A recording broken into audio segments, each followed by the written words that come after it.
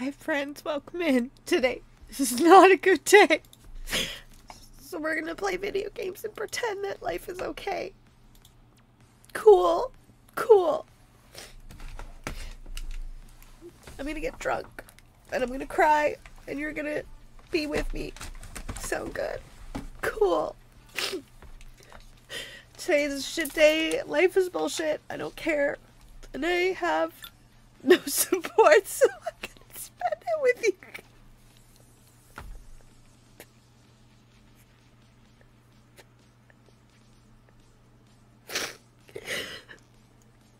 I'm gonna spend it with y'all. Thank you for the love and support.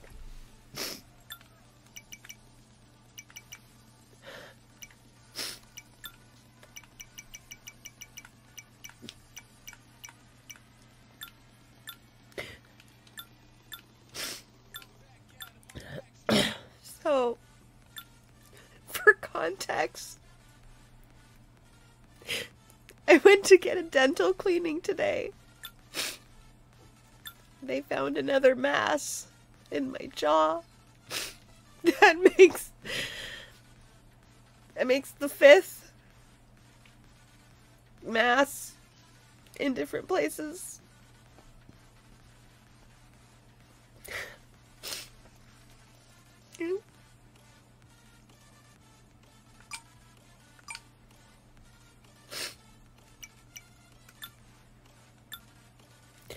Core Keeper had an update. We're gonna play.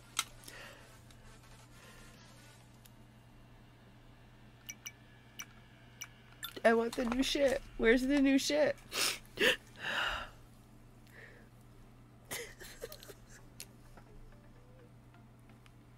I'm gonna try and push this in game. I've been crying all day. I'm fucking tired.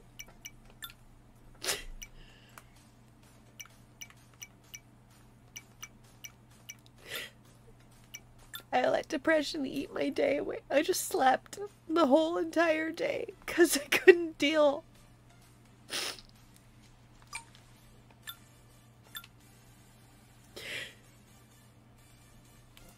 It ain't gonna change anything, so we're gonna stream instead.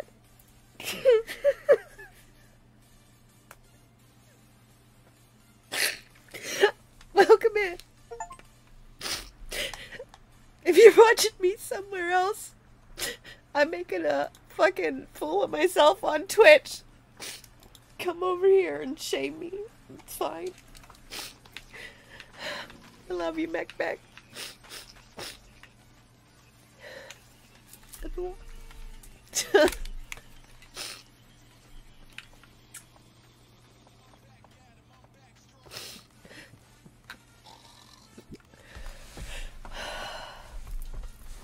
We're gonna get drunk.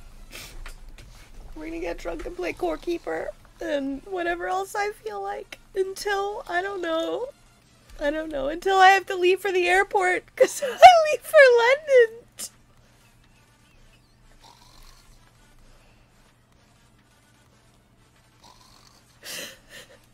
I leave for London in a couple hours.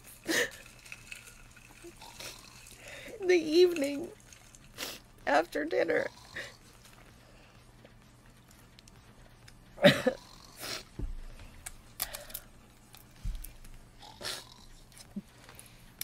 I can't be alone with myself right now, so I'm streaming instead. So y'all just get to watch me.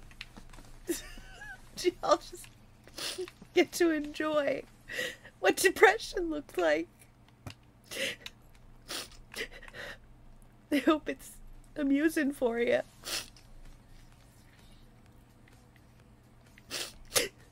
We've been Speckledorfed!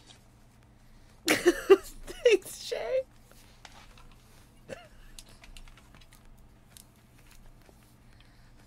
I had 4 biscuits and I ate 1. Then I only had 3. Inked_MRJ gifted 5 subscriptions.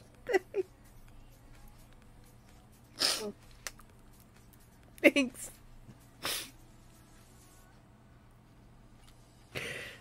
Hey, baby.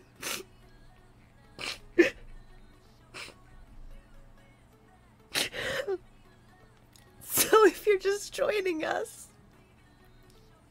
It's a party, alright! Show love 100. Mechanics Dragon cheered 100 bits. If you're just joining, they found a mass in my jaw today, which makes mass number 5.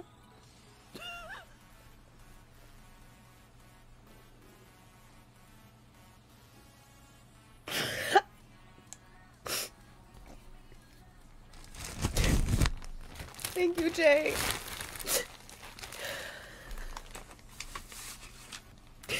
I leave for London in a few hours this evening.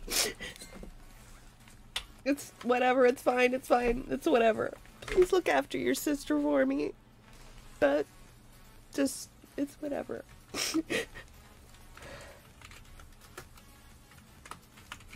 Thank you, baby. I love you, and you are an amazing human. Okay? I love you, and you are an amazing human. You were the best bubs. You were the best baby. You were the sweetest girl. And you deserve all the happiness, and I love you. Don't let those garbage people break you. Don't let them...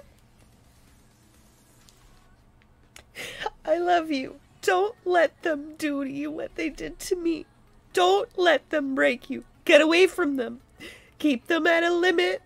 Set boundaries and keep those boundaries. It is healthy and normal to have boundaries.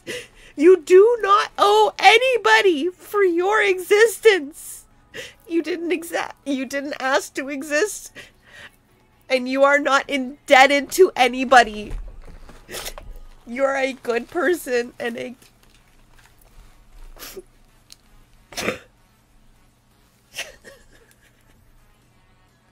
I love you.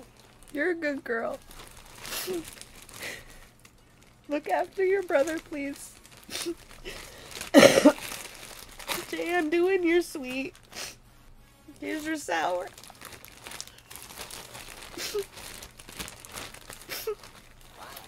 Actually, thank you for the support.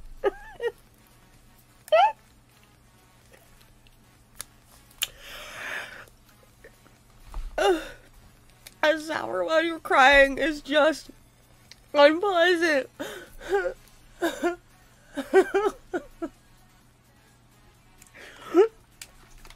I'm sorry, y'all. You're just gonna have to tolerate it today. I've gone all day with it eating my brain. Ugh, fuck, it's gross and sour. Ugh. Jay, I hate you so much, but you're so awesome.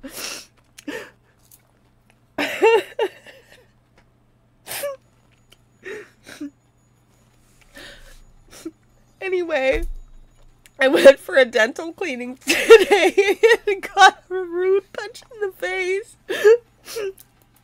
And tomorrow I'll leave for London. Oh, sour. I'll be home on Tuesday.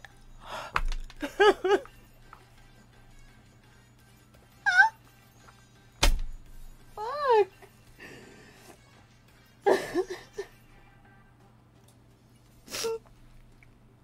I'll be home on Tuesday.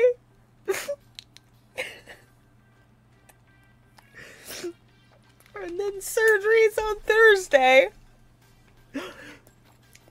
And then, as soon as I'm mobile enough off of that, which is 3 weeks, I have to go for...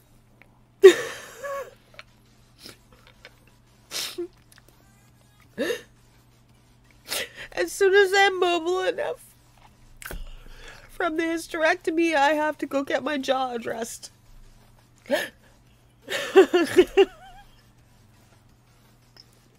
While processing my divorce in custody.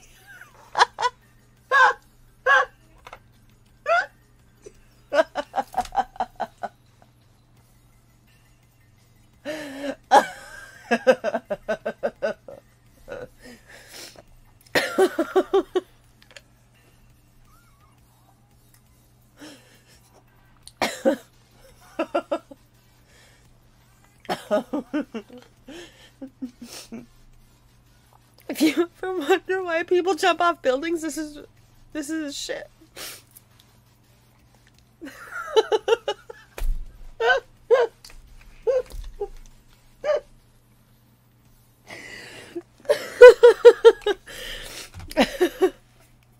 Yep. It's so fucked up, it's funny. I'm so done, it's funny. I'm so fed up, it's funny. I've had enough.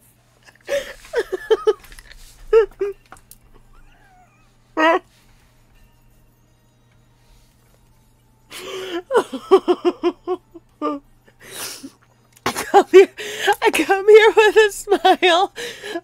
with a smile. Don't let people know I haven't been able to eat solid food in almost a year.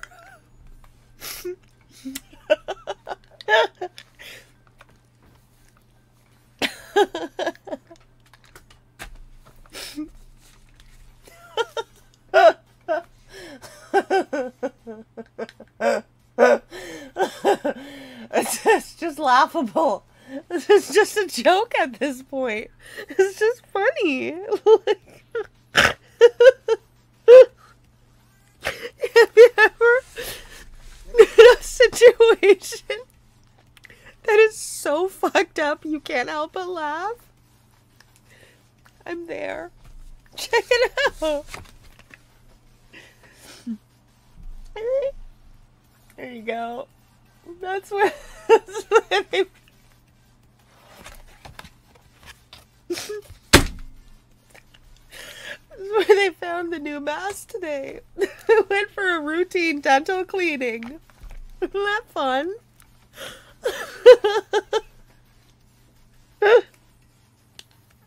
Isn't that so much fun?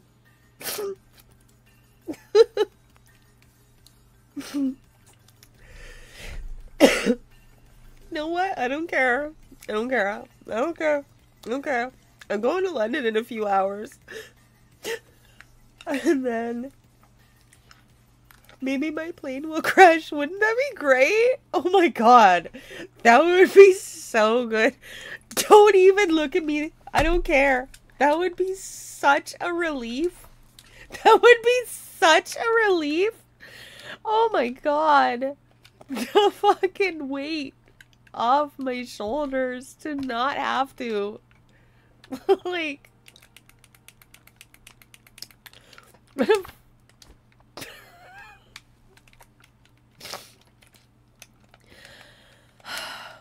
Why can't the Izakai bus just run me over? That's all I want. Oh, come on, would you just fucking open the thing?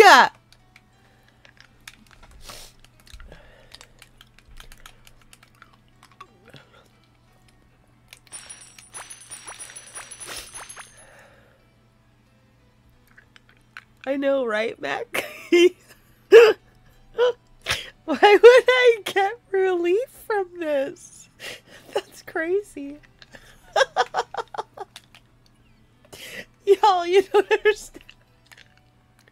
Mac's been around for a minute. He knows stuff. He's been here for shit upon shit upon shit upon shit upon shit upon shit upon shit.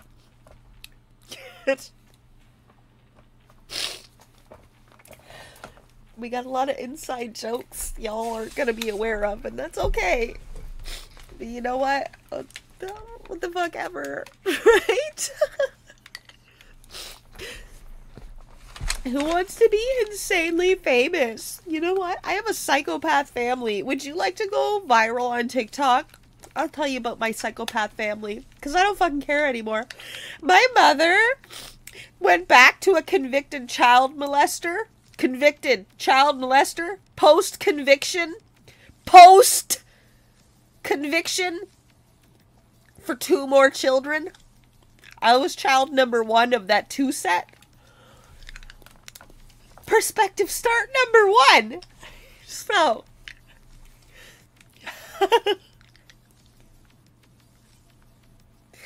I've been garbage since birth. Unwanted, unloved, and been aware of that. I was called a spare. I've never went a day in my life not being abused. It's so much fun. Party, all right. Hi, Nico. Cheer one, cheer one, cheer one, cheer one, cheer one, cheer one, cheer one, cheer one, cheer one, cheer one, That cheer muffin. one, cheer one, cheer one, cheer one, cheer one, cheer one, cheer one, cheer one, cheer one, cheer one. Rico 1 Nico cheered 20 bits. That's my daughter in the chat. That's my daughter in the chat. I potty trained that motherfucker. That's my daughter in the chat. She knows how to cook. She knows how to clean. She knows how to live and stay alive. That's my kid. And she could tell you some shit. She could tell you some shit. So when you're brought up from abuse, being abused your whole life, you don't expect to ever not be abused, right? You don't. You just think everything is normal. Until you're breaking to pieces, you're like, well, no, that's normal, right? That's normal. It's normal to be breaking to pieces, right? It's totally normal. So when things start happening over and over and on top of each other, it's par for the course at this point. So whatever. Okay. Yeah. Welcome in, friends. They found a 5th mystery mass growing inside of me.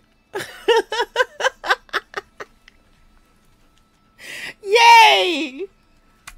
Yay! Yay. Yay.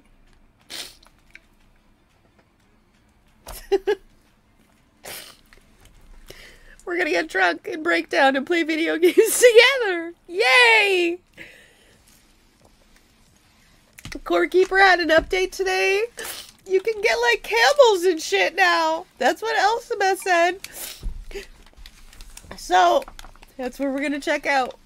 Let's check some shit out. Where the fuck camels at? I don't want a fucking camel. Where the fuck camels at?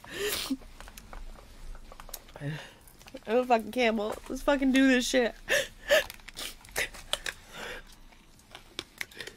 In the middle of a divorce and custody stuff, they keep finding masses. I can't eat solid food, and I'm on 30 pills a day to exist. Yay. Alright, I'm almost done, Jay.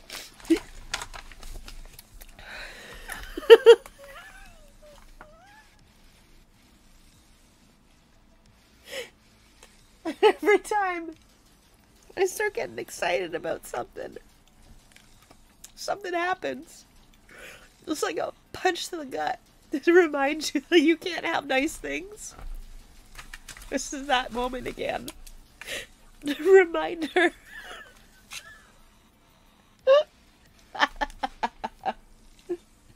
You can't have nice things. What's wrong with you?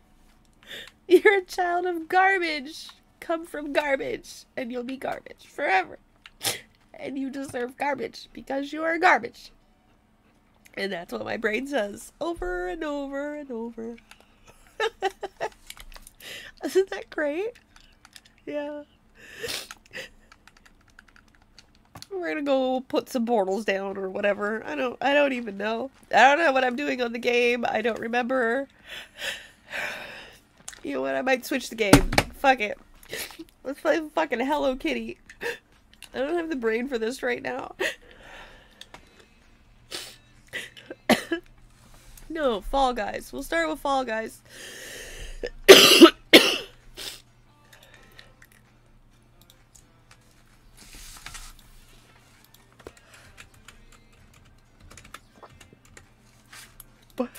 I am literally streaming right now because I cannot be alone with my own brain. So if you're wondering why I'm on stream crying my ass off like a fucking embarrassment, it's because I'm sick in the head and I can't be alone with myself right now. Isn't that great? So I'm here to make myself a cannibal and control my enough, my exhausted, my fed up. I have to keep fucking pretending like shit's worth it. Like life is worth it. It's the little things. What little things? What little things do I get to enjoy? What? Oh, the ice cream? What ice cream?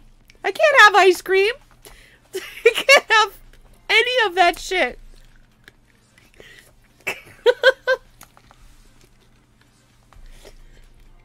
I have half a liver and I'm getting drunk. I have no gallbladder. I have half a liver and there is a mass in that liver. My breast, my kidney, my liver, my intestine, and now my jaw. And I'm fucking done. Let's get drunk and play video games. Fuck this! Fuck this! Fuck life! Fuck this! Fuck! Fucking stupid! Fuck! We're getting drunk. Fuck this! We're playing video games and getting drunk. Fucking stupid. It's fucking dumb.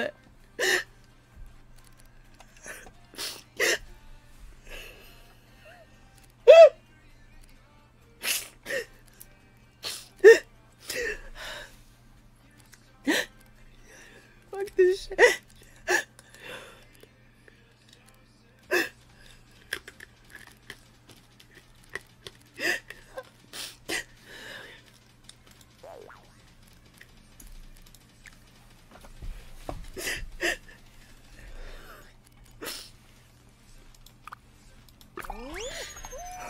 No. I'm just gonna turn me. Scott.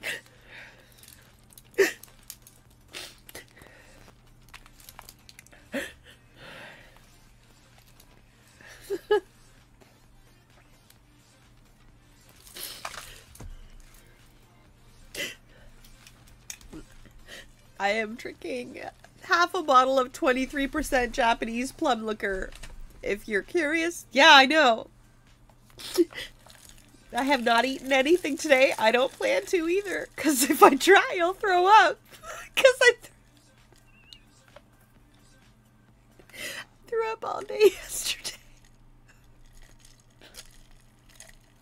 I threw up all day yesterday. Because I was stressed out with anxiety about my trip.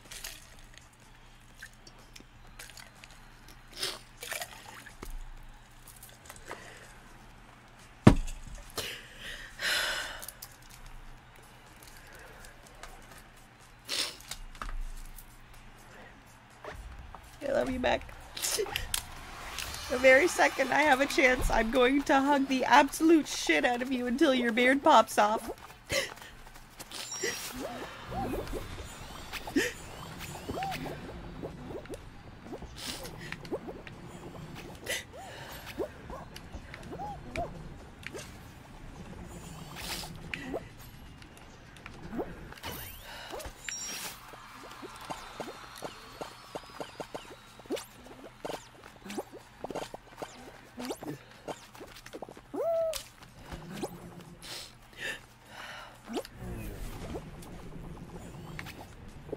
I did. This is indica.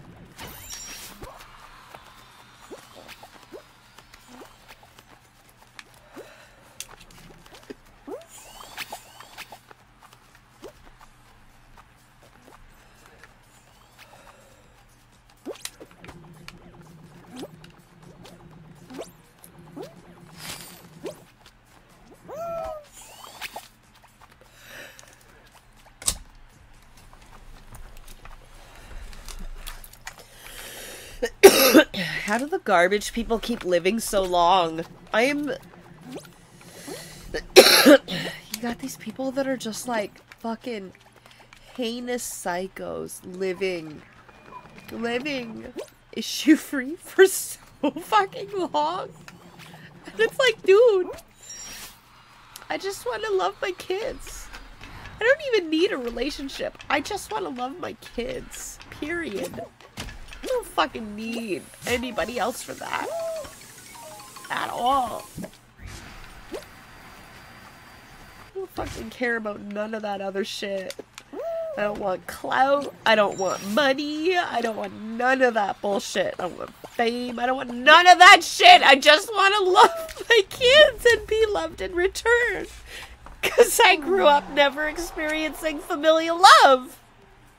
So that's all I want. Just normal shit. Just normal shit. Just normal shit. I can't have that normal shit. What's fucking wrong with you? That's ridiculous.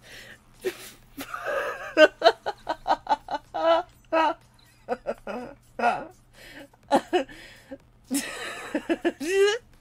ever realize you have to suffer the wrath of your bloodline? I get it. I have a parent that is a convicted CO, a convicted SO against children, and she knew that and went back. So, you know, I am half of him and half of her, and it was post-conviction, which means I suffer the karmic wrath, right? That's what I think in my head. That's what my crazy brain said to justify the abuse.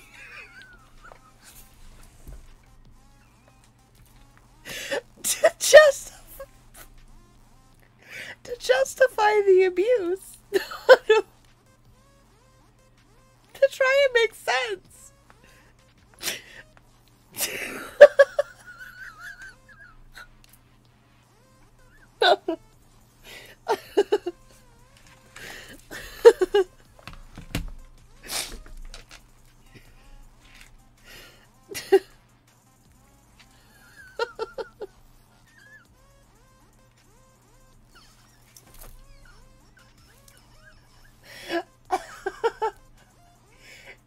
You ever been unsure whether you should laugh or cry?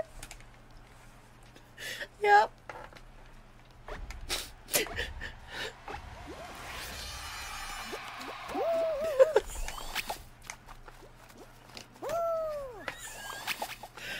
I forgot what the jump button was.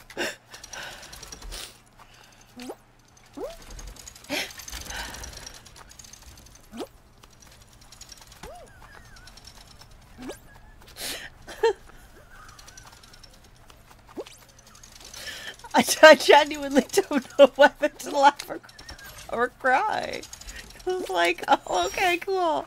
Just another one? Oh, okay, cool. Just another thing on the list. Just another pill in the container. Just another. Just another. Okay. Cool. Okay.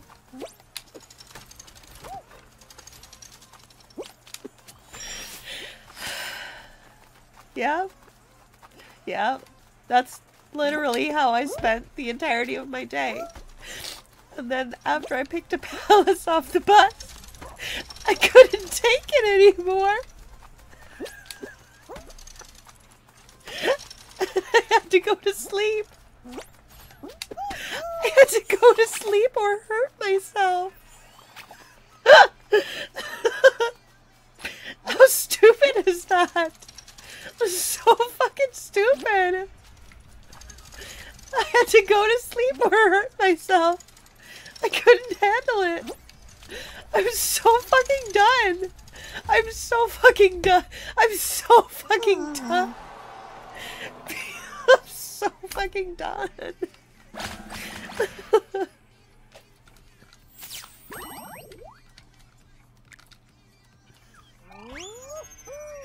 I thought this is literally the 4th time I've had to rebuild my life. And I'm so done. The 2nd time I thought I had it. I even had a kid. And then they took her from me.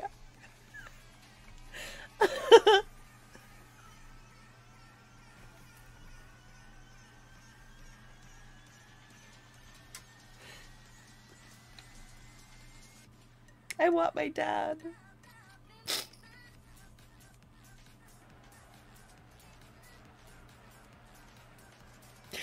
I lost him to pancreatic in 2016.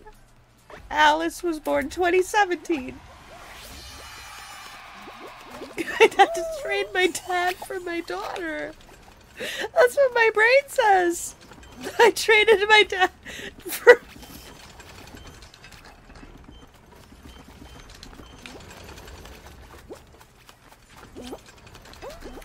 You ever wondered what having depression and a toxic brain is like? Watch this stream. I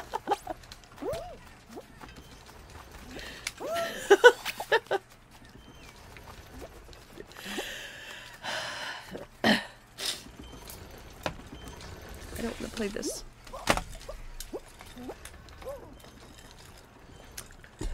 This requires too much effort. We're gonna play Hello Kitty. Or something else. Maybe. Something else. I need to play something else.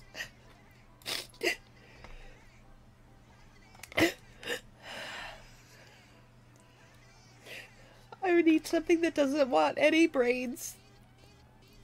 You know what? Hello Kitty it is. I would Lego. I should Lego, but I just got my nails done and they're too long. And they look... That's what I did today.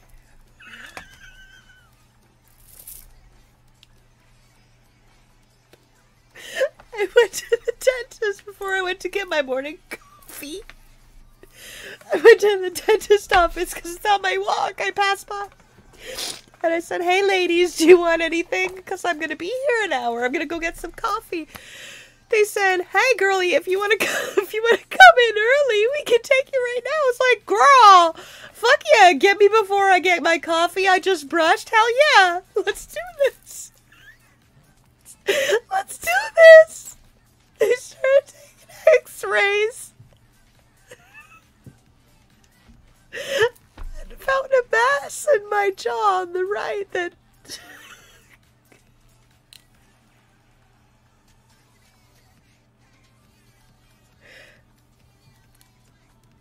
I only need a crown, is at least the positive news. I only need a crown. It's not broken all the way through, it's a hairline crack on the top molar, so I just need a crown. So, isn't that nice? I just need a crown. By the way, there's a weird mass in your jaw that we do not see normally. And you need to go and get that checked now. Like, right away. Like, I can't. I'm leaving for London in a couple of hours. I can't.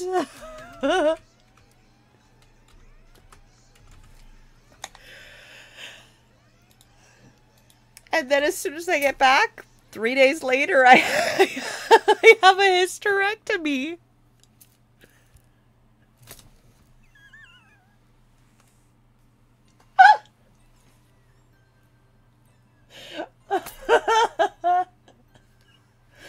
What a fucking joke.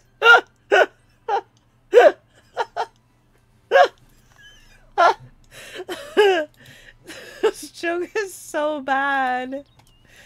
Ugh, fuck Jesus. It's picture day tomorrow. I'm not gonna sleep, cause duh. Like, duh. Come on. And then in the morning,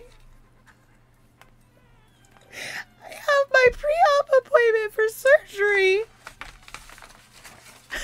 And then I have my flight this evening. I'll be back like Tuesday. And then I'm in surgery Thursday. And if I survive,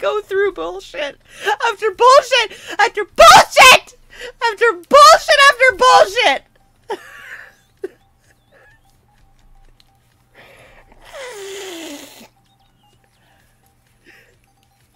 I fucking love Hello Kitty. I don't. I like Kuromi. Hello Kitty's a wad. I fucking like Kuromi. And I think Kuromi is weird. And I don't know what gender cinnamon bun or whatever is. Alice tells me and I never remember. I never remember.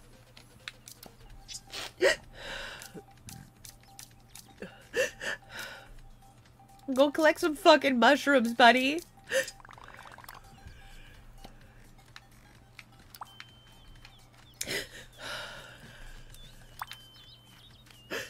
I want the cherry blossom bed, but I can never get enough points to collect it.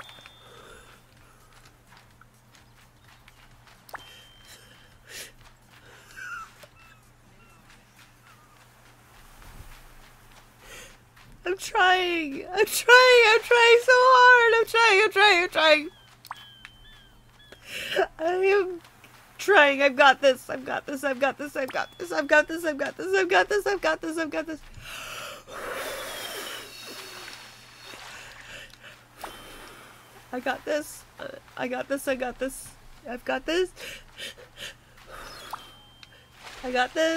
We're just gonna play some Hello Kitty. We're just gonna play some Hello Kitty. I got this. We're just gonna play Hello Kitty. Just gonna play Hello Kitty. I got this. We're gonna play Hello Kitty. I look for this.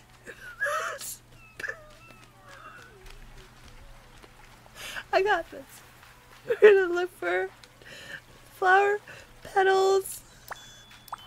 I got this.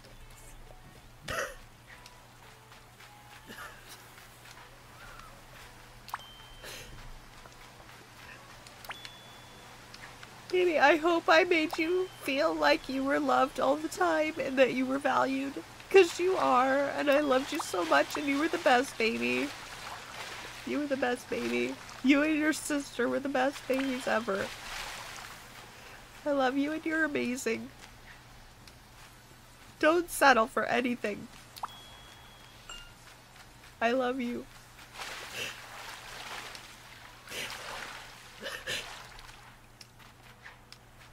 I wish I cut that family off so much sooner.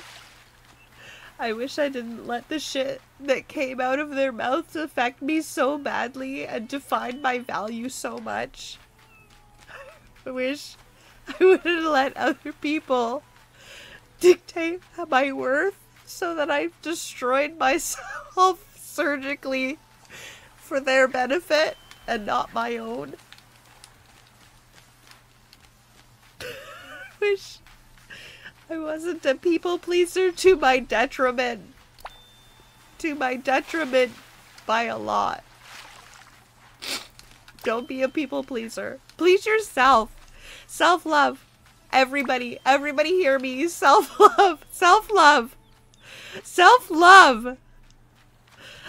Love the humans that are part of you. Value them. They didn't ask to be here.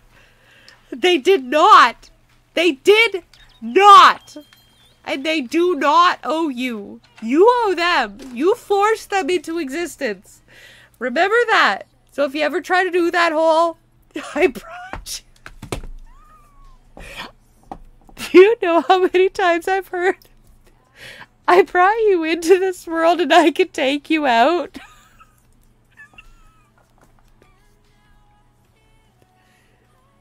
I could never conceive of saying those words to my child.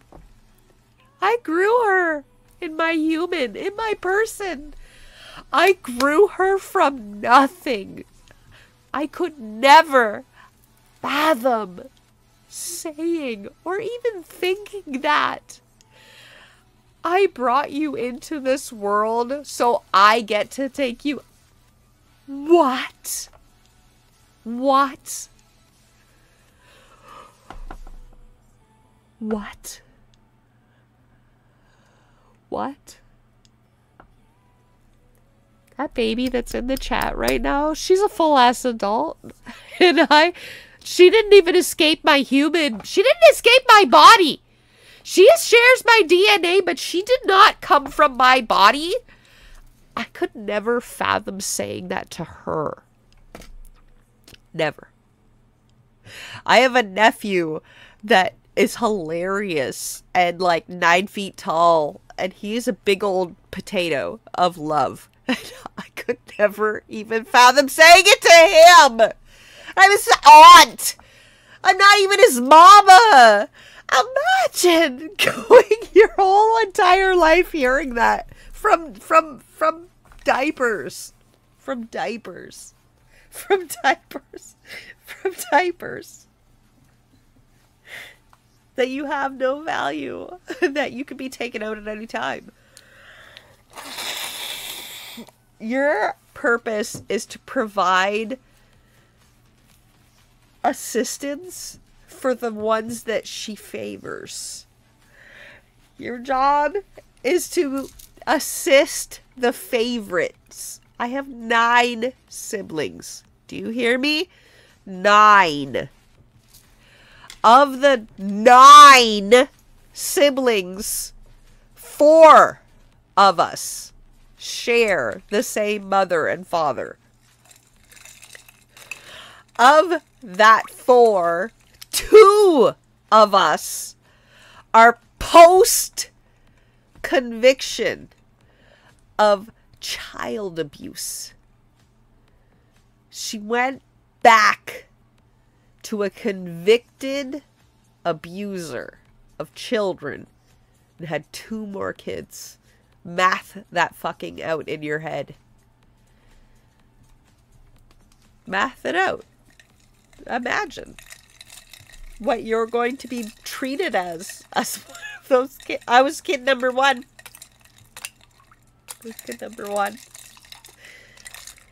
My younger sister is one of the golds. My older, of the 4, my older brother and my youngest sister are the golds. Me and my one older sister were the sheep. Me mostly. Because she cut herself off. She was done. She had, she was like, nah, bye. She's badass. My favorite, she's badass. She's my favorite. She knows she's my favorite. I love you, Chantel. She knows she's my favorite. She's tagged as my favorite and everything. All my besties know. She's literally called favorite. So when I say favorite, they know who I'm talking about, because it's her. Of my 9 siblings, I am on a positive relationship with 2 of them. That's it. I don't have a need to be in any kind of positive relationship with the other ones because their thought process is flawed. I will not change my mind. Oh, that's right. We're not censoring right now. The reason is because she thinks it's okay for her 10-year-old to be addicted to pornography. She thinks it's fine and totally normal that her 10-year-old corresponds selfie pornography to her best friend's also 10-year-old son. 10.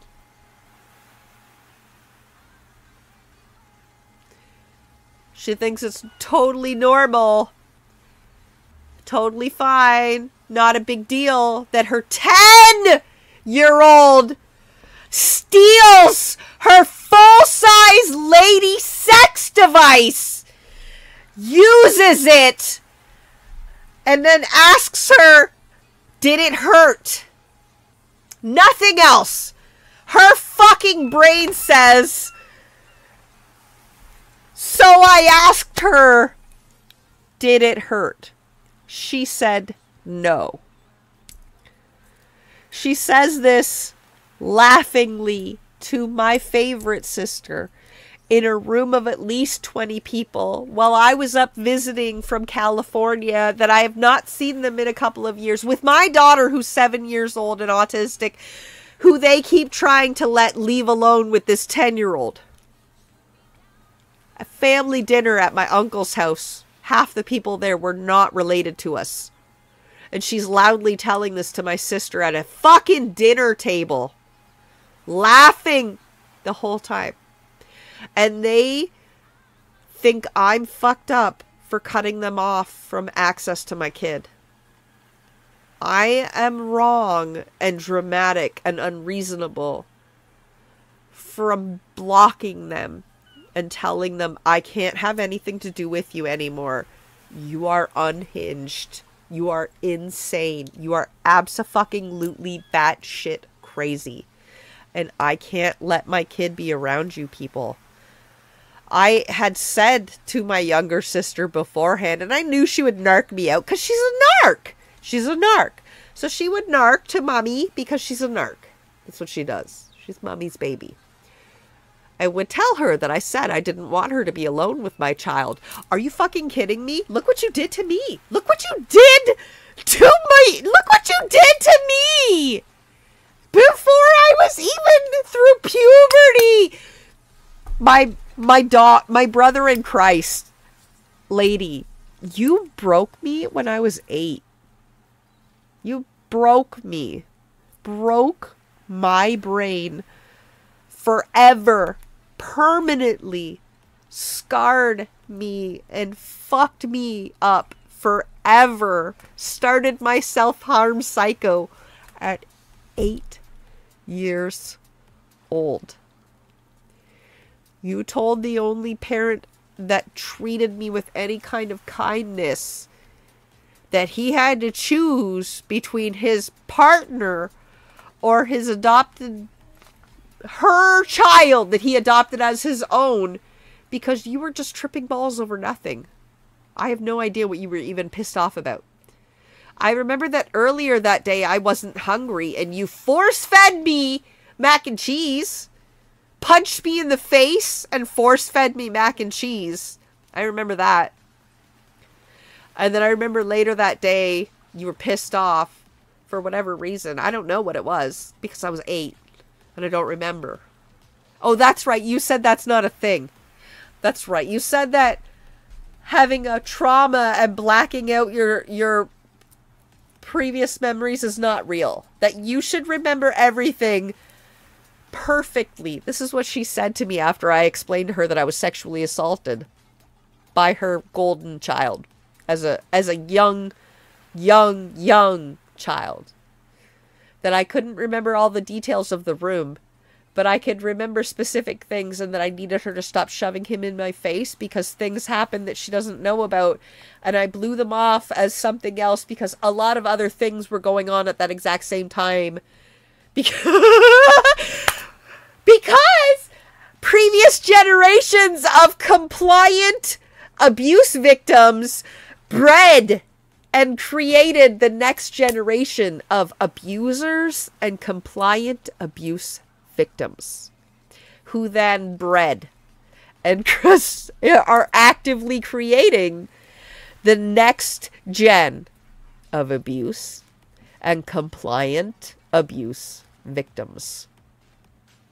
And you're not going to convince me otherwise, because if I sat here and listed out my fucking childhood to now, you would never question it.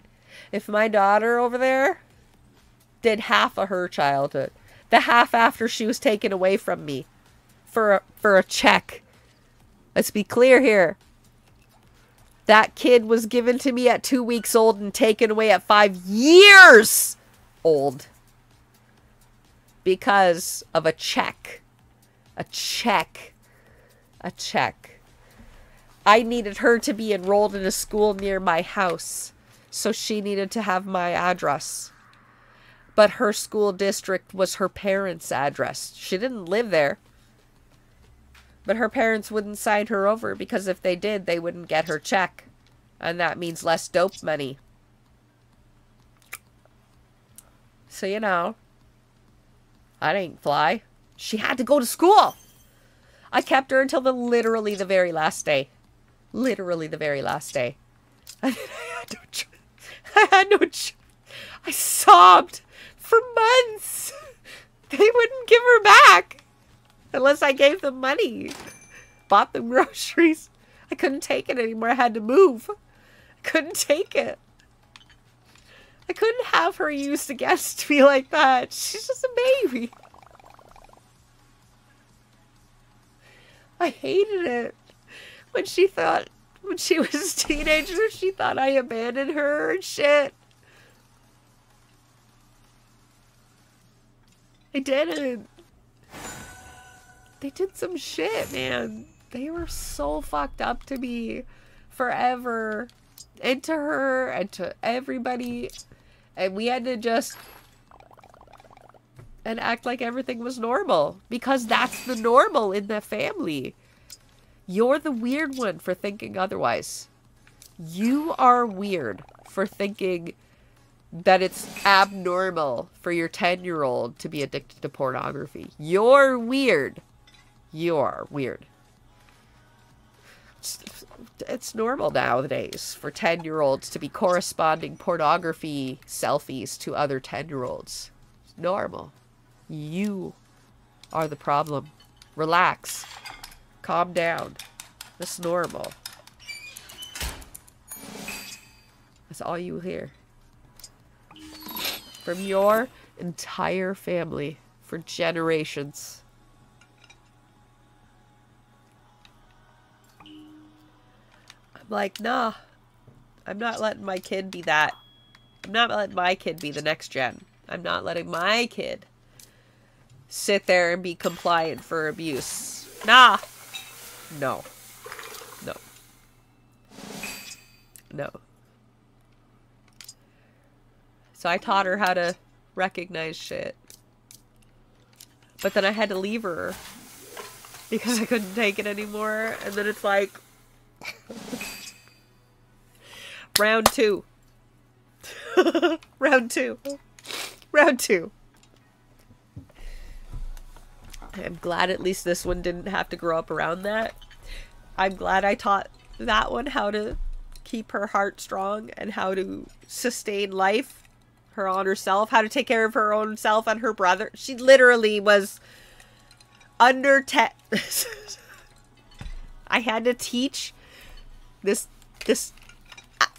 literal toddler. I had to teach a 5-year-old how to cook for herself and her brothers because her parents had their own thing going on. So she was between the ages of 5 and 10, and even now, cooking meals. Cooking meals for her brother with Asperger's. For her other brother. Just so they could eat. Because they would ask for food. And they were like, yeah, I'll get it in a minute. And a minute was a minute. And then a minute was an hour. And then a minute was 2 hours. And then a minute was, Mama, Daddy, I'm hungry. Whatever. And it was...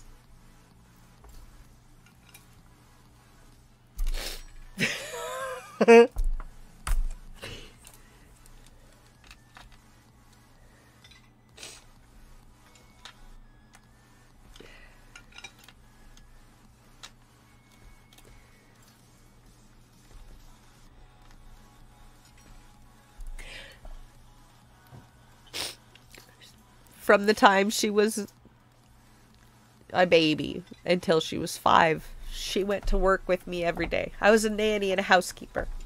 She went to work with me every day. Everything I earned, she made 1/3 of everything I earned. Always. Because she would help. She would help pick up recycling. She would help with laundry. If there was a baby, because she had to come with me. That was the thing. Like, I would be taking care of, like they were friends, but like we knew them. And I'm like, I need to take my kid with me. Is that cool? And they were like, yeah, of course it is. Can they play with my kid? I'm like, oh, fucking yeah. Fucking yeah. My kid will play with anyone, anything. She's crazy cuckoo bananas. She will play with anyone, anything. I promise. She is fine to entertain herself with anything. You don't need to worry about that. My kids are good. And they were like, yeah, of course. So I'd bring her anywhere, everywhere I went. She was with me from 2 weeks old till she was 5. Everything I did, everywhere I went, she was with me. Always. Always. I taught her how to cook. I taught her how to do laundry. I taught her how to clean up after herself. I taught her how to be able to exist, to live, sustain. I told her I loved her every day. I told her how important she was to me. I hoped that she felt valued as a human. I did everything I can to make her feel valued where her family was not gonna. Like her bios. Because I knew what it was like to not have your bios. I knew what I was like. I know what it's like to not have your bios. Come now. Come now. Come now. Hang on, I got a phone call. Hi, I love you.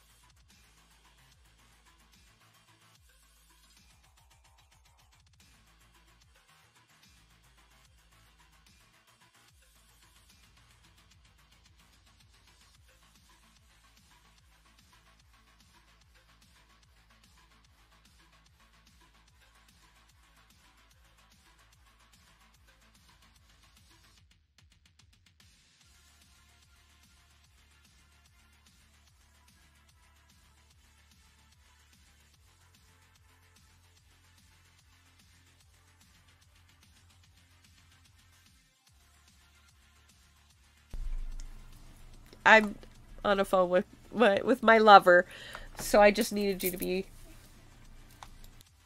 Hello, motherfucker.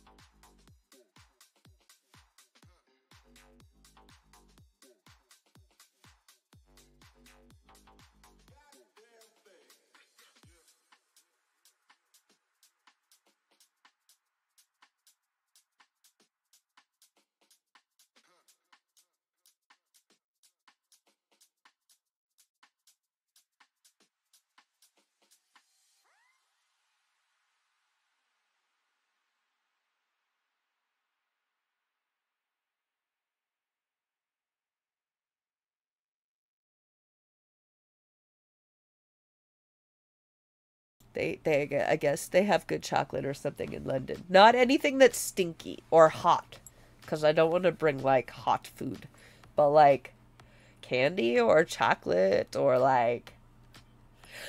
I hear their chocolate or sugar is their candies or their chocolates or something are apparently different from Americans. Like I'm Canadian and I'm part of the monarchy, so we get pretty well a lot of the same kind of things that they get because it's the same brands.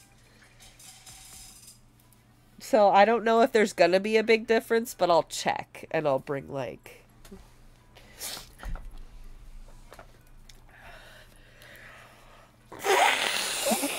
Cadbury. Yeah, we get Cadbury in Canada. I don't know if the Cadbury in the UK is a different blend than the Cadbury in Canada, but we do have Cadbury in Canada because, like I said, we're part of the monarchy. So, I'm in the denial boat. I'm in the denial boat. Get in the boat with me. We are not at all acknowledging any of this, period. Until I'm back from London after the hysterectomy. Because, yay. That's all this month. London, hysterectomy, dental assessment. That's all this month. And divorce. And serving Frank.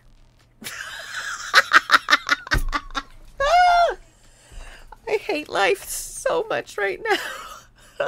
I love you. The very moment you're able to run away with me, let me know and I will pay for us to run away. I love you. We can even go hang out with your sketchy brother in Vegas. I don't care. You know what? You can even bring Philip. I don't care. I don't care. I don't care. We'll go to Vegas. I don't fucking care. Even if I have to bring Frank and Alice. I don't fucking care. I can't brain life. Can't brain life. Yes. Yes. As you know what? If it's in the state, if it's within the state, we can kidnap Alice and go do have funs. Okay, kidnap sarcastically. We can bubduct her with her bubs and go up the mountain again or whatever, and I'll cover all of that and things because oh my fucking yup. I don't even need to explain because you fucking know everything because you're here. That. We just added to the plate. We just added to the bowl. We added to the pucker. We added. He should be served this week while I'm gone. Well, yep. Yep. He's already started messaging me about the bills and things. And I'm like, yeah, and? Oh, was this, and this was this, and this was... Yeah, and? This cost this much, this cost... I know you don't want to hear it. Well, then why are you telling me? If the first things out of your text are, I know you don't want to hear it, why is there a follow-up? Question mark. I know you don't want to hear it, but... no! I know you don't want to hear it. The end! Boop! Stops. Ends the text message. I know you don't want to hear it. Then stop. Like, listen, I don't want to science you or anything right now, or like math the shit out of this, but if you start a sentence with, I know you don't, why are you continuing?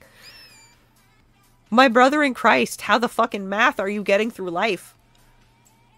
I know you don't, but I've decided for you. Go what? I know you don't. What? So, that.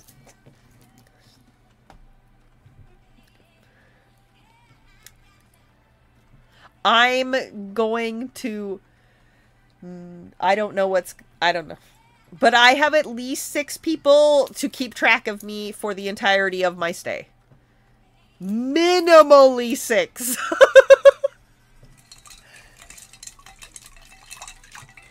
I'm gonna bucket list some stuff. What do you want for a souvenir? Do you want something expensive? It's London. They got expensive things over there, girl. Wait, how big is your ass, by the way? So I bought some jeans, and they're very expensive. I didn't pay expensive for them, but they are very expensive. But They don't fit my ass. They fit my waist, but they don't... Okay, wait. Some of them fit my ass and my waist, but they're clearly for short people. Did you know I'm tall? Did you know that? I had no idea!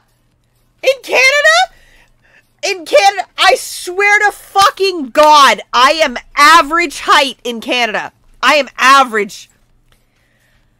I am average. No, because in Canada, everybody the same fucking height as me. I am average height in Canada. I'm normal height, so I didn't know. But then I get around these Asians and they're all like boob level or lower. And I'm like, oh, you're so cute. Let's hug. And they're like, fuck yeah, let's hug. Blah, blah, blah, blah. I did not know that. So I didn't know that I was tall. Yeah, so I kept ordering regular, what I think is regular length pants. No. Nah, dog.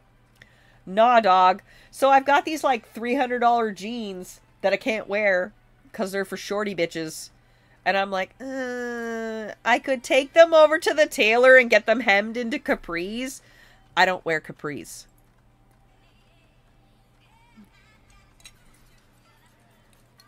Shorties. They're halfway up my calf. They're shorties. They're shorties. No, there's no might be. These are shorties. These are shorties for sure, for sure. For sure. And just so we're clear. So if you check your pants, I'm a 28. So they call it's like right there between a 6 and an 8, like a 7. It's right there between a 6 and an 8. It's a 7-ish. 28. If you're around is 28 or whatever, girl, I have like 4 pairs of $300 jeans for you.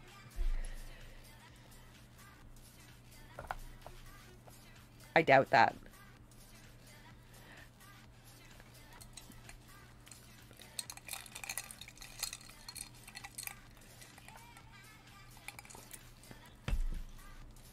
I don't know. Come to my house and try on pants. Because I think maybe there's some drugs happening. Mine or yours. I don't care. But yes. Sativa! I'm doing more drugs than just getting drunk. I'm so fucking fed up and done. I'm so fed up and done. Every time I stand.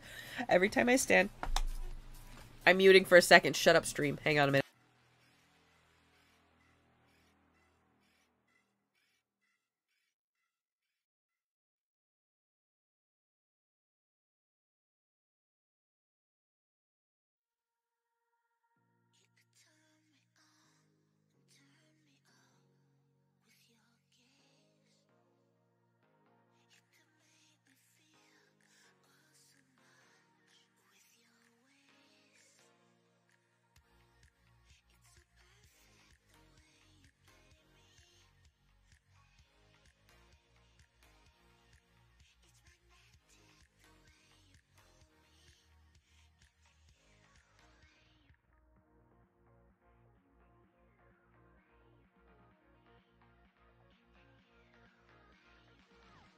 No, I just giving you your space. I'm like, you're giving me my space by jerking away from me. Like you're a god electric. Sure, buddy. Coolsies. Good luck with that. Whatever you say, bro. And then I just washed my hands and walked away. And then yeah. I did. I was so fucking jazzed when I woke up. And then I went to the dentist and they were like, let's do this. So the good news is I only need a crown. Isn't that crazy? She's like, oh my God, I have good news. You only need a crown. And I'm like, oh my God, that's so cool.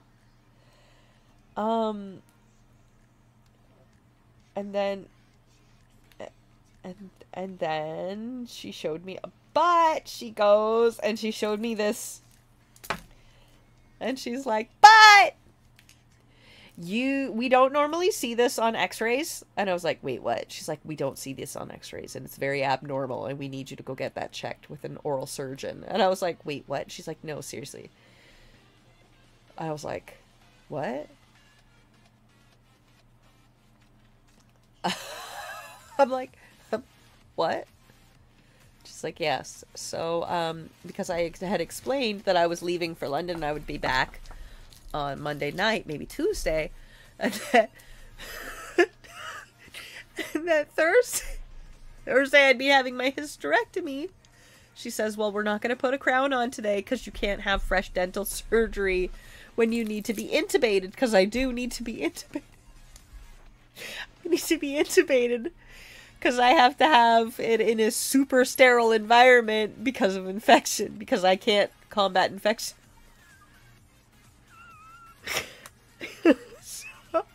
So there's not allowed to be any people at all in the room whatsoever. It's a full hazmat. It's a full hazmat surgery. And then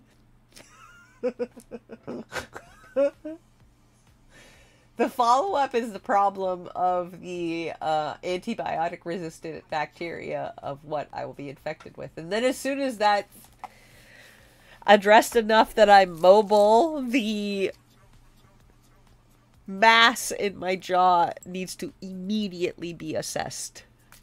Because there should not be a mass in my jaw. And I'm like, okay, cool. I have to get another mammogram this year because there was masses. there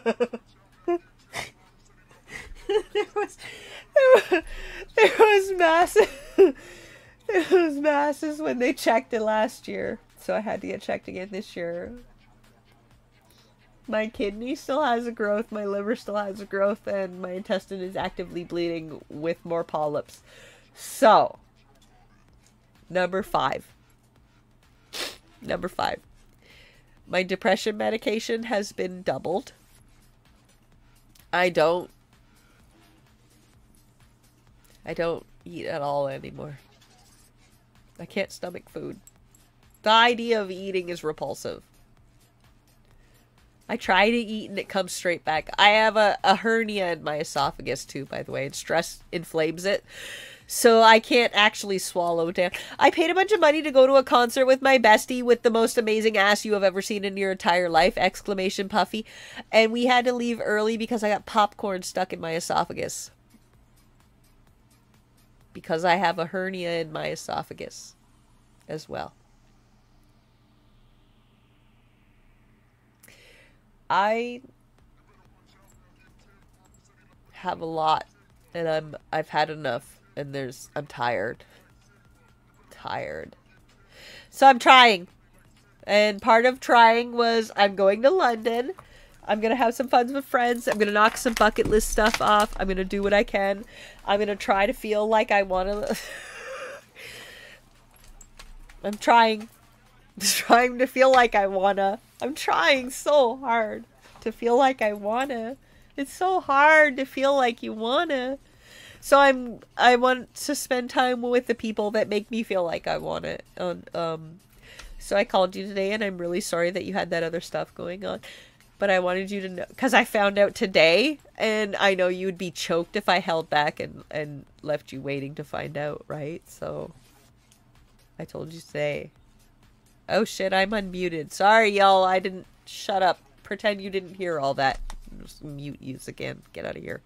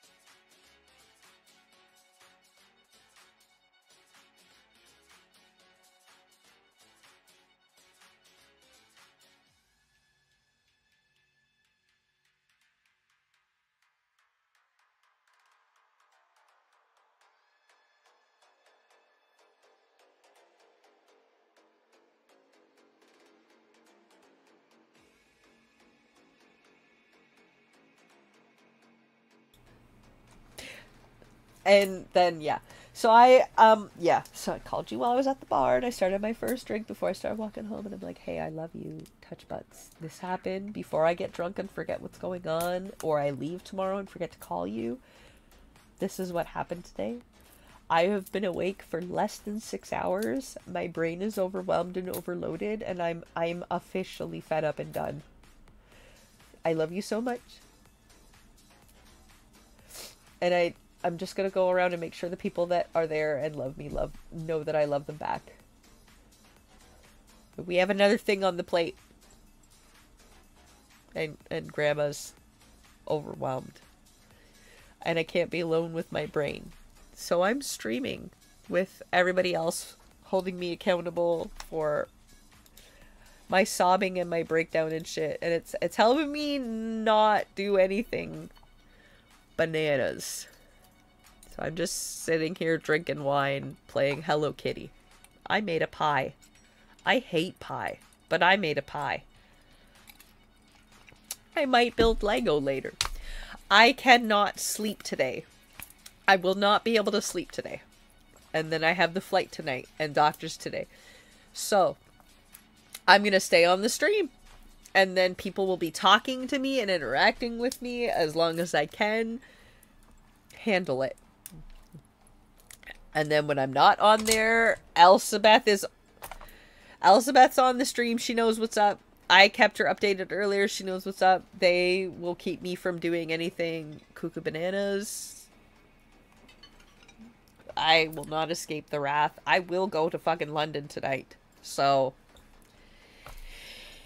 it is. Yep.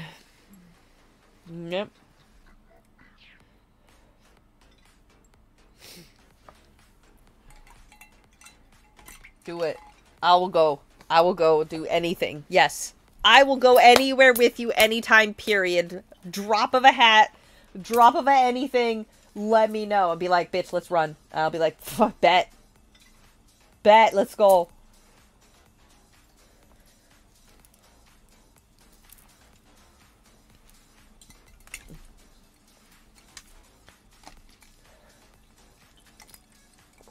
So?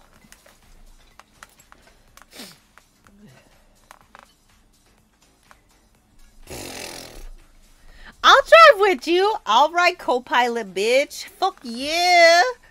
I'll feed you snacks and choose the radio and smooch your face and check the baby and love you.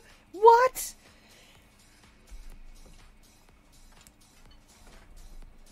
Who fucking cares? Whatever. And we'll go. I'll go with you. I don't care. I'll go with you. I don't care. I'll go with you. I don't care. Let's go. Let's go. You need me? I got you, baby. I love you. I'm fucking serious. Do not hesitate. My brain is on fire, and it's gonna be on fire. It's gonna be on fire until the rest of this is processed, and the settlement, and custody, and all the other shit is settled.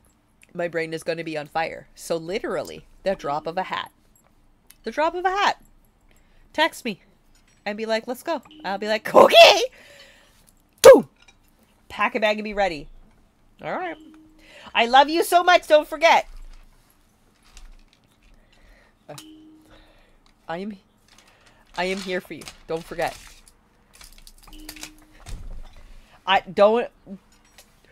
No, there is no line. Say everything, do all the things. I love you so much, do all the things. Feel the things. Everything you want to feel is valid. It's fine. I busted down all day today. Feel what you want to feel. Call me all you want. I am not going to be sleeping for days. I love you. I'm bringing you back cool shit from London. Do you want things that go in your tummy or things that you can wear?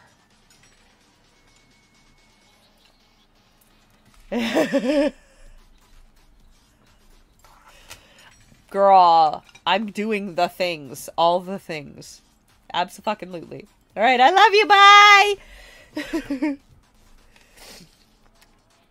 I just have to pee, bro. You want to come with me while I pee? That's fine. Y'all, have a BRB screen. I need to wee. You bunch of perverts. I've been drinking and I need to wee. Hold on. Okay, walk away. Ah! Oh. fuck scared the shit out of me! Well, I had a little chicken. She couldn't lay the egg. Then you had some hot chocolate. She drank it to the drinks. The little chicken hollow. She balanced on one leg. My silly little chicken laid an Easter egg. An Easter egg. An Easter egg. My silly little chicken made an Easter egg. I like the butts, and I cannot lie. Oh yeah. Come inside my world. It's a party, alright! Uni 1. Arsenic gummy. Bear cheered 1 bits. Grabs the chair arms like that's gonna save anything. Okay, walk away. Oh, fuck, scared the shit out of me! We're not close like that. I'm married. Who are you married to? Some guy. What guy? The guy that farts all the time? Hate to break it to you, Alice. Most guys. I'm not Oh married. my god, Elspeth, did you hear all of that? I'm Can not you married clip to it, please? Dad. Holy shit. Stink.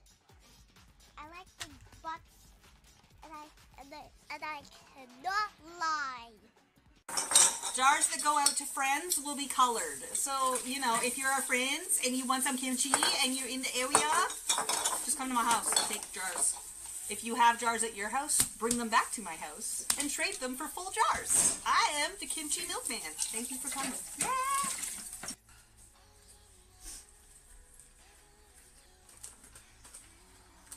I like these ones better. They're for butt stuff. Wink, wink. Why do you keep them in the kitchen? Because that's where you do butt stuff. Duh. The hell? How else are you gonna wash up? I mean, you can do it in the bathroom, but there's no oil in the bathroom. What's wrong with you? What's wrong? You're the problem. I'm totally normal. Don't touch me. Hello there, friend. Sibling. Leave. I saw you try. How the fuck did you get it when you went in after me? I did. I came up from behind. No.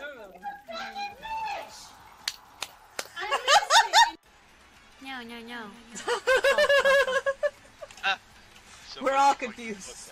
Somebody clip that right now.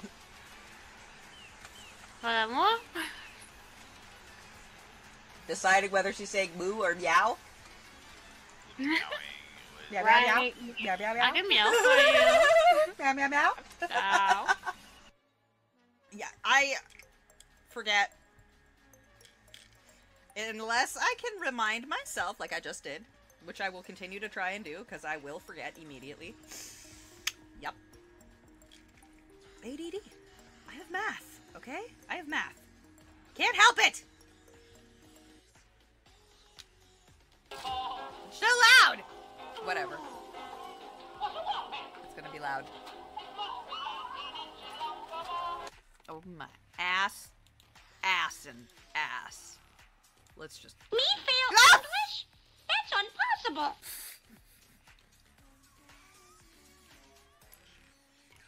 Stop making me poop!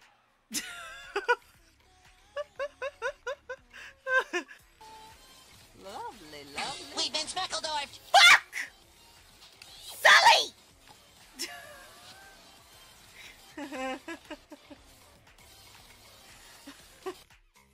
Looks like a garlicky enough garlic.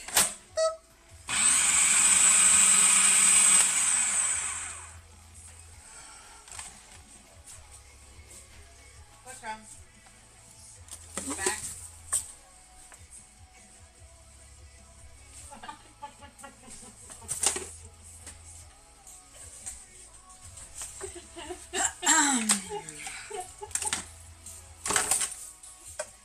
You gonna chop that with that?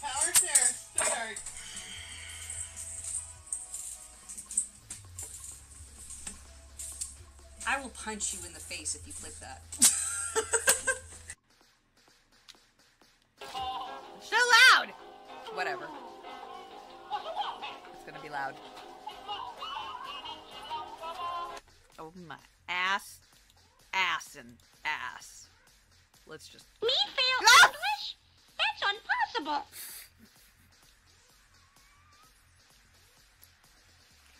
Stop making me poop!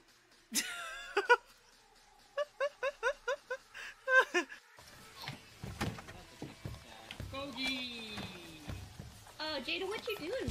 Clip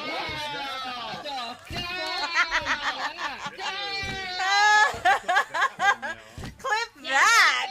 Clip that. Oh, damn. Someone needs to clip that. Okay, let's go. I'm running. Jesus. Oh, this is some Ninja Warrior bullshit here.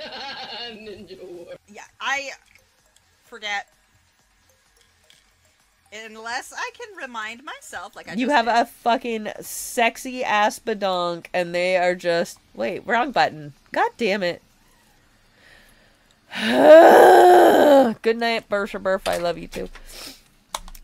They're jealous, disgusting, skanky hoes. That's all. It's fine. Pathetic bitches. Anyway, I love you. Don't worry, it'll be whatever. I'll talk to you when I get home from London.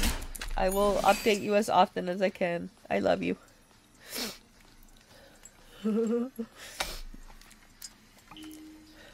Yeah, I'm talking to you.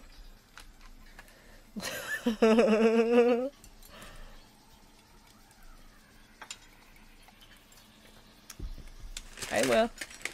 Smoochy kisses. Love you, Snookums. Okay, bye.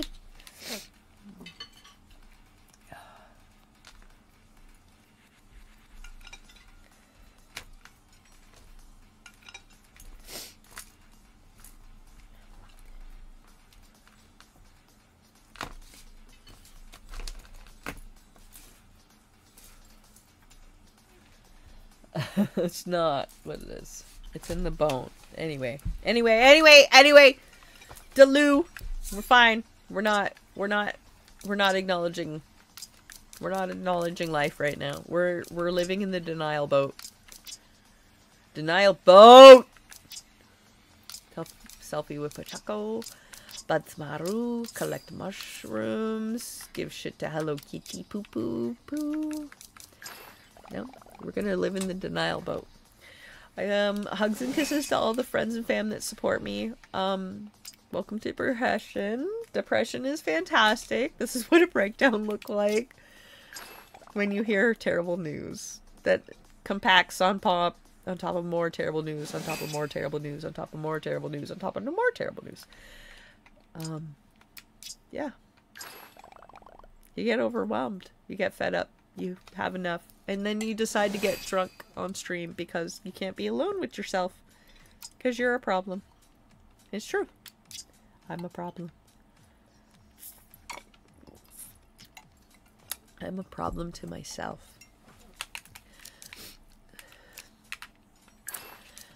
I'm a problem to myself. Because I want to take the easy way out. Because it's exhausting. After 40 years. You get tired, right?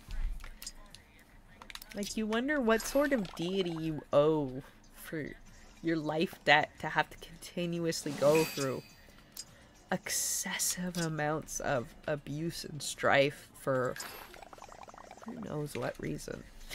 And you try to reassure yourself as an adult with things like karma. You're like, that's karmic balance. Karma. It's karma. It's karmic balance. Positives can't exist without negatives. You can't... Things have to go shitty for them to go good. Blobbity, blobbity, blobbity, blobbity, blobbity. And you repeat that shit to yourself over and over and over and over. To try and make sense of the insanity. Of the fact that your family only loves you for what you can do for them. And that's it. That when you need anybody, they will throw you under the bus. Every important person in your life will not hesitate to throw you under the bus at a moment's notice. So you're like, you know what? Fuck all yous. Fuck all yous. I'm gonna make my own family.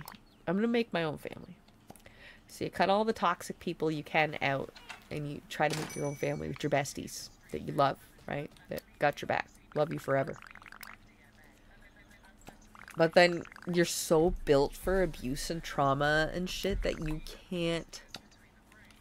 can't bring yourself to ask them for help when you are fucking destroyed. You don't want them to be inconvenienced by your dumb shit, because that's what it is to you. Dumb shit. That's what it is. Dumb shit. It's dumb.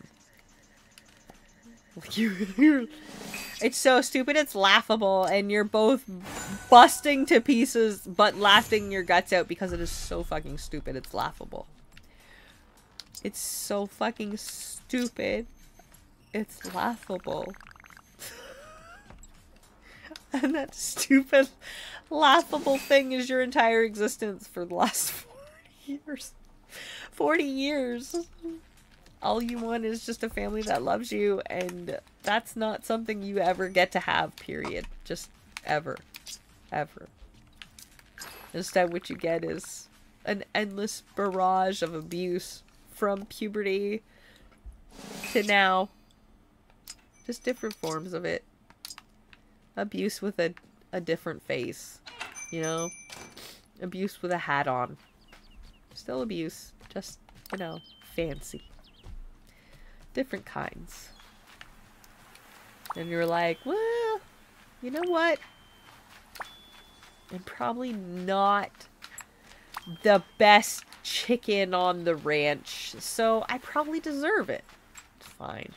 It's whatever. And you can become compliant because you've gone your whole life being abused, and you think that that's the logic, and that's the mentality behind it, is that you don't deserve, because that's what you've been told. That's what you've been indoctrinated with. That's what you've been brainwashed with. But even though I'm literally saying all this stuff out my mouth, my brain is still programmed for the opposite. And it is a daily, hourly, moment by moment fucking struggle to remind yourself you have any value to continue even basic existence. That your desire to breathe is not an inconvenience to people. That you don't owe anyone the will to want more for yourself. You don't owe anyone to want to live. You don't. But it's so fucking hard to tell your brain that when that's what you've been programmed your whole fucking life. I explained that already. Generations. Generations on generations. And I am minimally 4th generation abuse. Minimally.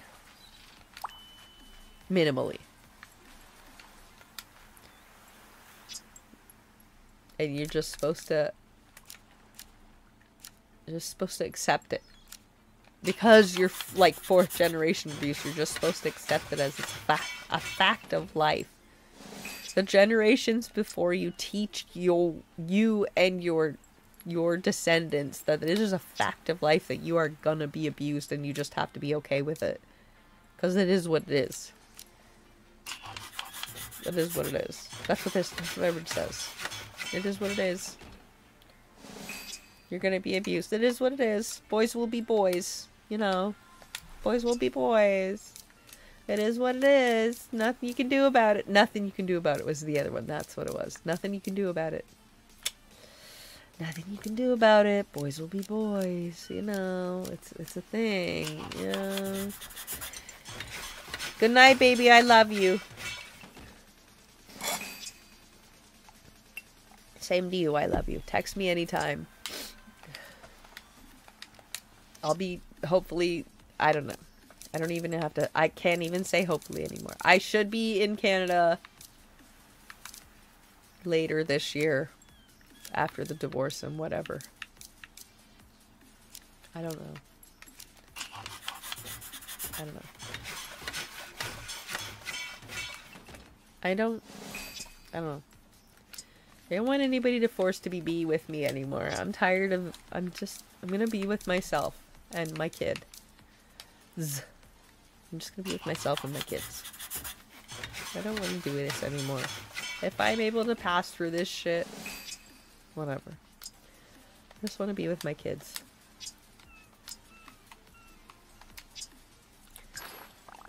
There is no stipulation with them. They just love me because they love me. I don't owe them. They don't expect anything from me but love in return. And I give it. My besties and my kids. And then when I think about the fact that I don't get to have any of this shit, like, I'll never see grandkids. I'm fucked now. I'm fucked. I'm fucked. I'll never see grandkids. No way. I will not. Just medically, it's unreasonable for me to think that I will make it to grandkids. Just completely unreasonably unrealistic. Medically, just at this moment, even before any of the other surgeries that's gonna come, it's medically unreasonably for me to think that I can make it to grandkids.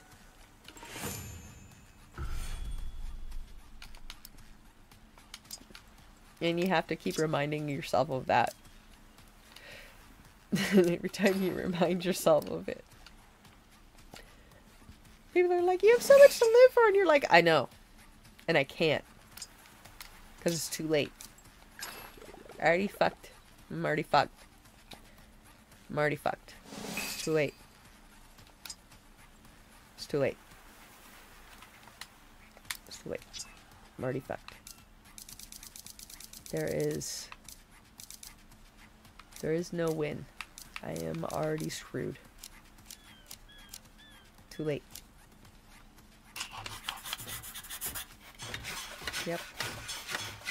Too long of ignoring it. Too many years ignoring it. Don't ignore it.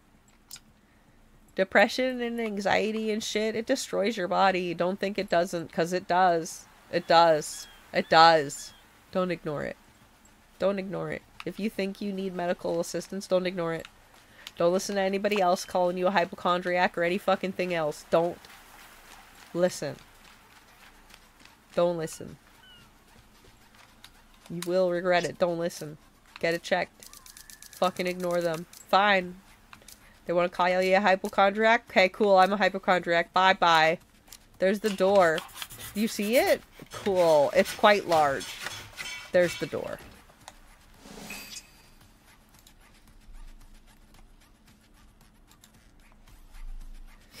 My stream is set for over 18, so I don't know why I got that notification. Whatever. Anyway, welcome in. Hi. I have depression and anxiety, and I got horrible fucking news today. To add on to more horrible news that I've been getting regularly. Yay. I can't be alone with myself, so I'm streaming and just having a depression breakdown in front of y'all. Isn't it great? Yay. Welcome to reality. This is reality as an adult. Taxes and depression and anxiety and no support. Yep. Figuring shit out on your own. Thinking that bitches got your back when they don't.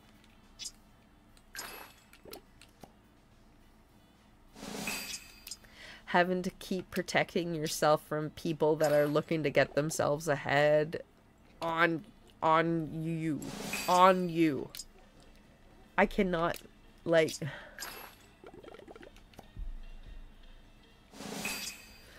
The last 3 years have been dumb. Dumb on an unholy level. Like, if the karmic balance doesn't fucking balance out soon, dude, I better be winning the fucking millions and millions of lotto, cause what the fuck?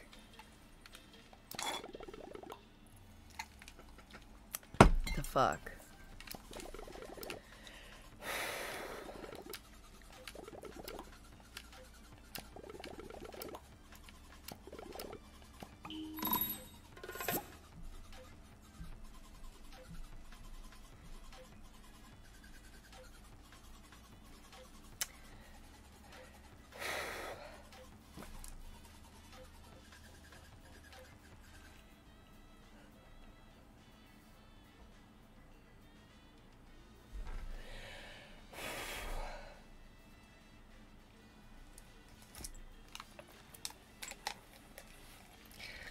My brain is on fire.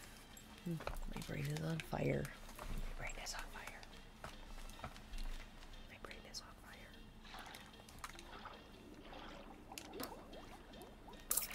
fire. You ever had a whole group of people cheering for you before? Like a sporting event? And you felt that, like, huge pride and, like, support that they had your back and all that shit. And you're like, yeah, I got this. You know? That's what depression is like, only the opposite. Your, like, worst thoughts and worst fears and worst everythings are amplified by this cheering squad of yourself, of your own brain. Cheering it on. They're like, yeah, that's the best answer. That's the best choice. Yeah, do it. Yeah. Yeah. And it's always self-destructive. It's always self-harm based. It's always something that involves you suffering or paying some sort of penance to somebody else, or whatever the case may be. Like you owe. There's some sort of weird-ass debt that can't be paid unless you are suffering or painful or whatever. That's what your brain is when you're depressed.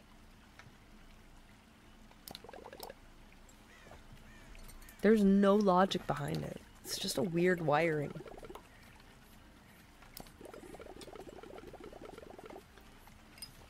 Literally since I was 8. I remember the physical, literal snap of the thread in my brain at 8 years old. I can tell you where we lived. I can tell you what our furniture looked like. I can tell you what I was wearing that day. I can't tell you how the fight started. I can't tell you why she was outraged. I can't tell you anything that preceded it.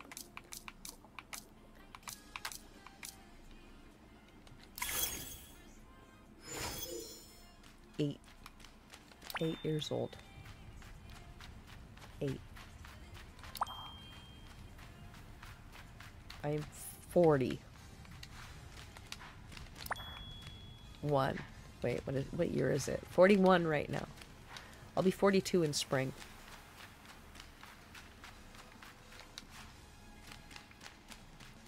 Every day of my life since literal birth, I've been reminded that I owe a debt.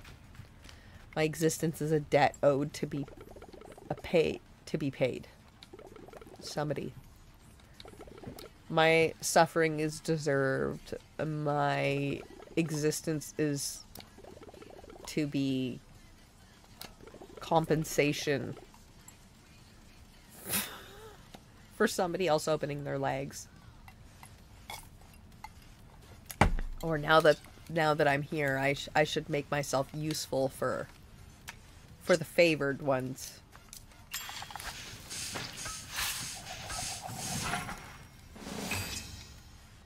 You're not allowed to argue or be upset or be outraged or be offended, because that's unreasonable.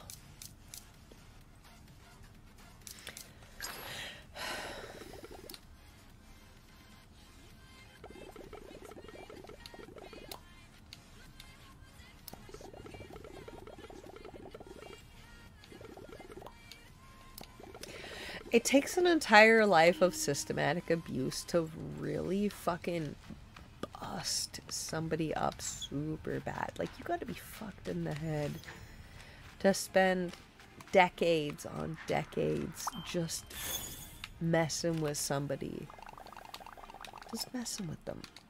because you've decided that they owe some random ass debt. You're fucked in the head. I could never ascribe a random ass debt to somebody. I'd be like, oh, you owe me.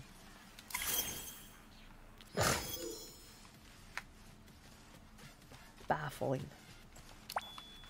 It's like trying to understand the brain processing of a serial killer or like a cannibal or something. You just can't. It's unreasonable. You can't. Your brain is not processed that way. You're not wired that way, so you don't understand. And because you don't understand, it's frustrating. You're like, man, it's just so... I'm just trying to understand. And, like, you never will. And you need to embrace that and understand. You will not ever understand because you are not wired the same way. There's, like, a weird processing, weird wiring. Some sort of... It's usually some sort of abuse trigger that happens, and, you know... Did you know that they have done testing in mice that abuse or trauma can last for up to 8 generations? Not like trauma passes genetically for generations. They programmed these lab rats and mice and whatever to be cherry blossoms. I believe it was. They programmed them to be shocked or whatever, or like distraught or abused of some sort. I think it was they were electrically shocked. The one generation was. Anytime they got near these flowers, and then the next generation was, when it was born, was instinctively afraid of the scent of these flowers just from fucking literal birth, and apparently took 8 generations of these rodents to breed that out. 8! If you think about the Holocaust and the wars and everything else going on and in the world in the last few generations, and think, if that shit passes on genetically in rodents, imagine what it does passing it on in fucking humans. Minimally 8 generations just in rodents. So if you have undiagnosed mental health traumas or whatever else, or shit that just weirds you out and you're like, what the fuck, why is my brain going this like what the hell, brain? Stop that.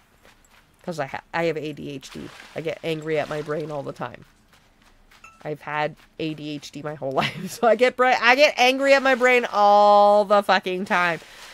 Alice makes jokes at me all the time that I've got math, because that's what we call it. It used to be called ADD in the 80s. I'm an 80s kid. It used to be called just ADD, Attention Deficit Disorder, is what it was called. So it was just called ADD. So ADD is add. Get it? Subtract, add, subtract, math. So it was a joke for 80s and 90s kids to just call it math. They have math. They have ADHD. It's ADD, because that's what it was called back then. So, that was the thing.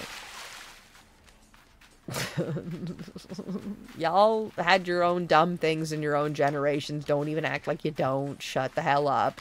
Every generation had its own stupid fucking thing they need to be ashamed of. The Macarena. Case in point. Thank you. Have a nice day. Bye-bye.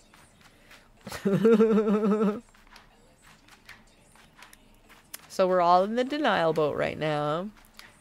I've got 8 hours before I need to be at the doctor's office for my pre-surgery. For my pre-surgery check.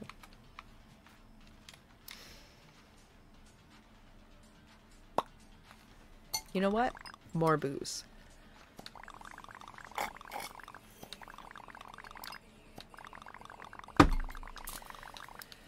I did prepare a cabin for your grandma and your grandpa. Oh, the day rolled over. Okay, girl. Okay.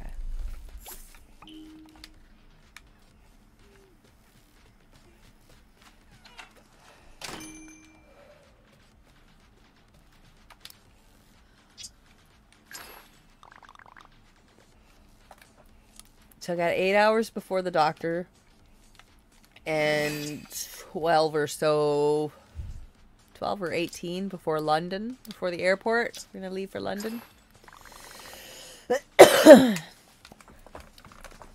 And I can't sleep because I can't be alone with myself. So I'm here with y'all. Thank you for keeping me company in my fucking mental health breakdown. Love you guys. Thank you so much for being here and supporting me and being awesome. I know you don't have to, and I know it's weird to have somebody fucking tripping balls in front of you, and I'm genuinely sorry, but I literally can't be alone with myself right now. I've had enough. I'm overwhelmed. I'm overloaded, and I've had enough, and I understand and I recognize when I need help. And I will not be shamed or feel lesser than by asking for help from the people that constantly yell in my ear. What the fuck are you doing, you big stupid face? Come to us when you need help. Why are you not treating us like real friends? Etc, etc, etc. I don't want those people to feel that way. So, I'm here where people love me the most. Other than my kid. I mean, maybe. I kind of want to change my color.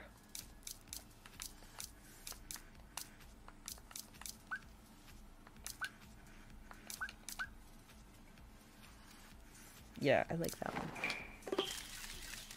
Meth. Real meth. Real nice. I'm gonna go make some ice cream, I guess. Banana ice cream.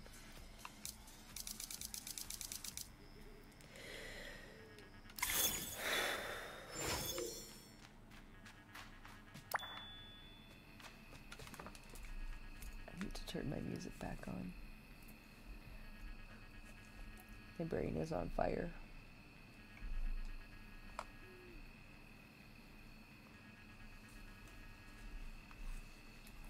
You know what I need? Ramstein and Electric Callboy. Thank you for supporting my musical choices.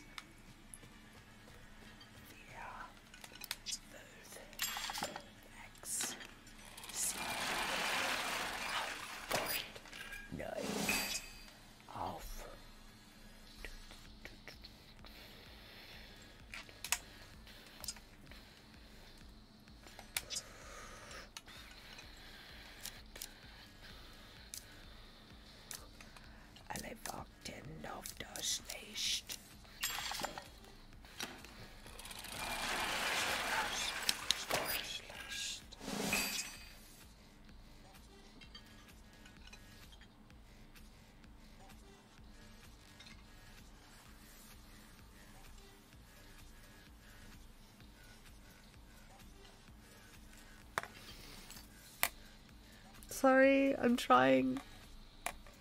I'm sorry, I'm trying. Here comes the summer. See as there has fresh air on my land. Here comes the summer.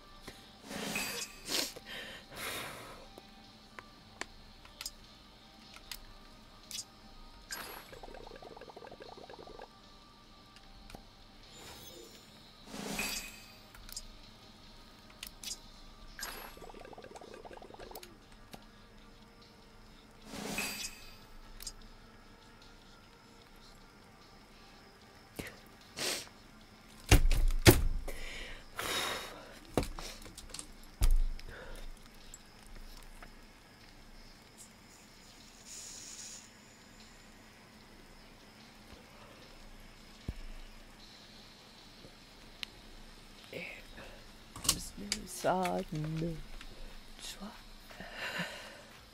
Here comes the sun.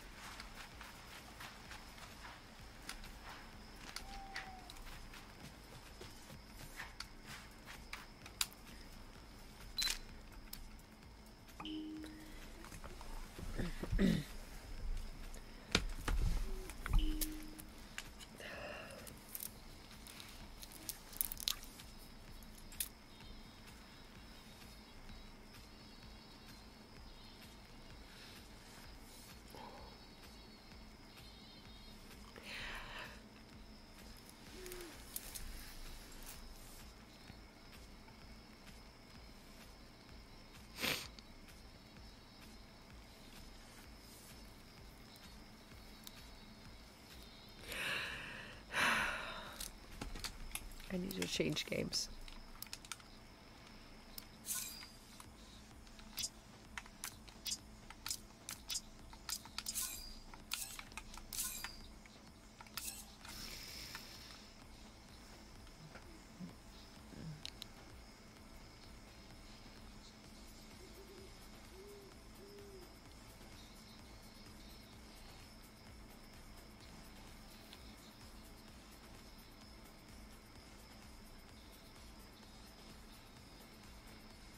I think we're gonna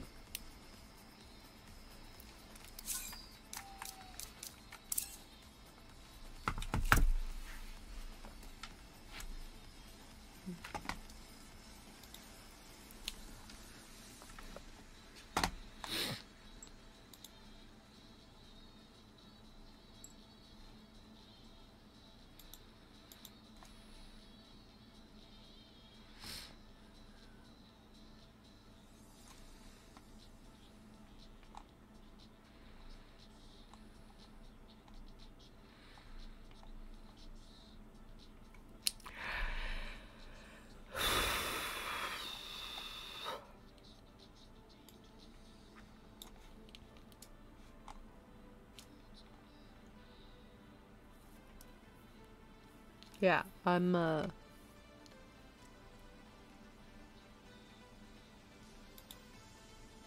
don't know what to do.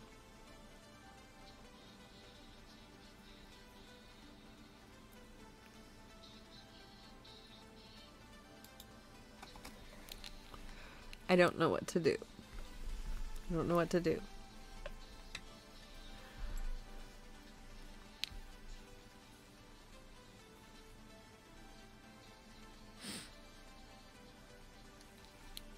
I can't sleep and my insides are on fire and my brain is on fire and I don't know what to do. I don't know. I don't know. I don't know what to do.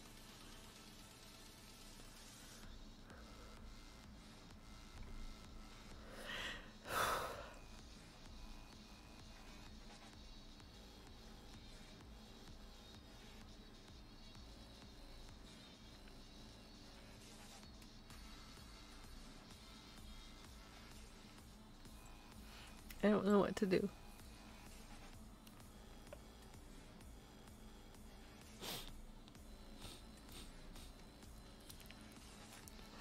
I know if I leave, I'll be alone with myself, and that's so much worse.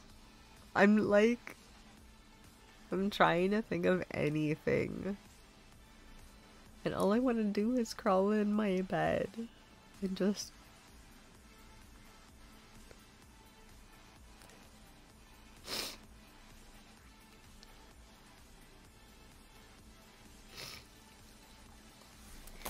I was supposed to wear a tiara. Mech, can you refund whoever did the tiara thing? I haven't paid attention to any of my alerts. I'm just gonna get high and drink. I don't know what else to do. I'm trying. I don't know. Let me check. You know what? Let's react to something. Some fucking YouTube. I love YouTube. You know what? Let's react to BJ.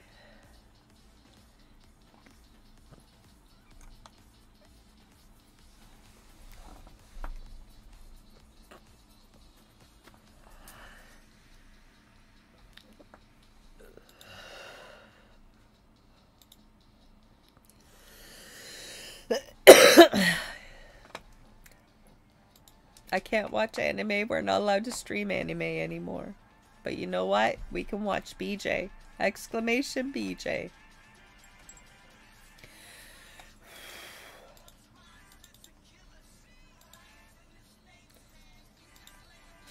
Here you go. Exclamation BJ. That's a prize witness. We can react to BJ. BJ always wants you to share her shit. BJ loves it. We just packed another order. Watch this one's BJ. heading to Olivia in Illinois. But why is everyone jumping on this Jeff? Hello everybody, how are you doing this I love fine BJ. Tuesday? I am doing quite well, except a little jet lagged, and I am trying to catch up on She's been all in these India for cases. all the month of February, So, but she's amazing. The I love most BJ. recent video I made was yesterday. I went live We're about switched to Wendy reaction. Williams, You know what? and That's what we're there doing. was some breaking news going on. Even during that live, there was more breaking news that we broke. Well, TMZ broke, but then, you know, I read it. No pun intended, read it. Anyway, okay, so there was a lot of talk yesterday about Wendy Williams, and in particular about her medical capacity. Yesterday, we learned from TMZ that apparently Wendy Williams's guardianship, or her guardian, maybe in particular, are We're under doing reaction. If that's a investigation problem by for at you, least the door. 2 different That way. New York Bye. authorities.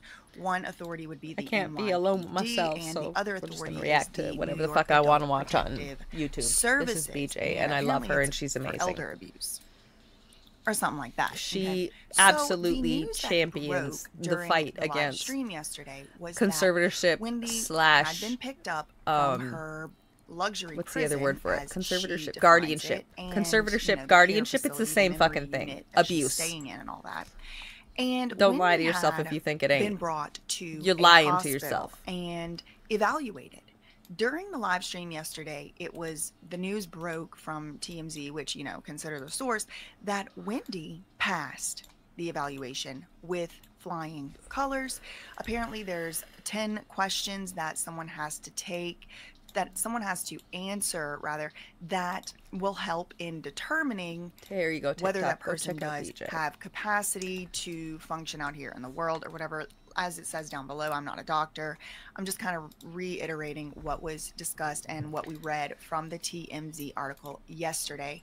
If y'all want to go and familiarize yourself with that, please do check out the Wendy Williams. So in that live I need more stream, I wine. did discuss how a can't lot of keep- this stuff I can't. pertains to and relates to We're gonna some color ongoing or paint legal or battles whatever. between I all don't- these I'm- parties. One such legal battle is taking place in the guardianship court, probate court, and that is in New York. But all those documents are sealed from the public. Now, they were not drink and sealed react from with the everybody public else. originally, but Cheers, once babies. we Love you started guys. to report, we meaning YouTubers, started to read these documents and report on them, then all of a sudden they were hidden from the public. There's another series of legal battles going on which have to do with the A&E Where's Wendy Williams documentary series. There's several lawsuits because it's Sabrina, as the guardian of Wendy, bringing a lawsuit for Wendy Williams on behalf of Wendy I'm gonna Williams, paint. suing A&E, While suing y'all some are- other production While we're company, reacting feature to films or BJ, I'm something. going to But paint. then there's also You a cannot see what I'm countersuit from painting A&E because and it's them a surprise suing for that Sabrina. bitch that I love. So there's a lot of What's back her and forth face? going on having to do with the docu-series. There's also back and forth going on having to do with the guardianship itself. Okay, so two courts are kind of having them hash it out over here. It's the guardianship court and the court having to do with the docu-series. So I want to show y'all the docket. This is the docket for the one having to do with the docu-series. As you can see at the top here, it is Sabrina Morrissey versus A&E Television Networks, LLC, et al. That means, you know, all the people, all of the people that she's suing. The plaintiff is Sabrina Morrissey. Look at all the attorneys that are representing Sabrina Morrissey. And look, acting in her capacity Fucking, as you need to listen to guardian music that of Wendy bops Williams. So to it get doesn't you say out of acting your capacity funk, for man. herself. Just get No, acting in her drunk, do capacity some as drugs, guardian of hang out Wendy. with your friends on Twitch. She's suing A&E, Television, Entertainment One, Lifetime Entertainment, Creature Films, Mark Ford, and then they're suing her, Sabrina. Okay. And these are the counterclaimants, Facts, the though. counter plaintiffs. La, la, So la, there were a few la, things la. that were filed that were very important over the last La, 2 months or so, or really month or so. And these issues are interesting to me specifically because they relate directly to the news we got yesterday about Wendy Williams doing this capacity evaluation. So I just want to briefly bring to your attention 3 documents, maybe 4. 3. We'll start with 3 documents. We're not going to read through them all, but I want to bring them to your attention. Having to do with this case, having to do with Wendy Williams's statements, public statements about her guardianship, about this lawsuit, stuff like that. We're going to start with docket 55. Now, this was filed over a month ago. This one's 3 pages long, and it was filed by Sabrina Morrissey right around the time that Wendy Williams was going on The Breakfast Club to make a bunch of statements, okay? So Sabrina, as represented by Roberta Kaplan, she brings forward the Breakfast Club interview, or at least one of the Breakfast Club interviews. And this speaks directly to a question that one of y'all did ask yesterday in the live, or maybe it was a statement that one of y'all made, that the reason that this is all finally getting looked into, and the reason that Wendy might even possibly get justice now, was specifically because Wendy Wendy to put my had legs all the come out way into up the on my media and desk. made Hang such on the a fuck on. splash, we'll say. And one of y'all had said basically, I'm Wait, I need paraphrasing more here, wine. basically one of y'all had said, look, the gig is up. They Watch already know BJ, they're I need more busted, wine. so it's all Fuck gonna have to unravel everything. anyway. I need So more if wine. they don't dismiss this, the public is going to increasingly get more and more upset, more and more mad, more and more, take more and more issue with it. So I think actually this letter that we're looking at right here, 55, is speaking to that a little bit. Let me show you what I mean. This is only 3 pages long. It says, we write to you on the behalf of our client, Sabrina Morrissey, in her capacity as Wendy's guardian. Okay, so not in her capacity as her own self. No, no, no. You could be owed up to $500,000 from Uber's alleged misconduct settlement. Discover if you qualify in minutes. Uber made a big mistake, allegedly not doing thorough enough background checks on its drivers. And now, certain Uber and Lyft riders may qualify for large settlements. If you've faced sexual harassment in a rideshare since 2019, don't ignore this. A quick questionnaire could determine if you're eligible for compensation. In fact, CNN, PBS, Fortune, and NPR are all talking about the potential payouts to victims. Because it's not the first time it's happened. Boy Scouts of America, the Catholic Church, and even the U.S. gymnastics team have been ordered by the courts to pay out anywhere from $65,000 up to $1.5 million to each victim who filled out a questionnaire stating that an incident happened to them. And now it's happening again with Uber, and you can find out if you're eligible for compensation. I know it may sound too good to be true that you could actually be compensated and get justice, but a court is saying that Uber allegedly may not have done proper background checks, putting riders in danger, which means you might be entitled to a life-changing settlement, and the justice you deserve if you have had an incident with Uber in the last 5 years. This isn't the first time Uber has been in hot water. They've already been ordered to pay out millions in settlements. But this time, it's bigger. The attorneys are just waiting for the victims to come forward to share their stories before pushing this through all at once. Lawyers estimate that individual Uber sexual assault lawsuit settlement amounts could range between $10,000 up to and over $500,000 per person. But it's important to put a stop to this. It's about more than the money. Rose McGowan and Ashley Judd came forward and told their story with the Weinstein case, and because of their bravery, justice was had. You have the chance to do the same for Uber or Lyft. If you think you may have experienced inappropriate behavior or worse in an Uber in the last 5 years, this is your last chance to join in on the class action what the lawsuit fuck are before it garbage gets are you assholes And her watching? capacity Before as I drink Lincoln's another half bottle of guardian. wine, I'm want going to to force address myself some to eat some salmon statements and that asparagus. Wendy previously made. Again, Because this I is know over a that my month ago. This is bitches are going to be February watching 5th. this later, And these and they statements will were be made very, as reported very in the media sad. concerning They're already both going to be very Wendy's sad watching. own mental because capacity and statements concerning depression. this More wine, lawsuit. hang on. Okay, so Wendy had gone on Breakfast Club, and she had said, "I don't have any issue with Lifetime or A&E, and I don't know why that woman is suing them on my behalf." She also made statements concerning her own mental health. The lawyer goes on, in these statements, Wendy has indicated that in her opinion, she's not suffering from dementia and she is not incapacitated.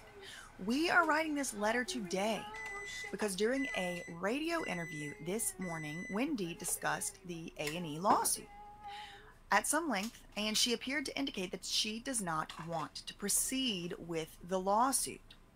So the lawyer for Sabrina, in my opinion, seemingly maybe trying to save face a little bit, says, to be clear, the whole point of the A&E lawsuit is to benefit Wendy and her estate.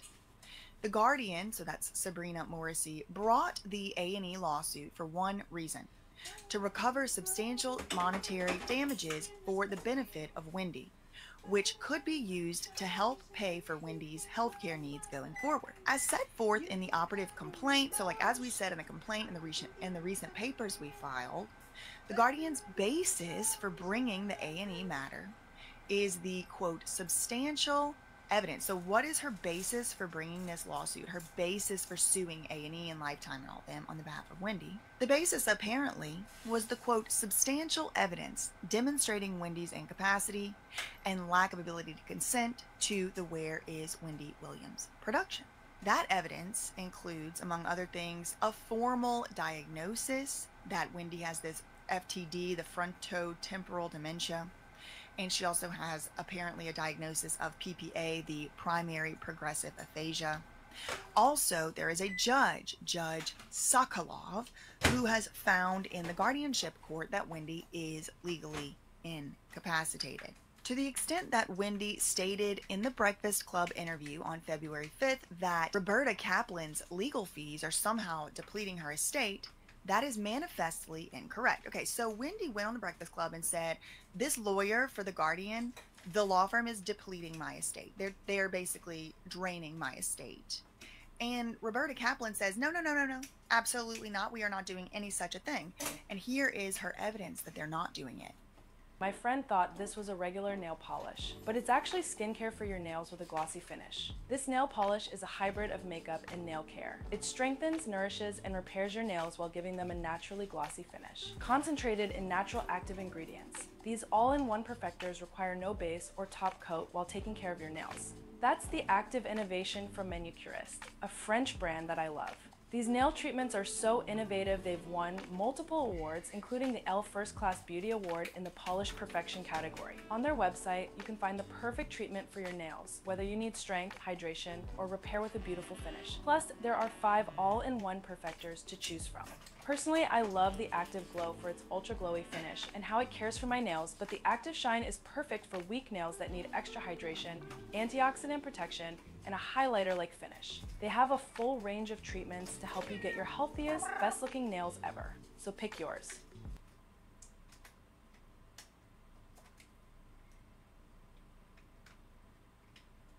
Once you try a comfort hoodie, you can't go back to regular hoodies. They're slightly weighted, super oversized. It's that perfect fit that makes you feel like you're wrapped in a blanket, but you get to look like you have your life together at the same exact time. And when I tell you they have every color you could think of, from neutrals, vibrant colors, they have zip-ups, you guys, if that's more your vibe. Comfort hoodie, eat all the dicks. Suck it. She All right. said, not Pause. only will Sabrina Of Morrissey painting. not receive any financial benefit from the A&E matter, which I think is a little bit suspicious and sneaky. bills Like, aside. will 'Cause I Sabrina needed to know Morrissey about receive those like a two. percentage of the payout of the matter? Probably not. But if Sabrina is getting paid at all, it's coming from Wendy Williams' money. Okay. It was important For for me her to know acting as Wendy what the Williams' dental guardian. I mean, insurance Sabrina might be a cost. bunch of people's conservator / guardian. Conservatorships and guardianships are the same thing. Yeah, sure was. Sabrina might be Right at this very moment too, right? receiving money from other people. Fuck yeah, it was. But if Sabrina Morrissey is getting paid as a professional All right, let's fucking do guardian, this. which is I want more legal, wine, which is so normal, salmon. which is something that does happen for professional guardians, then the money would be coming from Wendy's estate. Okay, so if Sabrina is also paying for the lawsuit from Wendy's estate, then she is draining Perspective the money. moment. Now, what Roberta Kaplan is saying is, Eating unless this she salmon wins, now unless will she provide wins me money nutrition from and A&E, extend my she isn't life. getting paid. So that's good to know. I mean, I But hope will it's make my true. intestine But this bleed is a little bit of tomorrow. a sneaky way to put this, in my Yay. opinion, because if Sabrina So, Morris, yeah. if let's say if Wendy Williams' Yep. estate runs out of money, how is Sabrina going to be getting paid from Wendy's estate if there's no Yep. money in the estate? She Yep. wouldn't. Again, I mean, Trading maybe one Sabrina pain for is another. There's no in volunteering pro between. bono to be Wendy No in Williams' between. guardian.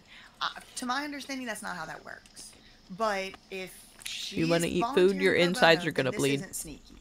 But if she is in fact receiving some type of compensation, whether it be a salary, whether it be some type of monetary compensation for being Wendy's guardian, then it's my understanding.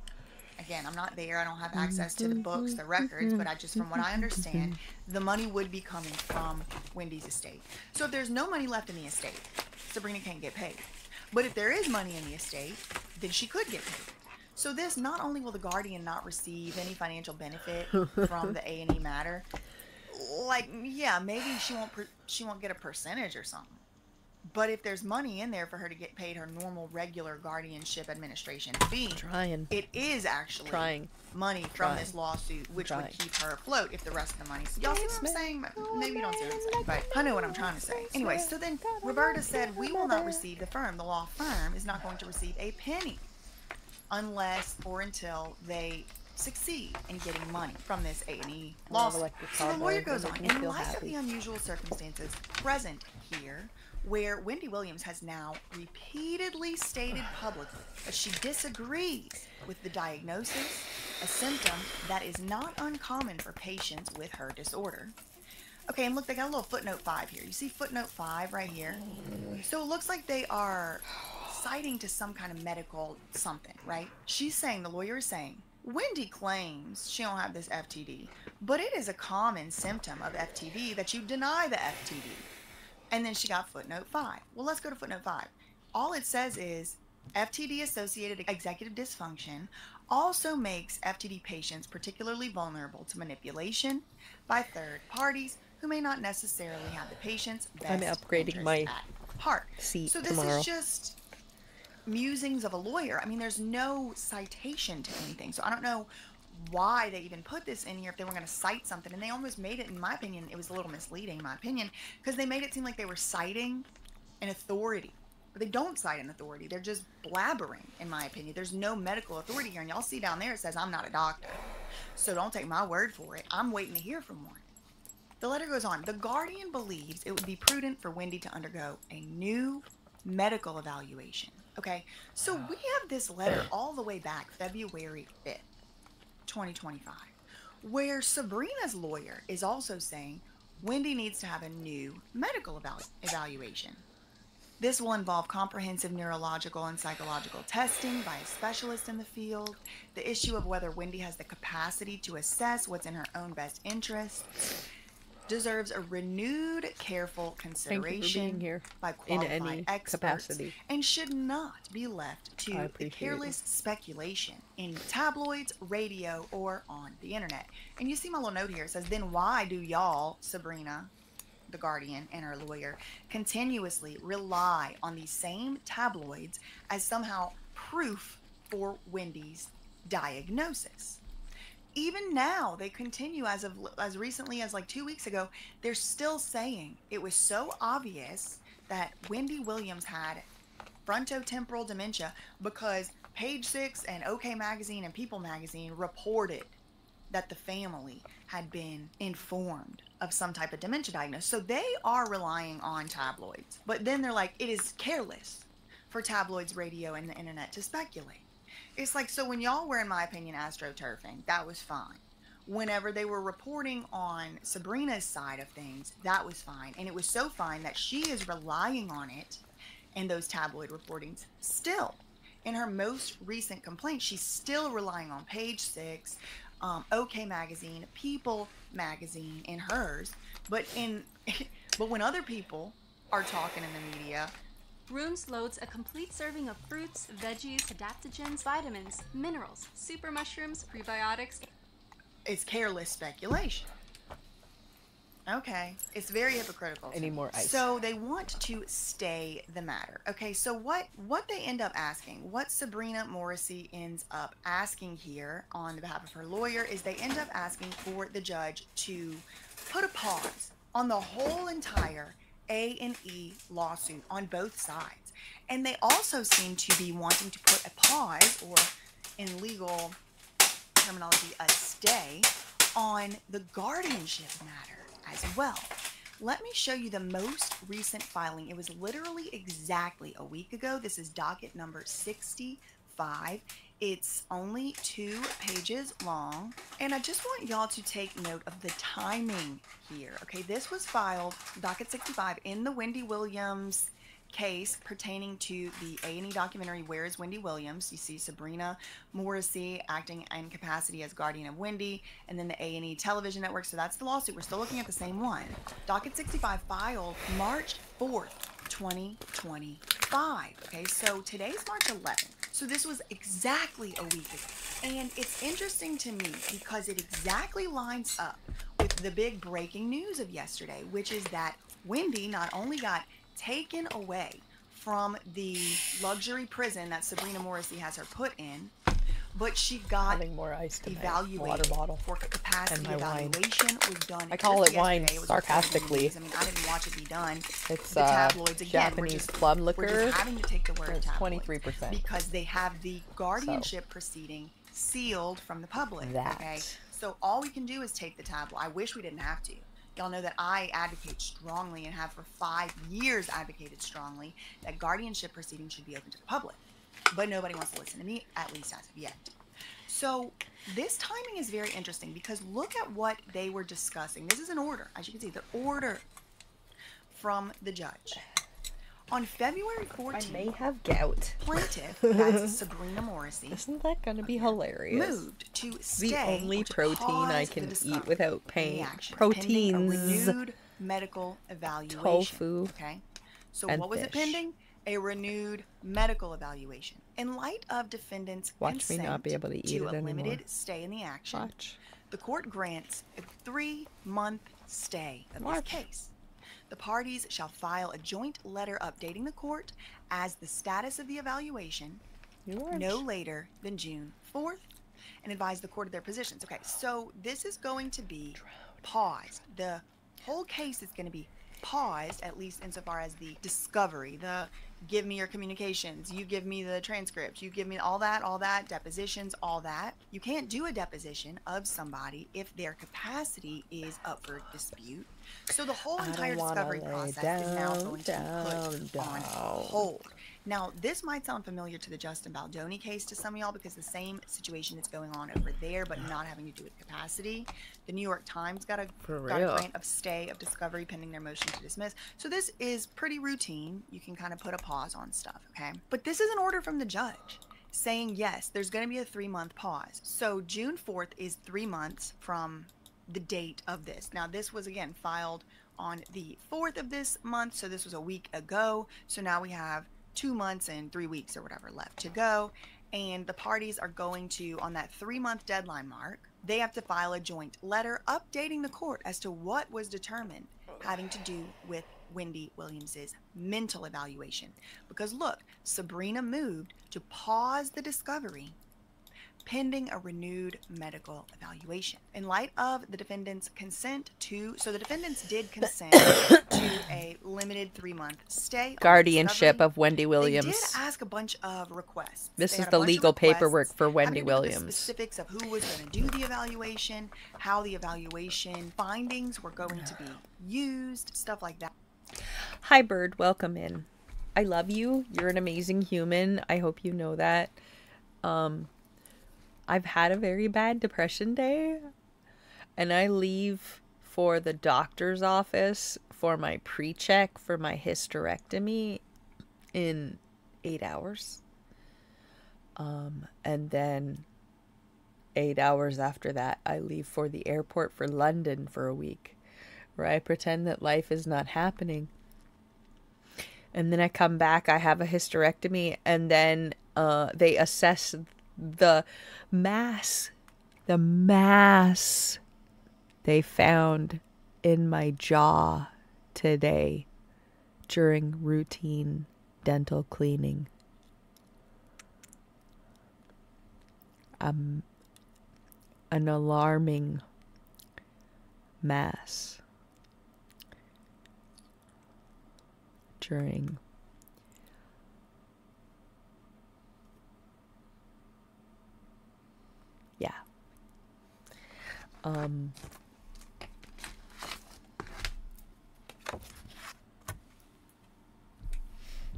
let me see that with my light all crazy. So under my hang on, let me see if I can get my light to calm the fuck down. Is that gonna help? Nah, probably not a whole lot. I'm gonna DM it to you. There's a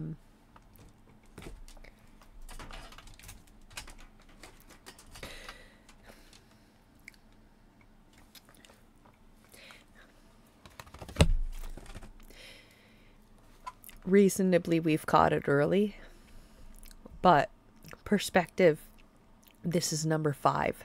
This is number 5 of masses currently a problem in my person. There's my breast, my liver, my kidney, my intestine, and now my jaw.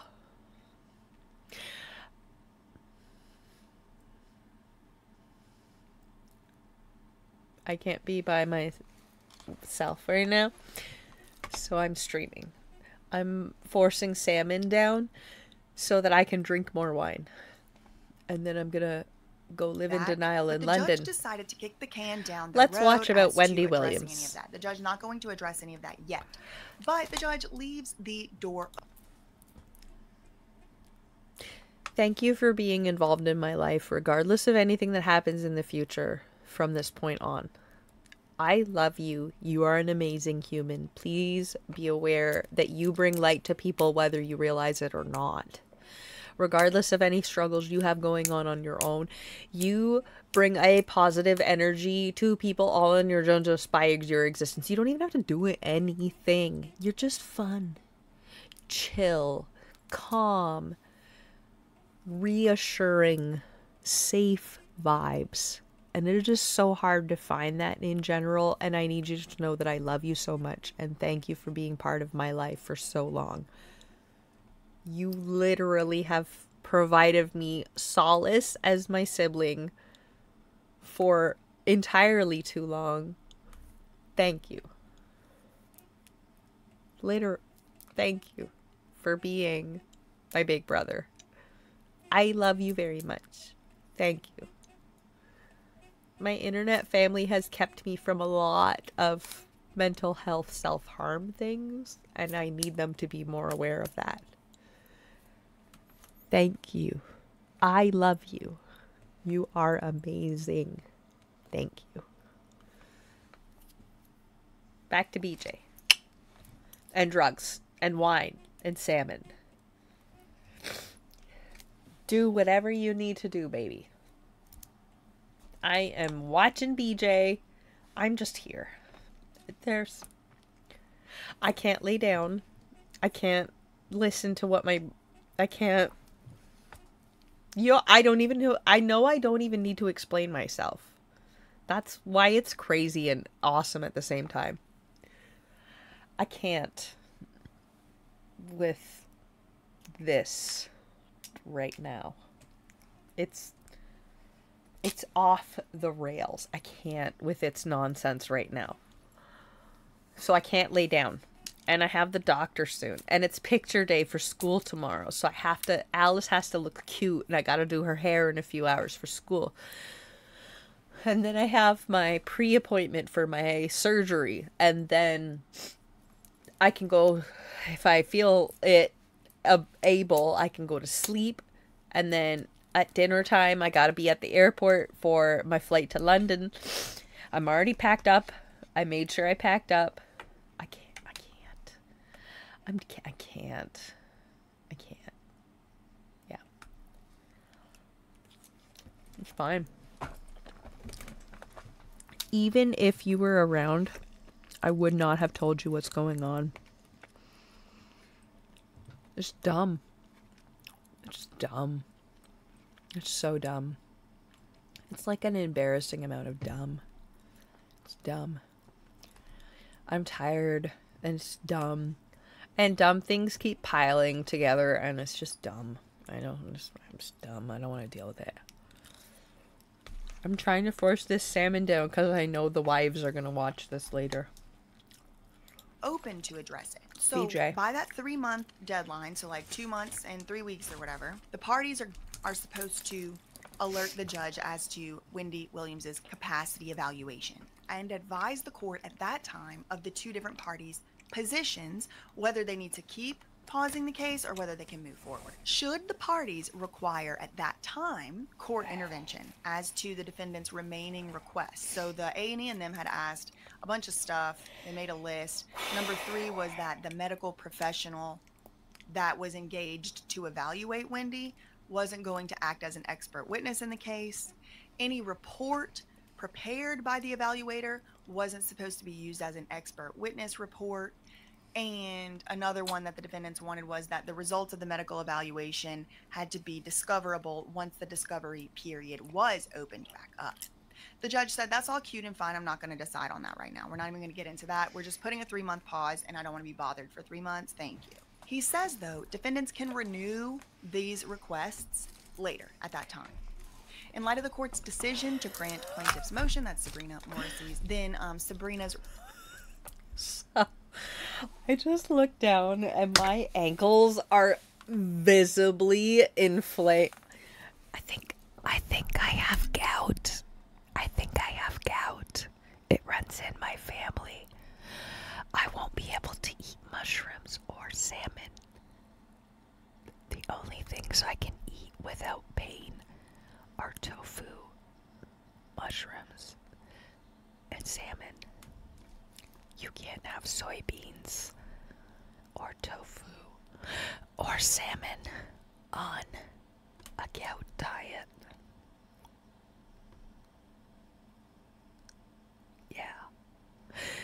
Yeah.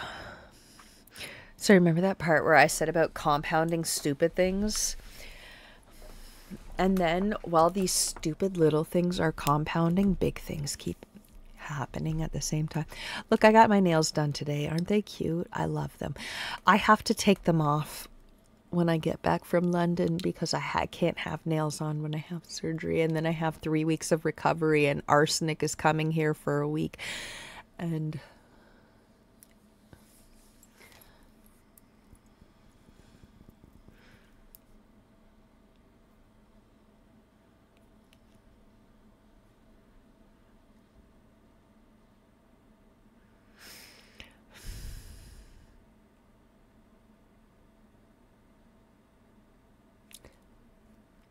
this week is the first week I've been able to keep down solid proteins, and it was salmon. And I've realized that I can no longer have salmon because I clearly have gout by the inflammation in my limbs, because that's what happens if you have gout. It causes bloating and inflammation in your feet and legs and things, hands, stuff like that. Water retention, kind of like an allergic reaction.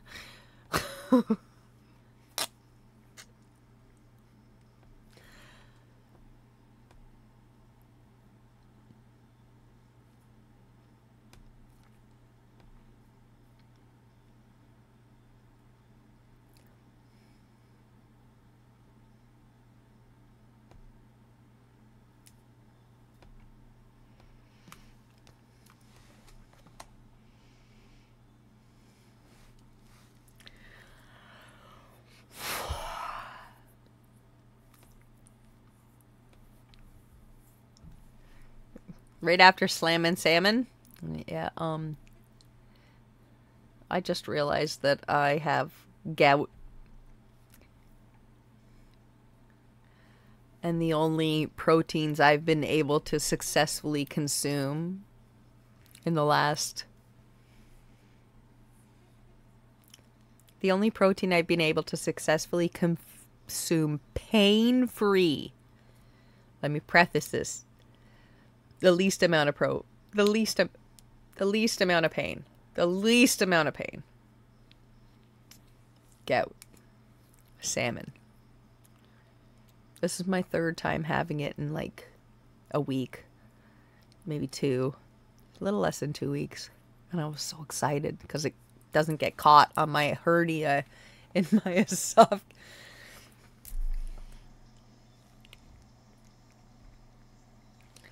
I'm exhausted. Y'all have been here for about 3 hours, and you've been listening to me list this shit. How exhausted are you? Imagine living it. Imagine living it. I've been forcing 30 pills down my throat for 1.5 years. And, like, almost no solid food. And shit just keeps coming. Just keeps coming. I stay in my lane, keep to my business. I don't want crazy things. I don't want world domination. I don't want crazy I don't want the lotto. I just want a family that loves me. I don't want crazy things. That's it. Nah, dog. Nah, dog. Nah, dog. No. No. I'm gonna BJ. Request for oral argument. So Sabrina had requested that they have like basically a little Salmon. bit of hearing on this where they come and do oral arguments. I don't care if I have arguments. gout. The judge said I'm Whatever. denying that because there's no need to do it because yes, granted, we're gonna have a stay. 3 months from now we'll revisit all the remaining issues that y'all had. Again, this was filed March. Denial boat. Yes. The denial boat. Yeah. Meet Ada, the only No. customer service platform that makes 4th. So I did just want to come here and let y'all know that the guardianship, that the lawsuit having to do with A&E, having to do with the Where is Wendy Williams litigation, having to do with whether Wendy has capacity, whether she has dementia. These are 2 different questions. You know, these are things that are being litigated. These are things that are being hotly contested. Yeah. So when you take that, and that was just a week ago that order was put in place, literally exactly 1 week ago today, then you look back from 1 week ago today, you look back to yesterday, and you see that precise exact issue was just now put out as breaking news to the public. Now, we could speculate as to why that is.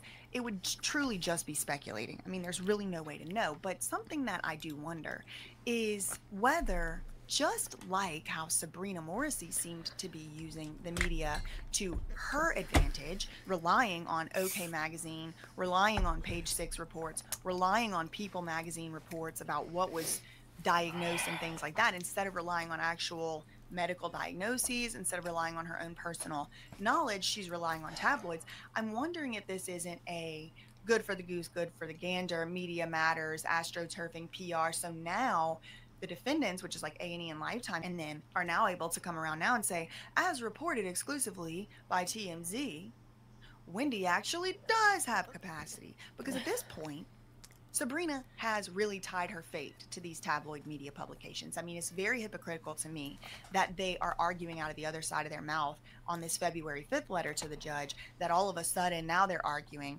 it's irresponsible speculation, or whatever they had said, to rely on tabloids. They were doing precisely and exactly that thing. Okay. So, that's on purpose. That's on purpose so that people underestimate her. She graduated top of her class in Penn Law. She has autism, high-functioning autism. The buds, the pom-poms are a whole thing. So what inspired her, literally what inspired her was Legally Blonde. She's from that generation. She's from that generation. She's adorable. We share mutual actual human friends for reals. She's an amazing human for reals. I've been following her since she was just on Instagram before she got big and things. But I love BJ. But she graduated top of her class, Penn Law. I love BJ. That's intentionally so that people take her not seriously. Again, I don't know. Maybe it's just a total coincidence. Just to remind y'all, Wendy was picked up yesterday because she had allegedly dropped a note out of the hotel, or excuse me, out of the luxury prison, memory care unit, wherever she's at, asking somebody to help her. The police came, picked her up, and took her away in ambulance. It was reported that she wasn't she made a 10 out of 10 on the evaluation. I just wanted to keep y'all abreast of what was going on and show you the actual court filings, because so many things get reported as hearsay speculation from a source close to the source or whatever, instead of just reading the court documents. Unfortunately, a lot of the court documents are relying on the same media speculation. And I really wish we, the people, could just see what's going on in the guardianship court, but it's all hidden from us in an utter lack of transparency and accountability. I do want to briefly mention before I go as well that the judge on the Wendy Williams guardianship, the one who I'm painting. Well, we enjoy BJ. Lisa Sokoloff, when she was running as an incumbent, one of her platforms she ran on was that we need to increase judicial transparency. This Sokoloff. Let me show y'all that real quick. Because again, it's hypocrisy, in my opinion, okay? It is hypocrisy, in my opinion. No.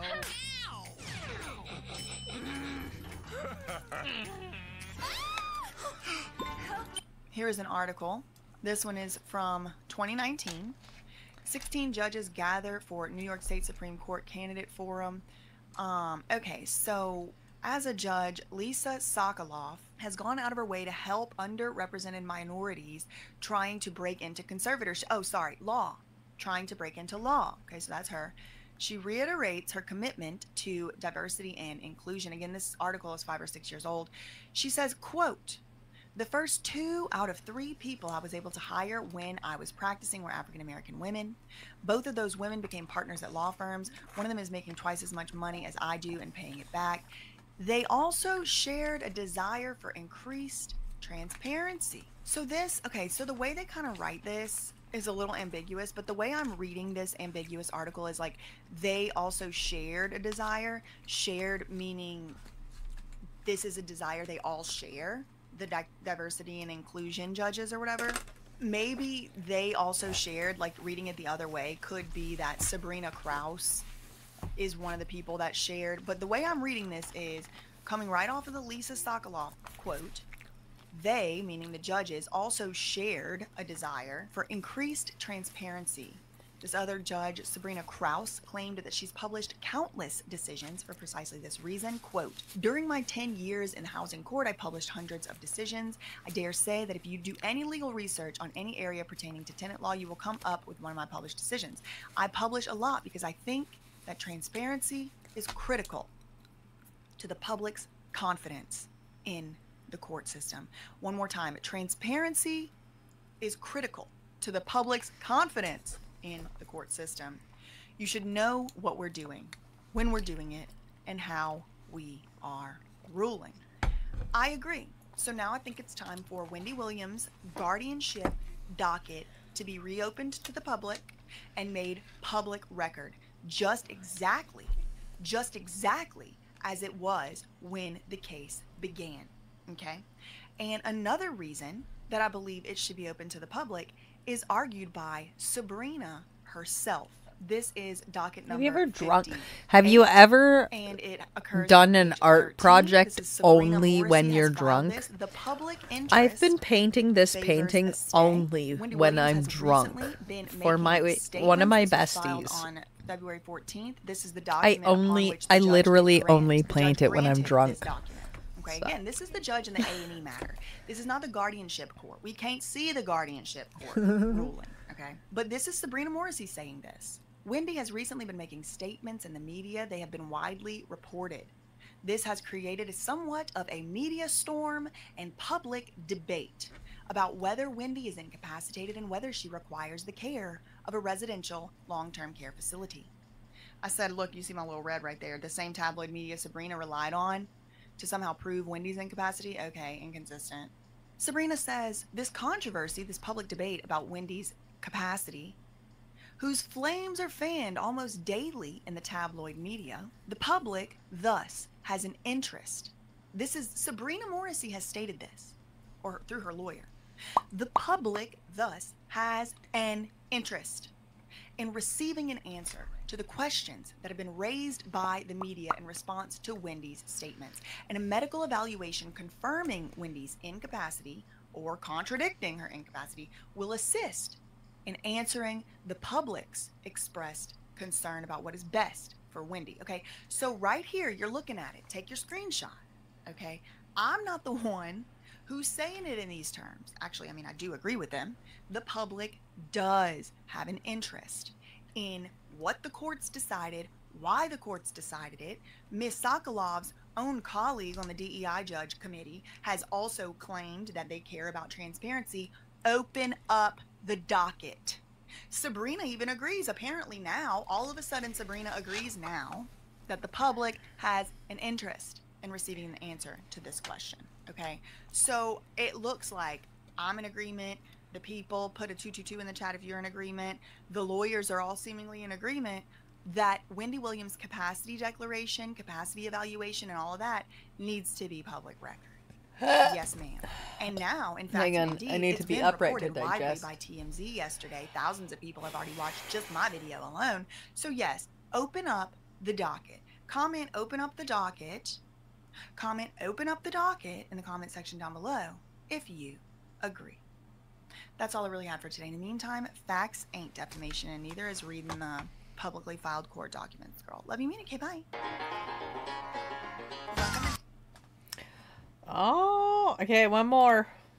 What are these coffee concentrates, and why is everyone obsessed? They're with them? garbage. If you They're don't know what these garbage. little bottles They're are garbage. and why They're trying to garbage. let's break it. They're garbage. Body, how are you doing? Is fine. Tuesday, breaking news as of 6 hours ago. Wendy Williams has spoken out. She has spoken about her experience yesterday. She has addressed the handwritten note. She has addressed her guardian, her guardianship, the lawsuit. She has addressed many things, and it was all over here on, I guess, her favorite place to go do an interview, The Breakfast Club. Now, as you can see, it only has 97,000 views. I mean, look, listen, that's a whole lot of views, but I would have expected it to have, like, you know, it was posted 6 hours ago. I would have expected this thing to have millions of views already, but maybe I'm just a little more into the Wendy story than everybody else in the world. I really don't know. But in any event, it is about 18 minutes long.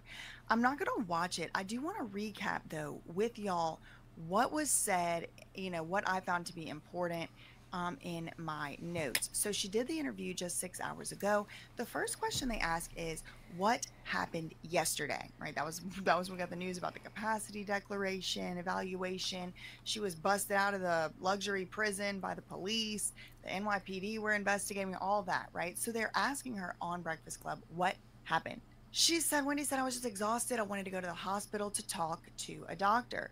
Gina, who's on the phone with Wendy, which, I mean, I don't know how Gina and Wendy even got, like, linked up or whatever, but it's Gina seems to be helping, Gina Lisa.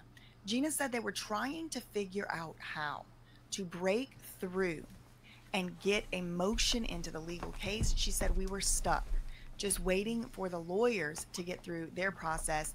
And she said the lawyers were trying to get some type of trial. So that indicates to me that there's been some maneuvering going on in the back end on both sides. Gina Lisa said she did write that letter to the Adult Protective Services, informing them that they were legally authorized to do certain things such as investigate into what was going on. Then Gina Lisa said yesterday on her regular morning phone call with Wendy, Gina Lisa told Wendy that today was the day they were going to call the police. She said that she was going to tell them that Wendy was isolated and needed help. Wendy then interjected and said 2 cops showed up, and she was also telling the cops she was in isolation. The police came into the room. Gina said that she pleaded with them to get Wendy off that memory unit floor. Now, then they asked her on Breakfast Club, did Wendy drop a note out of the window? Well, the funniest thing is that Charlemagne is like, no. But then it seems that Gina Lisa implies that Wendy did write such a note. And I will include that little part right here. Now, Gina, let me ask you one question. There was something yesterday that said that Wendy dropped a note out the window, and that's how the police were called. Is that true? Is there any truth to that? No. That's so funny. Wendy's talking to me on the phone, and she's like, Gina, there's a photographer downstairs. What do I do? Yeah. And I'm like, she's like, should I write them something? And I'm like, yes, write out. Let me tell you, this happened early in the morning. And it just so happens, you know, because all I have a window, a bathroom, and a bedroom. You know what I'm saying? So I'm looking at the window and I see somebody say hi. So I'm like, hi back. And I get on the phone and I'm talking with Gina, you know, and my niece. And I ask them this, that, and the third. Go ahead, Gina. That's so funny.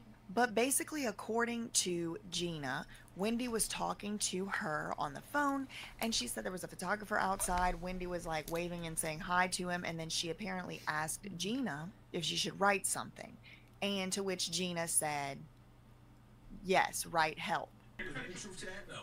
That's so funny. But again, Charlemagne was like, no. So, I mean, nobody ever actually explicitly said, yes, she wrote a note, but Gina said you should write help. Anyway, so Wendy's waving hi to the person. So then Gina said when she called the cops, she insisted and pleaded with the officer on the phone that Wendy has a guardian and that she is being isolated. And Charlemagne, who needs enemies if you got friends like Charlemagne? He busts in and he's like, I was shocked to see Wendy walking. I was shocked to see Wendy walking yesterday. That's what I was telling Wendy yesterday. Yeah. I'm like, damn, I can't. We seen them with Fadima feet. Wendy said, recounting her discussion with the cops, Wendy said the cops told her, you have to leave your scooter. And then she was able to walk with them. And she said it was like exercise for her feet. Wendy started to feel anxious, according to Gina. And Gina told Wendy that Wendy had the right to go to the hospital. Gina also apparently informed Wendy that she could ask for an independent medical evaluation. But listen to this. Gina and Wendy both said that the facility gave them a hard time and did not want Wendy to leave. Apparently, they came up to Wendy while she was talking to the police, and they were like, oh, we'll take care of it, Wendy. We will take your vitals here. And Wendy said, oh, no, thank you. The nurses, so then Gina had said, according to Gina's retelling, Gina Lisa had said, no, she needs to be seen by a doctor, not these nurses. And the nurses were like, oh, we have a doctor in the building. He can come check, or she can come check. And Wendy said, oh, no, I want an independent doctor. And definitely Wendy was adamant. I want an independent doctor. Gina said, no, again, she had reiterated, no, Wendy needs to be seen by somebody outside of this facility. Apparently, then the cops were, quote, okay with that. It was like, I mean, if you've ever seen any of these, like, really good First Amendment audit channels, Sean Paul Reyes, for example, Long Island Audit, he'll do these First Amendment audits, and it's like you kind of have to, like, convince the cops what the freaking law is. Like, they should know, but they don't. And so apparently the cops were okay with taking Wendy out of the facility because they had been sufficiently convinced that Wendy had the right to go see an independent doctor outside of that facility. Now, I have had 2 separate people, maybe 3, send me some information about the mental ward, the mental unit, the memory ward, the memory unit. Those patients have specific rights. And I've had a few people reach out to me and show me and give me the statutes. Thank you to y'all who have done so. Wendy does apparently, I mean, at least what I can read according to the laws of the statutes in New York, since she's in a memory care unit, she does have the right, from what I understand, to request that she have an independent evaluation. There's some other rights as well, like she can't be completely isolated. She has to be allowed to have a phone, stuff like that. Again, I'm just reiterating what I've been told and what I read. Then apparently Wendy was like, yeah, I'm okay with that too. I want to leave and I want to go. But according to Wendy and Gina Lisa Monterosso, they both say that the facility did not want Wendy to leave. Wendy also gave her lawyer a shout out and said, but my lawyer was on it. Gina said she instructed the lawyer, you have to tell the doctors that Wendy is being held captive. And that is a quote. You have to tell the doctors that, quote, Wendy is being held captive. Gina said that the issue here was that Wendy had a guardian and the guardian was in charge of the medical decisions as well. This is scary, but I've been trying to tell y'all how scary it was for 5 years. Okay, I've been trying to tell y'all. Wendy then drops this bleep shell and says that apparently her guardian, Sabrina Morrissey, was in the hospital next to the room next to Wendy, but she never said hello to Wendy. She never greeted Wendy. She never said hi to her. So then Charlemagne asks a question about some recent reportings. And in these recent reportings, it said, I think it was maybe Variety, Sabrina, the guardian, had said that she was friendly with Wendy, that she had a very friendly and good relationship with Wendy. And Wendy said she's lying. It's very sad, Wendy said. Then the next question they asked was about the 10 out of 10 capacity declaration test. Wendy said, you know, I got checked in. They checked me physically first, heart palpitations. They did all types of scans. And then Gina comes in and Gina said apparently the guardian was there and so was Wendy's. If you're using ChatGPT, Oh, but you don't know how to fucker. monetize it, watch this video to the end. All right, step 1. Attorney. Okay, so yesterday at the hospital, before they would give Wendy the evaluation, according to Gina Lisa, yesterday, March 10th, Wendy's attorney was there at the hospital and so was Wendy's guardian. And apparently it was a showdown. It was. As to who had the legal authority to submit or to order. I live in one way or the LA, other, what was going to happen so with this test. Apparently there was some kind of back and forth we get about to whether watch this shit. Sabrina was, as the guardian, even going to I allow believe Wendy to get evaluated. The doctor saw that there Hang on. was a difference of opinions between Sabrina Morrissey, who is the guardian, and Wendy's lawyer. And the doctor actually, according to Gina Lisa, had to go to the legal department to know what to do. The lawyers had to weigh in at the hospital, the general counsel or whatever. The doctor received legal clearance for this evaluation. Wendy took 2 evaluations at the hospital yesterday. And they were asking the question of whether she had competency and whether she was able to make her own decisions. Charlemagne then asked, though, but what, for clarification, what is the 10 out of 10? And it's like pretty much exactly what it sounds like. They asked her 10 questions and she gave 10 answers and she passed each one. Who's the president was one of the questions. What was her birth date? And she said the president is a friend of hers. It was kind of like, I think also a little bit of a miss for Wendy, like no offense. It was a little bit of a miss because she doesn't actually answer the question, who's the president? She like scoffed at it and she was like, he's a very good friend of mine. And it's like, just answer Donald Trump or whatever. I don't know. Like, for me, that was a really golden opportunity for her to show that she actually did answer any of the questions because she didn't actually show that she did know the answer to the questions. Now, some of y'all are going to say, immediate knee jerk, you're going to say, she doesn't have to show anything to us. I'm going to stop you right there because a big part of this case becoming public and being transparent is because of the public interest in the case. And now that the public has an interest in the case, Sabrina Morrissey herself, the guardian, has argued in court that the public has an interest in seeing these medical evaluations. And so I'm going to agree with Sabrina on that one. We do have a right to see what is in the medical evaluations, especially now that Wendy has come out and talked about him and has disclosed some of the answers on him. So it's what good for the goose got to be good for the gander, y'all. We can't squawk about transparency on the one side and then all of a sudden, oh no, privacy. Okay, it's a pretty public case at this point. Anyway, so Wendy also stated on this interview that her guardian Sabrina, and look, listen, I'm not saying this as my opinion, I'm telling you what Wendy Williams said, but she said Sabrina Morrissey, the guardian, told the lawyer the wrong hospital, the wrong address. Wendy said, I just so happened to know which hospital I'm in, so I was able to tell my attorney. So Wendy said she told her attorney which hospital she was at, but the attorney was like not going to know, and she wasn't going to come to the right hospital. And then who knows, Sabrina could have said no evaluation's going to happen and sent her on her way. So then Wendy does take the opportunity to kind of flex her memory a little bit, and I am glad that she did do this. She started to kind of list off a bunch of names of people she's been talking to. Charlemagne, she named each person on the show. She named Gina, she named Harvey Levin. She spattled out these names, and then everybody kind of seemed to be like, see, she knows, you know, like it kind of seems that these interviews are being used as like a public test to disprove the allegation that she is incompetent. And look, listen, Wendy could be incompetent to drive a vehicle, but still doesn't need to be locked up against her will whenever she wants to be with her family. You know, like there's nuance, there's layers and levels to this. You can't just paint these huge broad strokes. So apparently right now, you know, as of 6 hours ago, Wendy was still at the hospital. She did say there were some things that she was not able to talk about having to do with the hospital. She said the people in the hospital are listening to her on the radio. I don't know if that was supposed to imply that holding it against her, or if it was supposed to imply that she had people on the inside. I mean, it could be taken either way.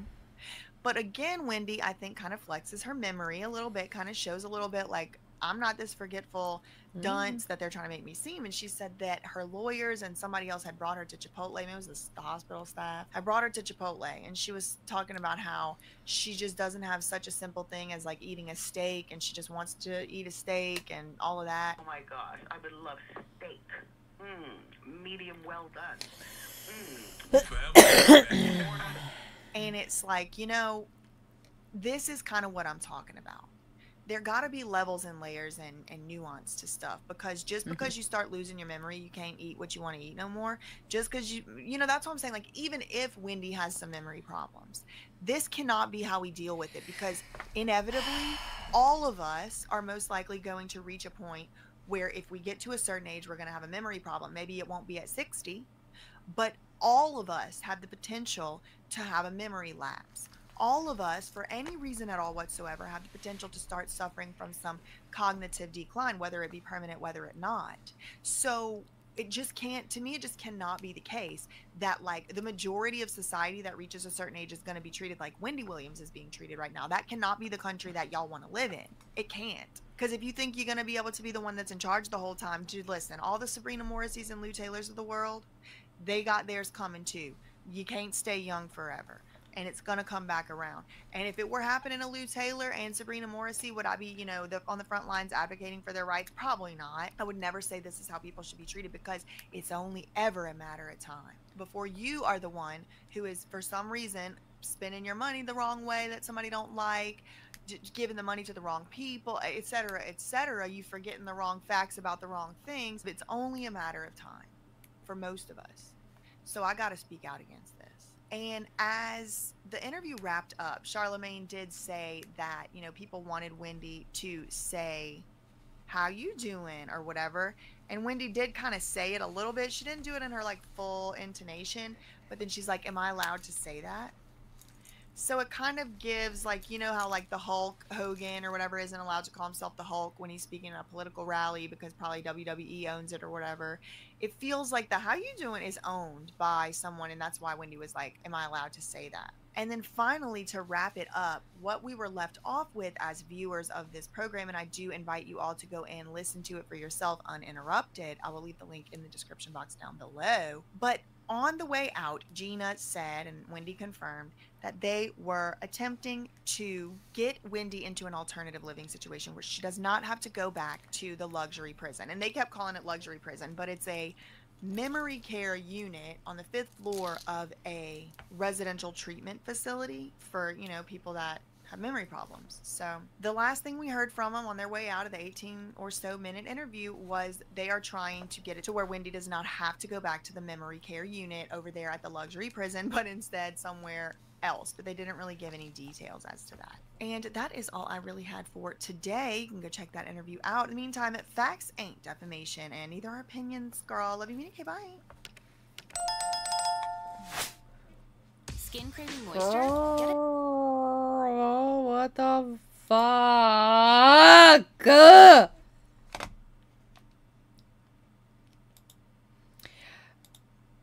I really wish people would understand this shit that goes on in the US and they just straight up get away with it because nobody checks them. Their own fucking people. Anyway, Charlotte Dobre. If you notice an uptick in respiratory problems like coughing or a burning sensation in your lung. Charlotte Dobre. She's a Canadian comedian and I love her. Hey everybody, welcome back. Right now we got a story from the Charlotte Dobre YouTube subreddit and it is a doozy. Strap yourself in. I broke up with my fiance a week before the wedding and now his family won't leave me alone. I am in desperate need for advice and I am in desperate need to give advice at all times. I insert myself in many places. That didn't sound right. I cannot really talk to those in my family or my friends as they are very angry on my behalf and want me to scorch the earth and burn all the britches. Burn your bridges. I cannot really talk to those in my family or my friends as they are very angry on my behalf and want me to scorch the earth and burn all the bridges. I met my now ex about 3 years ago. I was 22 and he was 27. We got along really well at first, and we stayed friends for a while. It wasn't until the very end of 2023 that we decided to go on a date. It was more of a joke date because we had a few friends that kept trying to push us together. However, being by myself with him that night really changed how I looked at him. We spent hours talking and laughing at dinner. I felt like we connected on a different level.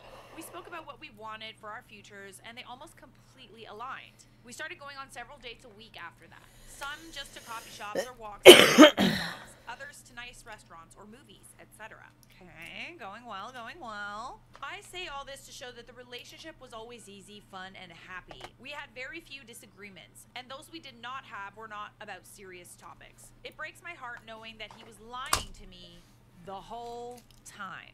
We got engaged in May. I know it was fast, but it felt right, and planned our wedding for the last week of February. I'm a Mexican and he is Indian. So we planned a traditional Mexican wedding for the 23rd, and the rest of the week we were going to the big parties and the ceremonies following his family's traditions. 4 days ago, on Valentine's morning, I was approached by my ex's cousin at my home. I was finishing packing when she knocked on my door. We sat on the floor since all my furniture had been moved, with coffee, and started talking. We'd been very close since before I started dating my ex, and the engagement just brought us closer. After some small talk, she told me she had something serious and difficult to discuss with me. Oh God. Oh no. I'm worried. Oh no. I hope it's not what I think it is. The fact that his cousin is coming to you and spilling the tea on him means he fucked up. She wanted me to listen to a voice recording of my now ex and a family gathering of his. I was unable to attend due to work commitments. In this recording, he was bragging about a case he had a few years ago. He sounded drunk, and he was telling whoever he was with to not Definitely say me right now. As I listened longer, he let details about this case slip, and it became apparent he was talking about a case that I was sued in. In 2020, I rear-ended a truck who slammed on their brakes while we were coming to a red light. I wasn't paying proper attention and hit the truck's back bumper. We were going less than 10 miles an hour when it happened, and the truck had one scratch above the license plate as a result. I called my insurance and reported the accident. Within an hour, I was being told by my insurance that the driver of the truck had retained a lawyer and were claiming there were 5 people in the truck and all had serious injuries. This is not going where I thought it was going. Okay. I'm open. The couple that were actually in the truck didn't know we had a lot of mutual friends who they bragged to. They bragged to those mutual friends that they were going to get all the money that they could because I looked rich, and openly admitted to those friends all the lies they were claiming, which included the amount of people in the car, all the injuries, and that their lawyer insisted on claiming injuries and emotional trauma from the accident. So wait, your fiance knew all of this and didn't tell you? I hate it. Thanks, I hate it. I was also told by these mutual friends that their lawyer had given them my address and phone number, which led to harassing phone calls, messages, and people parking in front of my driveway, blocking my car in. There was much more, but then this post would be much longer than it already is. It was terrifying and emotionally exhausting. It did not end until a few of those friends told me they would volunteer to be witnesses in court if needed. I called my insurance and spoke with the investigator assigned to my case and let him know everything with my friend's permission. Within a week, the case was settled and they got a payout. My insurance rate almost doubled. The whole situation from the accident to settlement lasted almost an entire year. It was exhausting, frustrating, and horrible. I now know that their lawyer was my ex-fiance. Oh, girl. Girl! You said that your family and friends want to scorch the earth for you? I also second that. Were you together? He knew all of this. So he's not only unethical, but he lied to you, put you through emotional trauma, and committed fraud. Oh, absolutely not. Je téléphone à la police. The lawyer which handled the case was owned by my ex-fiance, which he relocated and renamed before we met. Okay. Almost immediately after the case closed. But he knew who you were. According to the voice recording, he apparently knew who I was not long after we first met. Knowing he pushed those people to harass me, to lie, and to try to get me to pay them on the side broke my heart. I asked his cousin how she got the recording, and she told me she was there. And when she realized the situation he was talking about, she began recording on her phone. Ooh, this guy sounds like he needs to go to jail. Like, this is so bad. This is bad, dude. At that moment, I felt as though the floor was ripped out from under me. I even thought about forgiving him until she showed me the messages between my ex-fiance and her. She confronted him about it the next day, and instead of being remorseful, he threatened her and said he would reveal her previous drinking problem to her husband. This dude sounds very scary. Very, very, very scary. He sounds like someone that twists the law and like... I'm gonna eat a cookie, because I eat my feelings. I gave up on the relationship in that moment, as you should. It's fine, I'm gonna throw it up later anyway. Really messed up. And to like, maybe. went on a date with you, Hopefully and not. on a relationship and then proposed to you, all the while knowing that this is what he put you through. I'm surprised you didn't put two and two together before this, honestly. I guess he did change the name. I couldn't believe what I was reading, but I confirmed it was his number, and the time was when he was with me on a lunch date. I recall he had been on his phone a lot throughout the day and was a little more irritable that day. I broke off the engagement the next day. I went to his house with my brother, cousins, dad, and uncles to get all my stuff and moved back to the house while I spoke with him. Brother, uncle. Wait. And why he would let our relationship get this far. Wait. Not to be that guy. But I really enjoy how she pointed out she was Hispanic and then immediately said brother, uncle, cousins, and dad. Yo, don't fucking cross peaches with a big family, yo. If they got hit, I didn't get any answers. He just kept repeating himself, saying he loves me. He didn't think it was a big deal, and I should be able to forgive him. This is definitely a lesson. What? I just feel like everything he did was so unethical, and he used, like, you know, he used his, like, me big strong lawyer, me scare you attitude to, like, take advantage of someone and then start dating that person. Like, oh my gosh. Whoa, absolutely not. What's that? I know what that's like. No, it was over. I called his parents immediately after I left, and I told them what I happened know what and that's why. like. I explained that nothing they would say would allow me to trust their son again. They were quiet on the phone and didn't say much. I went home and cried. Oh, girl. Wine My and sister mother cookies. handled canceling what they could of the things I paid for.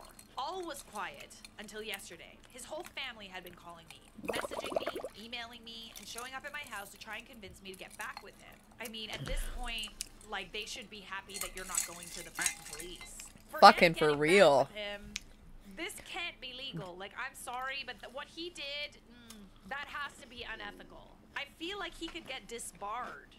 Don't quote me on that, but the fact that you have a recording of him admitting that and bragging about it, I know lawyers who have been caught committing fraud for much less and sentenced to 25 years in jail. I don't know them personally. I just I've heard of them.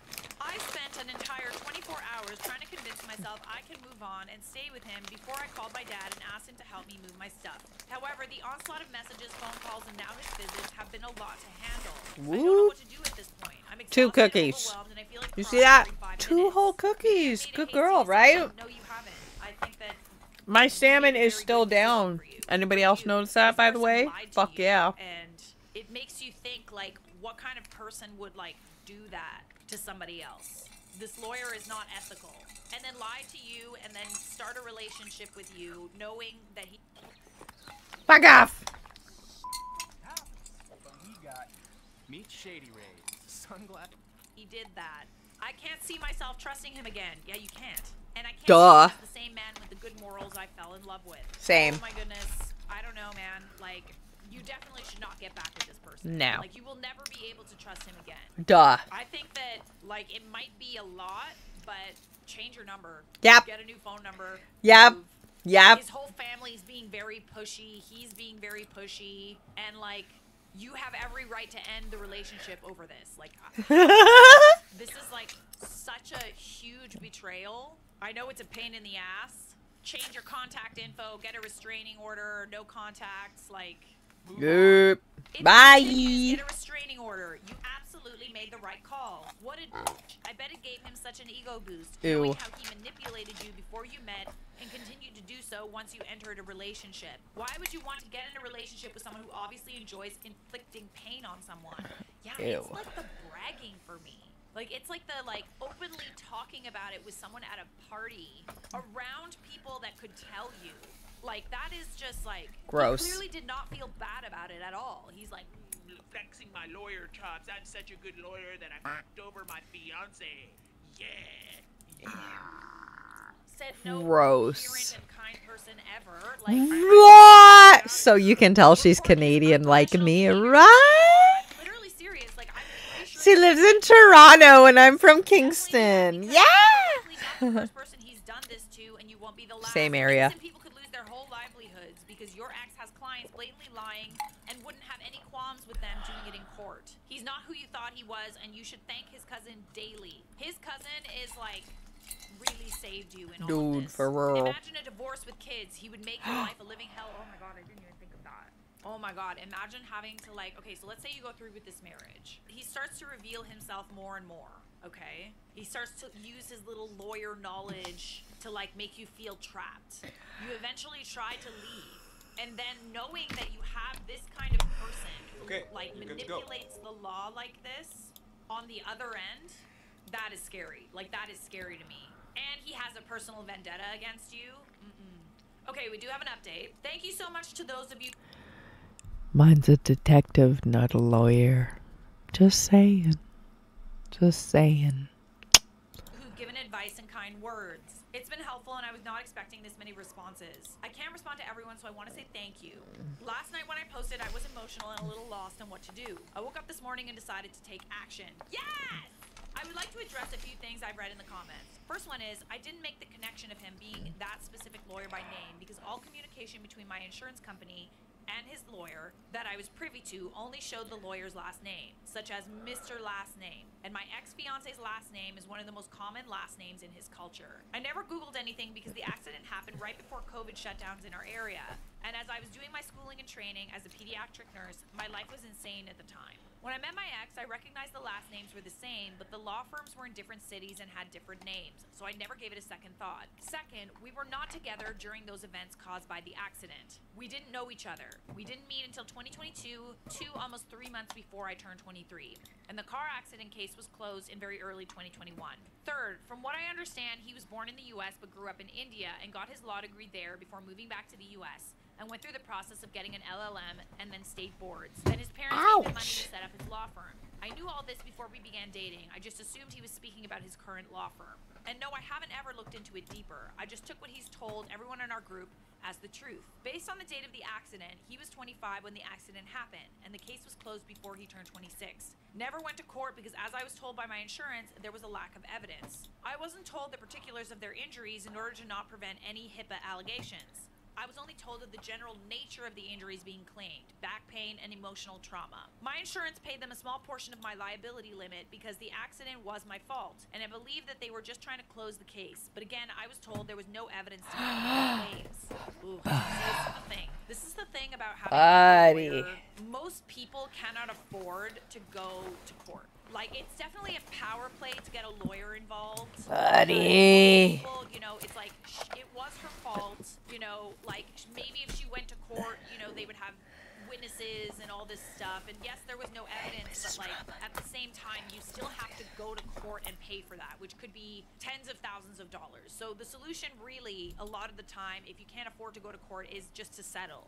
But then you're also kind of admitting fault in that regard. The court also becomes very public, and it's a very like emotionally exhausting experience to go to court, and a lot of people just kind of throw in the towel, and they don't. But her ex knows that. I then met my ex a few days after his 27th birthday. If I'm remembering a particular conversation correctly, he said he was 24 when he received his license to practice law. Fourth, I have spoken with his cousin. She says her and her husband are fine. She spoke to him before speaking with me because, as she put it, he knew she was an alcoholic, which is why she never drinks. But he never asked or pushed her about the details of her life before he met her. Okay, that's good. I guess he didn't have any ammo anymore. The ex didn't have any ammo. So I guess she told him everything my ex-fiance could hold over her head and told him what her cousin threatened. Yeah, that is a full-on threat. This dude is just committing crimes like left, right, and center. She sent me the voice recording and screenshots of text messages. She's assured me she and her family will be fine. She also informed me that his parents paid for all his schooling as well as covering the rent for his current and previous office space, the cost to change the name of his law firm, and the startup cost for his law firm, which she believes is the reason why they're heavily pushing for us to get back together so they don't lose out on their, as she puts it, investment in their son. Ooh, that makes a lot of sense. Because, like, if they can convince you to get back with this guy, they can also kind of like, I don't think that they care about mending your relationship. I think they care more about the fact that you could very easily go to how some people have the unfucking mitigated audacity. You know, if they convince you to get back with him, you know, like you're his spouse, so you don't testify against him. Like, you know, there's other motivations there. They all came to the conclusion, which is why you're getting bombarded with everyone at once. The audacity! Family and better for their son if they kind of fuck. You made me fuck up my Sudoku with the audacity. Since yesterday, I've decided Wine and to kick my butt Sudoku. into gear and stop feeling sorry for myself. Thank God. Bury him. Girl. I mean in legal fees. Yeah. Thank you to those who made it clear to me that the relationship was never what I thought it was. I didn't realize it, but up until yesterday, I was thinking of my ex in the same light as I thought of him during our relationship. I now truly realized that man never existed. He was not showing me himself, but a reflection of what I wanted in a partner. I've spoken to my family who've traveled to the town I'm currently living in for the wedding, and they agreed I should. Girl, yes. Oh. I've also reached out to a few law preach. firms, and I'm waiting to hear back to set up appointments. Period. This could work out in your favor, babes. Like, I know this is, like, kind of like what you thought your life was going to be, but, like, maybe you could get a nice little nest egg. I want to know what the legalities in reporting him to the state bar. I'm trying to think that way. I'm trying. I'm trying. I'm trying. They agreed to lessen my hours to part-time since I found coverage for about half my shifts until already scheduled PTO starts. I can't with good conscience leave as there's a shortage of nurses in my area, so I'm giving my work time to find a replacement. Also, this is my first official job as a pediatric nurse with the title, and I don't want to end it badly. I would also like to have a good letter of recommendation from them after I move. I do have some cameras around my house, but my dad went to Costco this morning to buy some more, and my landlord has agreed with letting my dad install them. My sister and mother have also spoken to me about slowing down with how I plan my life and standing up for myself. I admit I do not like conflict and tend to avoid it as much as possible, even when it infringes on my well-being. Yeah, but you're right in this scenario, babe. Same. Like, you're the victim here. Let's turn some lemon. So, unfortunately, that's what happens when you grow up with trauma or in a family with narcissists or subtle grooming to be receptive to receiving abuse and just being compliant. Non-confrontational compliance. That's what Non-confrontational compliance. Hi, I'm an 80s Canadian. Non-confrontational compliance is what a lot of us ladies had to deal with. This is Charlotte, and I love her. Samesies, girl. Into limoncello. I tend to get this Try. unpleasantly hot feeling all over my body, and I get very nauseous when I have to deal with confrontation. We're drinking wine and reacting to anime, or Reddit, I mean, or YouTube. YouTube. I no longer believe his family will back off or calm down unless confronted with legal repercussions, and I will try my best not to cower away from the conflict. I will update after speaking to a lawyer. Again, thank you to those who commented. I truly appreciate it. So, Affectionate End 4506, I really want to thank you for sharing this story. I was not expecting it to go in this direction. I'm so sorry that that happened to you. I know it must feel like just absolute betrayal. And I know that when you feel like betrayed and you find out something that you didn't know about someone, there's like this period of time where you go back and you think of like all the times where you saw red flags. And it's like you get re-traumatized like over and over and over again. You might go back to specific conversations and wonder, huh, if I had been paying attention, that would have made sense. Or if I knew, that would have made sense. I know this is probably very, very difficult because you probably pictured your life with this person. Like, I mean, he's a lawyer. You guys had this amazing romance. Like, you probably thought he was like the perfect guy. I mean, it's very, very clear, like, that this person really should not be a lawyer. Lawyers are supposed to be ethical. They are supposed to uphold the law. They're supposed to really do everything that they can to prevent themselves and you as a client from breaking any laws, because otherwise they're committing fraud, right? Like, they take oaths. This dude does not deserve to be a lawyer. Like, I'm sorry, he doesn't. It sounds like you have an amazing support system around you, and it sounds like, you know, his cousin is on your side. The family that's trying to get you guys back together is not getting you guys back together because they like the relationship. They're just serving their own self-interests. Ew! You got a really strong case here. I ain't a lawyer, but this can't be allowed. There's no way this is allowed. I'm sorry, it's not. When you report him to the Bar Association, he's absolutely going to lose his shite. So brace for that. Prepare for all allegations that you are just a bitter ex. I mean, there will be allegations unless he loses. I will include all that information about your personal relationship and the timeline as an FYI for the investigators to circumvent that allegation. Listen, like I said before, court battles, if it does eventually go to court, are very emotionally taxing. And most of the time, like, maybe he'll go to the press, or maybe he'll get his family and friends to harass you. You can't falter. You can't. Because, like, it's all gonna come out in discovery. This is something they should take seriously, as his own voice is disclosing the unethical things he did should be sufficient to open an investigation. We are proud of you. Be safe and take care. Just hold your head high, gather all the evidence, take all the screenshots, timestamps, everything. Guess who just grew a shiny new spine? Congratulations on your new plan. I'm happy you're with your family. I'm also proud of you. It's not easy to take those steps. But again, he deserves it. OP, I feel for you not liking confrontation. I have similar reactions to stress and conflict, as do I. As do I. I have a very, very hard time dealing with stress and conflict. But this isn't just conflict. Like, you were hurt financially over this. You were betrayed. You were manipulated. Like, this is not just like a little conversation that you gotta have to confront somebody. This is someone who, like, really took advantage of you, and you didn't deserve that. Teach him a lesson. Please keep us updated, OP. I can't wait to hear how it goes. I know it's gonna take months, maybe even years, but I got a good feeling about this. Subscribe! Once you try... Hang on, let's see what else going on. Charlotte! Oh, with petty revenge. Hey everybody, welcome back. This is the ultimate petty revenge compilation to give you inspo. My mother-in-law wore white to my wedding, and how I got my revenge. Okay, girl. For dramatic effect, come on. Me, male 33, and a big fan of your vids. Hello.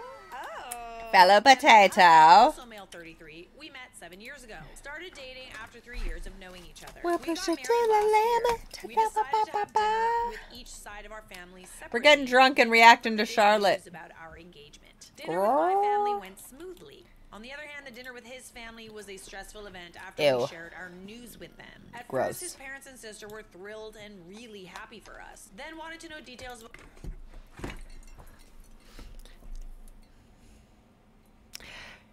I have been married for 10 years. I have been with my partner, my daughter's father, for 14 years.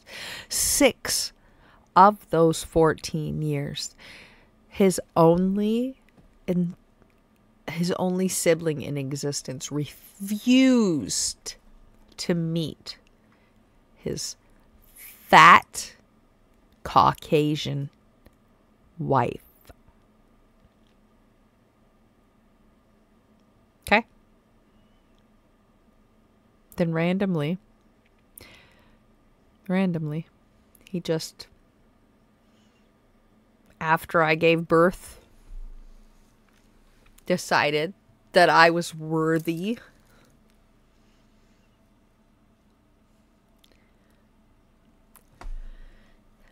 zero people in the following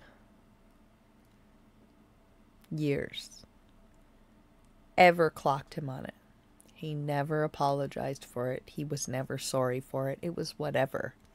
He is the biggest racist, red pill misogynist I've ever met in my entire life. And never has to be sorry because that's the Asian way or what the fuck ever. I've argued with my spouse, defending him in arguments against himself, in arguments against his brother, because he just worships him so much. And 5 masses, 5 different places of masses currently clocked in my person. I cannot eat solid food properly without pain or repercussion or literal intestinal bleeding.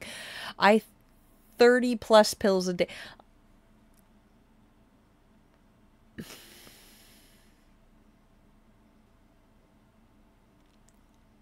Today I went for routine dental stuff and they found a mass in my jaw, making alarming mass number 5.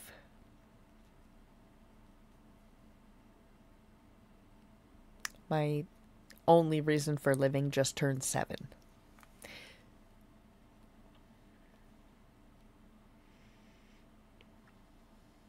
We're gonna watch Charlotte. I'm leaving for London tonight. I'll be back in like a week. I'll try to stream from London if I have Wi-Fi. I love you guys. Please check out Matt !Orloff, because that bitch has... Hang on. !Hero. I am going to London on my by myself. Okay, that didn't work. Okay, I don't know what Jax is then. I don't remember what I saved. I will not be in London on my own. There will be at least 5 other humans to keep track of me, but I'm also going through a divorce right now. And custody stuff. Have a BRB screen. I need to go pee. At least half, usually quarter them. Stuff it up its turkey hole. Straight up in there. Cram it in its turkey hole. And then roast it. Or air fry it. Or spatchcock it. Or whatever. Whatever tickles your fancy. You stuff it in the whole hole? Bruh. I half it. I half it just because I want all the flavors to come out, because otherwise they stay raw inside. And oh no, it's that dick! Oh no, it's Dick. Oh no, it's Dick.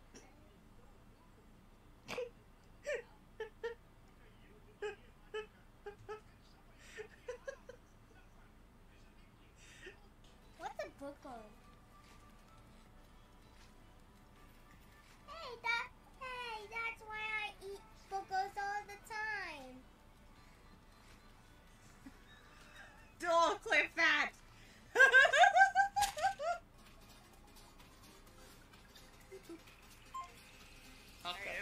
Are we bio BRBs or? Oh right, we're on a. Oh, I fucking.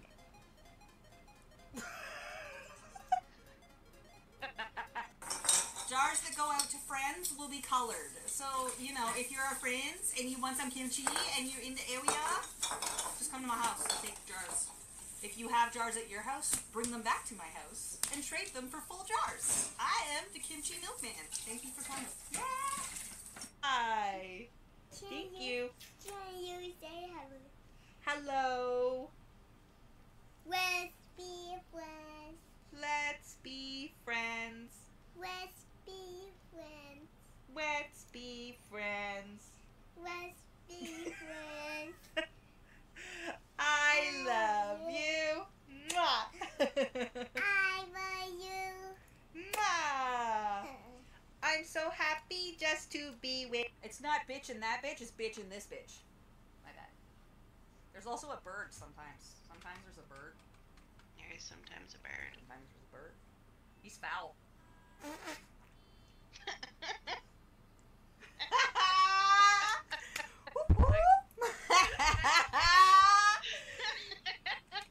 Thank you. I'm here all week. I like the butts, and I cannot lie. It was fucking just dripping down my chin.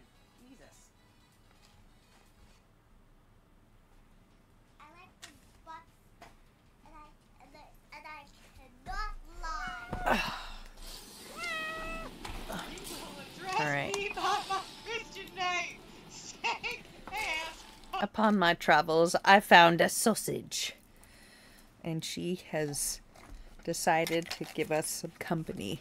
So we will give her some cuddles because she's a sausage. Meow, meow. About what we were planning to do for this ceremony. Charlotte We and share that it Sausage still hasn't been Kitty. discussed because we just got engaged. Isn't that just so funny? Like, as soon as you get engaged, people are like, so when's the wedding? It's like, I don't fucking know. Like, I gotta find a venue. Can I just enjoy this for a second? When you're not engaged, it's like, when are you getting engaged? When you are engaged, it's like, well, when are you getting married? When you are married, it's like, when are you having kids? Shut the f up. Let people go at their own pace, for f sakes. Mother-in-law declared that she will be wearing white to the event, not even calling it a wedding. It's kind of weird. I asked if she was serious and why on earth would she come to a wedding in white. She then replies, that's not a real wedding since we're both men and there's no bride to wear a white dress. So what, you're gonna be the bride then? What the f? What do you mean? Oh, there's no bride? Well, then I'll just be the bride. No? How about no? I read no. Raging about that statement and lost my cool for a bit. I called her rude and disrespectful for saying it's not a real wedding, and me and her son are getting wet. I ended up saying that if she will come wearing white, she will not be welcomed at all. My husband tried to calm me down, and we left. Hold me back, baby. Hold me back, because I'm gonna punch you. A day later, I called her to apologize for my behavior, and she's welcome to our wedding and asked her not to wear white because we are getting married even if we are both men. She didn't apologize for her part in the situation, but said fine, she will not come to the wedding wearing a white dress. Fast forward 2 months, his sister calls me saying that the mother bought a white dress. Why even declare that? I just feel like she's a shit disturber, you know? Like, if you were just gonna wear white and like whatever, or like off-white or something, come to the wedding wearing a dress. Why are you like declaring it as if it's like this, well, I'm gonna wear white to your wedding. Me. I was angry and brought it up to my soon-to-be husband. He didn't want to make this a big deal. He will support any decision I make, but would very much appreciate for me to compromise and still let her come because she's very important to him. I said I need to think about it, and her behavior is very disappointing and disrespectful. Why is he not yelling at her? I understand wanting her to be there, but like, why is he not stepping in and talking to his mother about it and telling her that it's not okay? Why are you the one that's doing? Because this is what happens when you are bred from a narcissist. From birth, you are programmed to be indebted, indentured servitude forever. Nothing, if you are not in their good graces at all times, will be good enough. And when you are in their good graces, you had to buy your way into that. You were not given that by any means, by any reasonable means whatsoever, by any sort of logical pride of accomplishment of any sort of association was worthy other than some sort of compensation for them.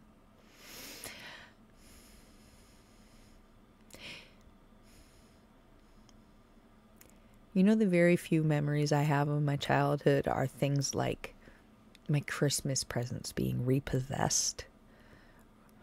Repossessed Christmas presents. Because they'd buy us temporary Christmas presents. And then they'd go waste their money on dumb shit. Live beyond their means. Do those, like, rental furniture places. Buy us things like, you know. This was back in the 90s, 2000s, whatever. You know. Go to those furniture rental places, and that was when CDs were new. When CDs were new, and they combined they combined disc players with the radio and cassette players at the same time. Kids, if you're after the 2000s, you wouldn't understand what I just said. But cassettes are a kind of music. Anyway, so they combined cassettes, radio, and disc players in one boombox type situation.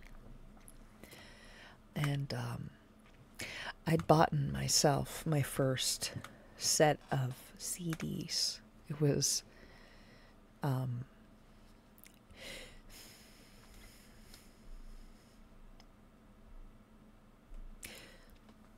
Guns N' Roses, Use Your Illusion 1 and 2, the complete special edition set. I worked my ass off for the collector set. I know. Had been given a 3-disc boombox thing for Christmas and put my collectible discs in there to listen to the music because, duh, I was a teenager, right? Fuck yeah. I was going to school. I was getting to good grades. I had cadets and shit. We lived in Ontario.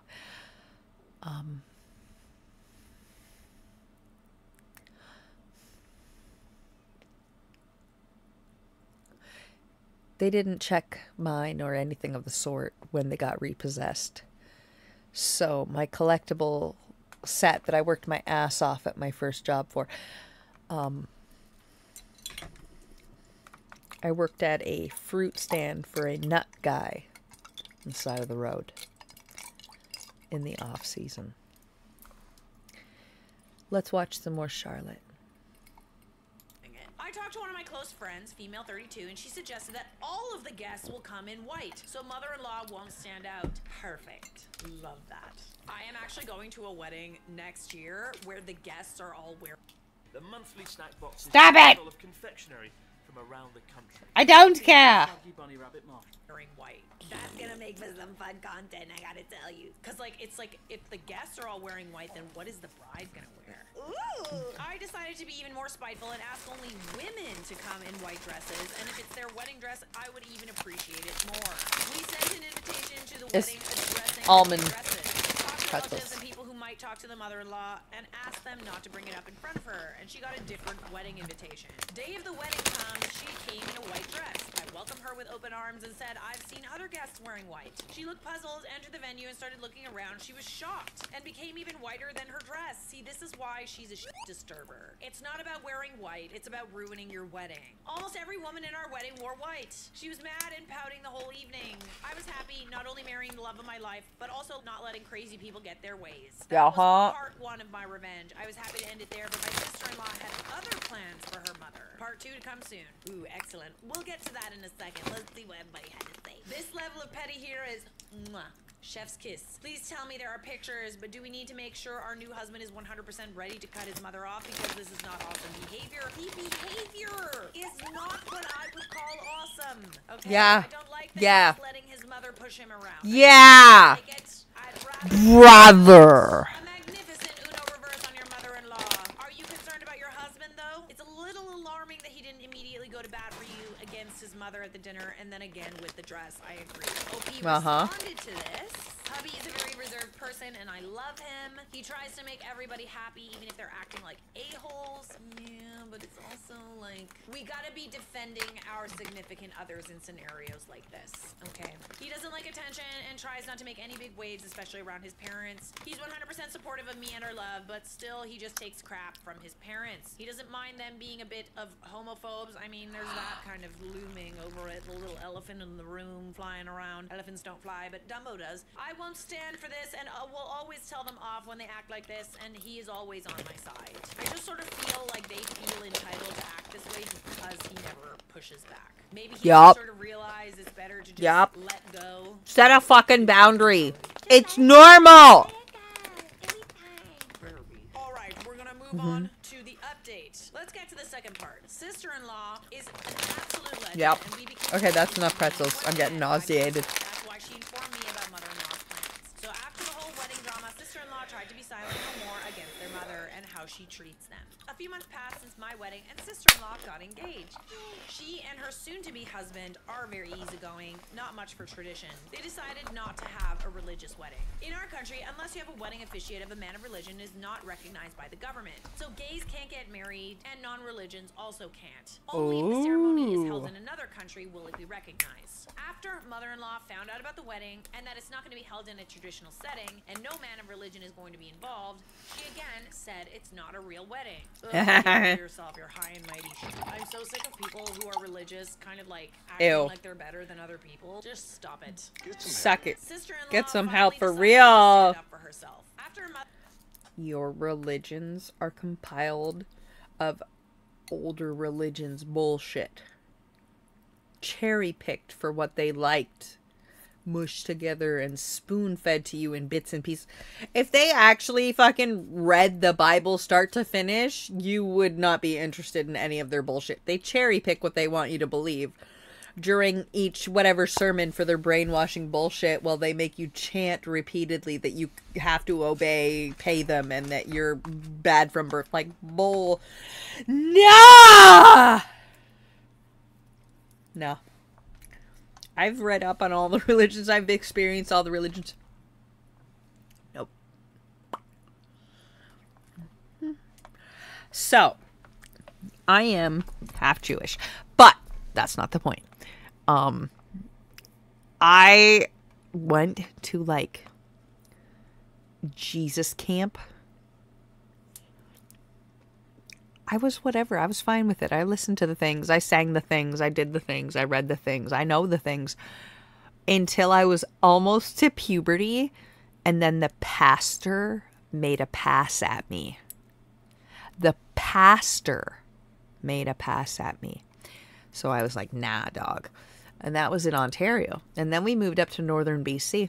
Same thing happened. The pastor, the married pastor, had his congregation doing these like faux, you know those people that are so fucking full of shit in their religion that they like feign a possession almost, like a like they start shaking and speaking in tongues and whatever, like that thing. You know what I'm talking about? Like they're just so like, you know what I'm talking about, right? Whatever the fucking words are. So, this is northern BC. And the kids that are my age are in these, like, youth group. And they're doing these, like, completely asinine, unhinged, like, being touched by Jesus to such an extent that you're, you know, vibrating on the floor and speaking in tongues, etc., etc., etc., etc., etc. That pastor made a pass at me. I would like to again point out, okay? I am a double H cup. I was a D cup before middle school. By middle school, I was a double D. Are we all on board? Okay, cool. There's your math. Why were these religious people hitting on me? I haven't the foggiest. I mean, do I look cute? Would you come on my face if you were a dude? If I was leaned over like this, would you just blow a load down the front of me? I know at the start of the stream I've been bawling my face. This is what depression is. Hi, we're in the denial boat now, and we're gonna redirect to horny. Cool. We're at almost an entire bottle of wine. I went and gave Alice some kisses. We're leaving tonight for some London.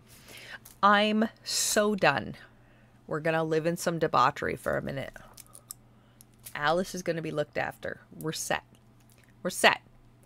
We set ourselves up for this vacation. Mech. The very fucking second I'm allowed to go out of state, you are getting a hugs. Or I'm going to make you come see me in Canada. Do you have a passport? I'm going to make you come as close to the border as you can, and then I'm going to hop over the border and give you big smooches. Biggie smooches. All right, back to Charlotte. Mother-in-law said what she said. Sister-in-law informed me she's had it with her mother and wants to take revenge for her behavior in our wedding and for their entire life. After consulting with her soon-to-be husband, they want me and hubby to be involved in the ceremony, escorting them while wearing white. Hell yeah, bitch. We can smooch on a boat. Fuck yeah. Can we go? Wait. Finally gonna stand up for herself and ask. Okay, wait. We can smooch on a boat, but can we also go fishing? Like, because it's right there, right? It's the Great Lakes. So can we also go fishing and smooch on a boat? Can there be fire? Wait, after the boat. Don't make fire on the boat. But after the... Wait, no, wait. We can get high in the boat. Okay, wait. Yeah. Fishing. What the fuck? How do you suck at fishing? You just sit there and get high. You don't even have to reel your line in. You just throw it in and pretend like you're doing anything. You don't even have to do it. You don't even have to put bait on. You don't even have to have a hook on your line. Just have a fucking thing that kind of looks like a fishing pole. And we'll tie some like ribbon to it or whatever. And we'll pretend you're fishing. Who fucking cares? We're on a boat and we're getting high. I might be drinking wine because it's a boat. And I'm not driving. You're driving. It's a boat. Fucking seriously. I wouldn't doubt it. Catfish are dumb. Cheers. I love fishing. Doesn't matter if you suck. You're not supposed to be good at fishing. It's fishing. If she and It's her for husband dummy are absolutely faces. sure they I want love their it. wedding to have two guys wearing dresses. Just show up in full drag too.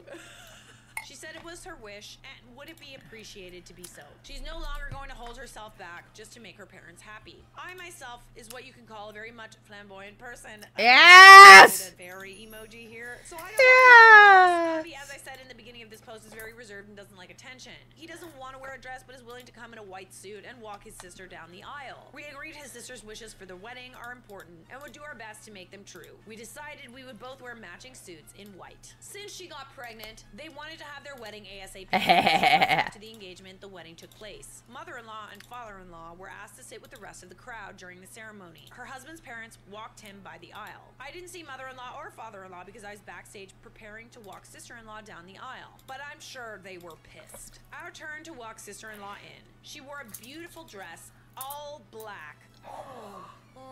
I would have too. Like she's at her funeral for her past self. Pushover sister-in-law is no more. Me and my hubby on both sides of her, wearing white and looking fab.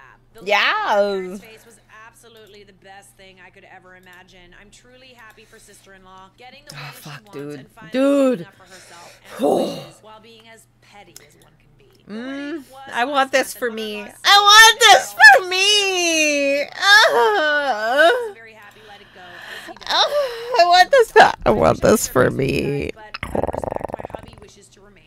I can't wait till my fucking dude. So I bought these amazing boots that needed to be repaired, and I asked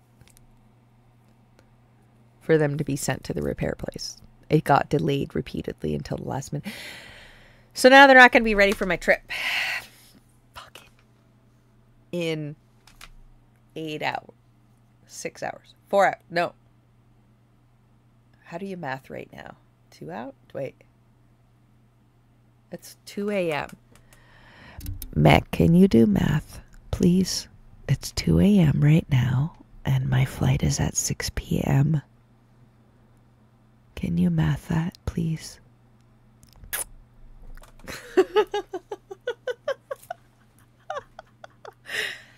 Kindly do the math for me. I refuse. Whatever the math is. Listen. I'm an entire 23% bottle of wine in. I call it wine sarcastically. I'm 23% in on a full bottle. So I cannot math. In 14 hours, I'll be on a plane to London. Plane to London. I'm going to upgrade my seats, I think, because I am so done. I'm so done.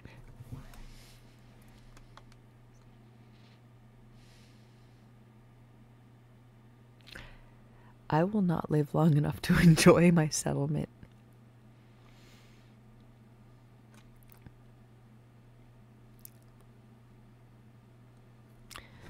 Back to Charlotte. With like sticking up for yourself verbally, you know what I mean? Candy. Because people can always twist their words and gaslight, etc., etc. But you do something petty as like an action, and it's like, what?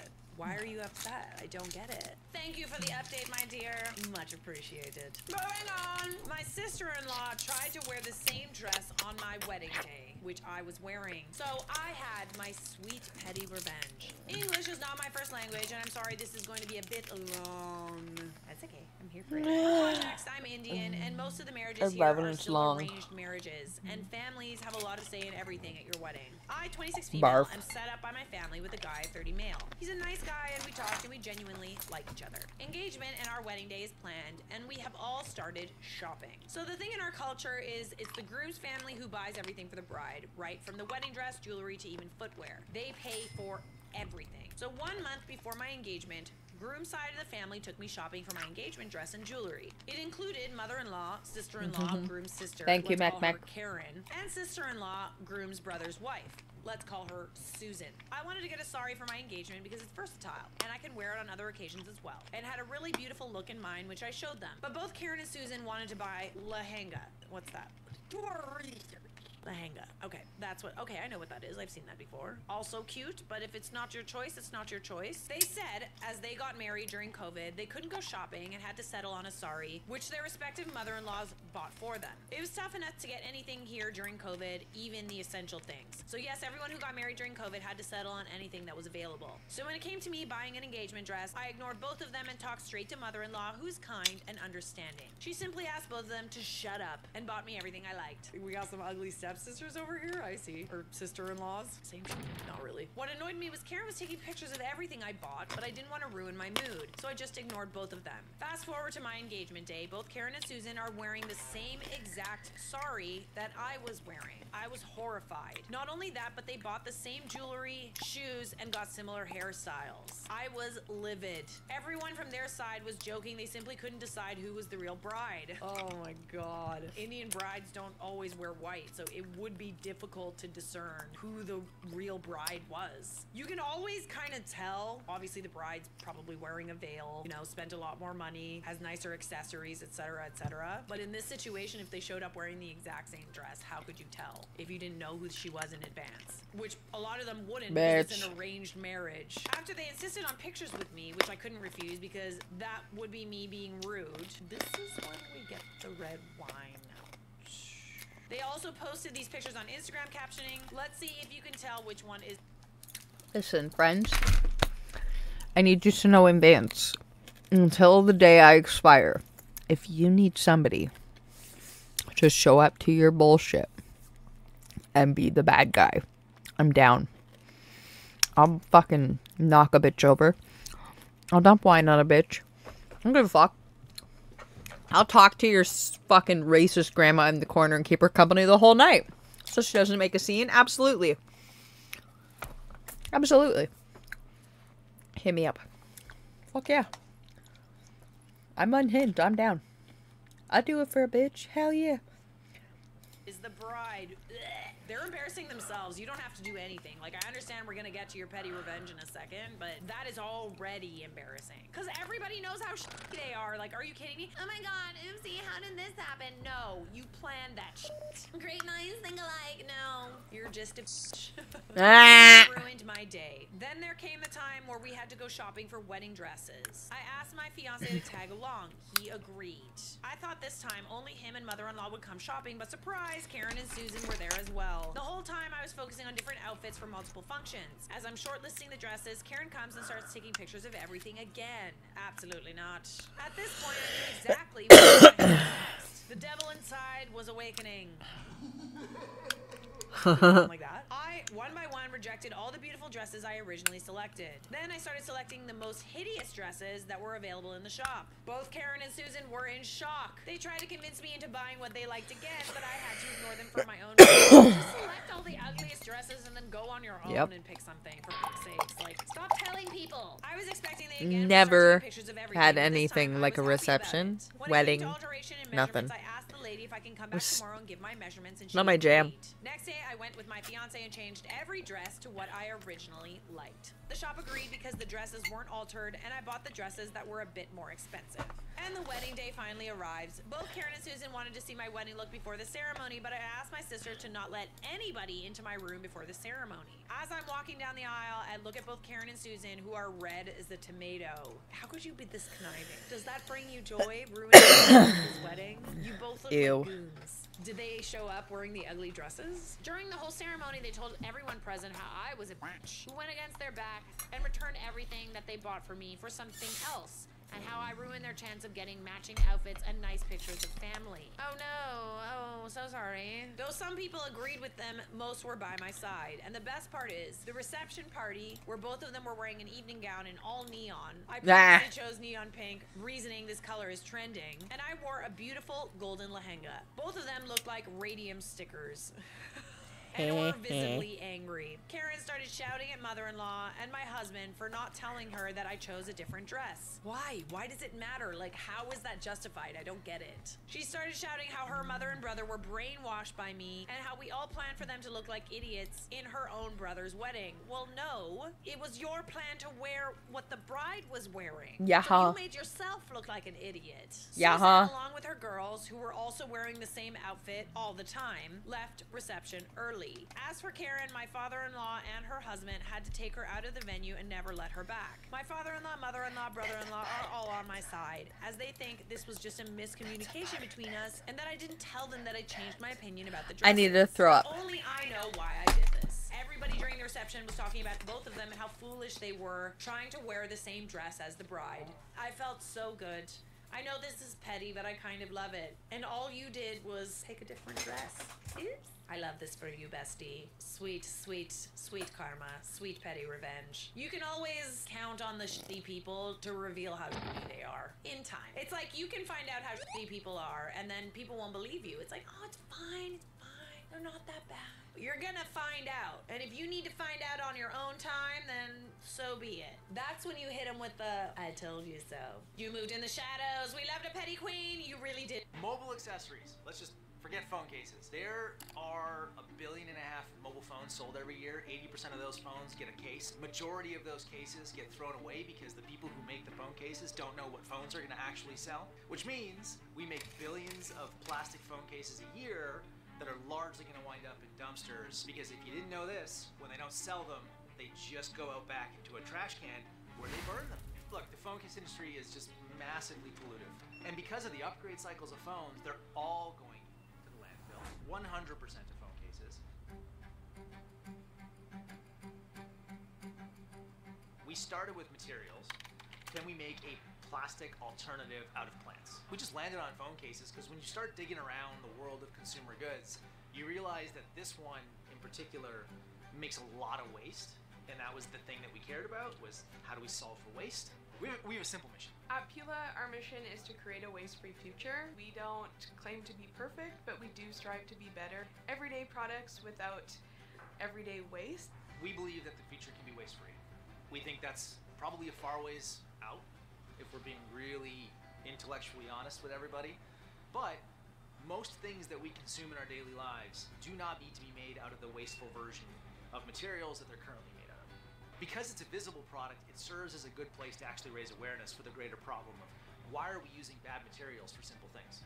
We take pride in the fact that people hand make these products right here in British Columbia. We're a small shop. It takes about a minute to make a case. The operators hand blend the raw material, put it in the hopper, and that's what makes each case unique. So when you order a case from Pila, that generates our print queue for the day, so we are specifically making that case for that customer. We do all of that right here in this same facility. It takes a tiny but mighty team to make that happen. Our designers are in-house, and everything happens locally. So I think that's something we're really proud of, and giving back to our community in that way too. It's just so great to know that we're really thoughtful about Fucking commercials. consumed by a customer. I cannot say that about any other phone. I am back. I threw up. In the work we do. We employ great people, great makers, and we can moving those I shadows, shouldn't have girl. eaten both candies.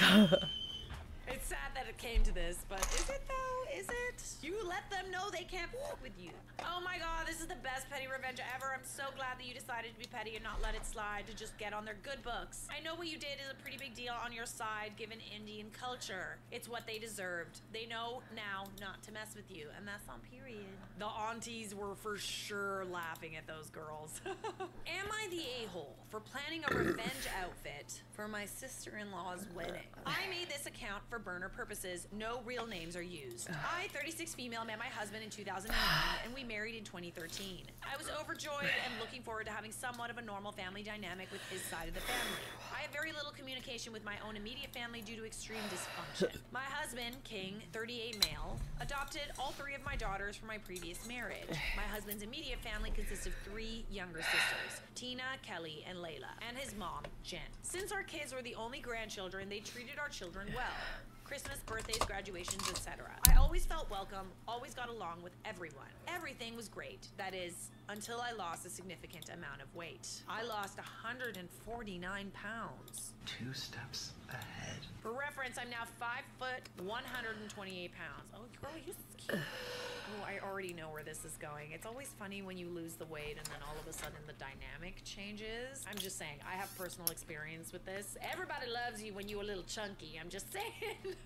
You're everybody's bestie when you're not a threat. I say that lightly. Obviously, voluptuous women can still be threats. It's just like the mind of women, you know what I mean? They love you when they're the only ones getting the attention. When you live in a Pulte home? You're like an ugly best friend, right? But then when you kind of start to get more attention than them, I don't like that so much. They don't like that at all. My sister-in-laws gained weight after I lost weight, with the youngest sister gaining the most. Remember that later. I began to feel somewhat excluded in family activities. They would do things together, go on cruises, trips, girls shopping day, but I wouldn't know about these trips until after they occurred. To this day, I haven't yet to be invited to any of these types of trips or outings after my weight loss. So basically, the last 8 years. Skipping forward, the younger sister, Layla, is getting married in early winter 2025 to Felix. She has about 150-person guest list, 7 bridesmaids, both sisters, my 3 teenage daughters who will be DOW, 19, 17, and 16, and 2 friends of the bride. So you're not going to be a bridesmaid then. Got it. The groomsmen, 2 brother-in-law, Tim, Sam, and Felix's 3 friends. The other 2 sisters are married to Tim and Sam for reference. My husband is walking her down the aisle since he's been the only consistent male figure in her life. Then also, my mother-in-law, Jen, is mother of God. This means I am literally the only one in our immediate extended family that is not a part of the wedding. Yeah, they don't want you up there looking better. Step into one of HealthMate's innovative Fuck. infrared saunas, designed for lifelong wellness. Fuck. Honestly, I'm not sure if I should count this as a blessing. I'll be the only one able to enjoy the wedding for what it is. I will say, as someone who's been involved in weddings, a lot of my friends have gotten married lately. The most fun I have at weddings is when I don't have any responsibilities. When I can just chill, I can like have some cocktails, not worry about making a fool of myself. Speech. There's a lot of stress involved with being part of the wedding party, so it is kind of a blessing. But then again, if I think I need to throw up some more. Involved me in their wedding, I probably would have been upset as well. So I'm just like salty either way. Just don't ask me to MC, please, for the love of God. I can do a speech. I'll just read it off my phone, but God. I take it seriously, all right? It's like I'm performing. Anyways, enough about me. Sorry, went on a tangent. But it also means the wedding photos will show everyone who I count as my real family, even my own children, except me. Oh yeah, the children, yeah, ooh. With the exception of the entire family photo. Who knows, she might kick me out of that too. I couldn't help but feel like this was done on purpose, but I said nothing. I've never been nothing but nice to all of them. We've never had a falling out, so what gives? Come on, we all know what gives, and you know what gives. Come on. Backtracking, when the bride and groom asked everyone, they made an event out of it, like a family gathering at my mother-in-law's house. Weeks leading up to it, Layla kept telling me she had a surprise for all the girls and to make sure they were there. It wasn't until my mother-in-law called me and said, "Don't tell Layla I told you, but she's gonna ask the girls to be her bridesmaids. That's why she wants them there. I told her to tell you that, but she wouldn't listen." Later in the evening of the "Will you be my bridesmaid / groomsman party," Layla mentioned, "Sorry for not including you, but I already have 7 bridesmaids." Well, they also included like your children, who wouldn't exist if it weren't for you. I told her it was fine, and I understood. About 1 to 2 months later, my 3 daughters brought it up. They asked if I was sad that Aunt Layla didn't ask me to be a bridesmaid. I said, you know, I'm not sure how to feel about it, but it's her wedding, so how I feel doesn't matter. Okay. We love an easygoing queen. They all informed me that they wish they hadn't been asked since I was so blatantly excluded. And they feel she did it on purpose. She 100% did it on purpose. My oldest daughter, who is quite brutal in her explanation of theories, said, "Mama, I honestly think Aunt Layla is jealous of you and fears you will upstage her. So young and yet so wise. Think about it. Even before you lost all the weight, you have legit always been the gorgeous one of the family.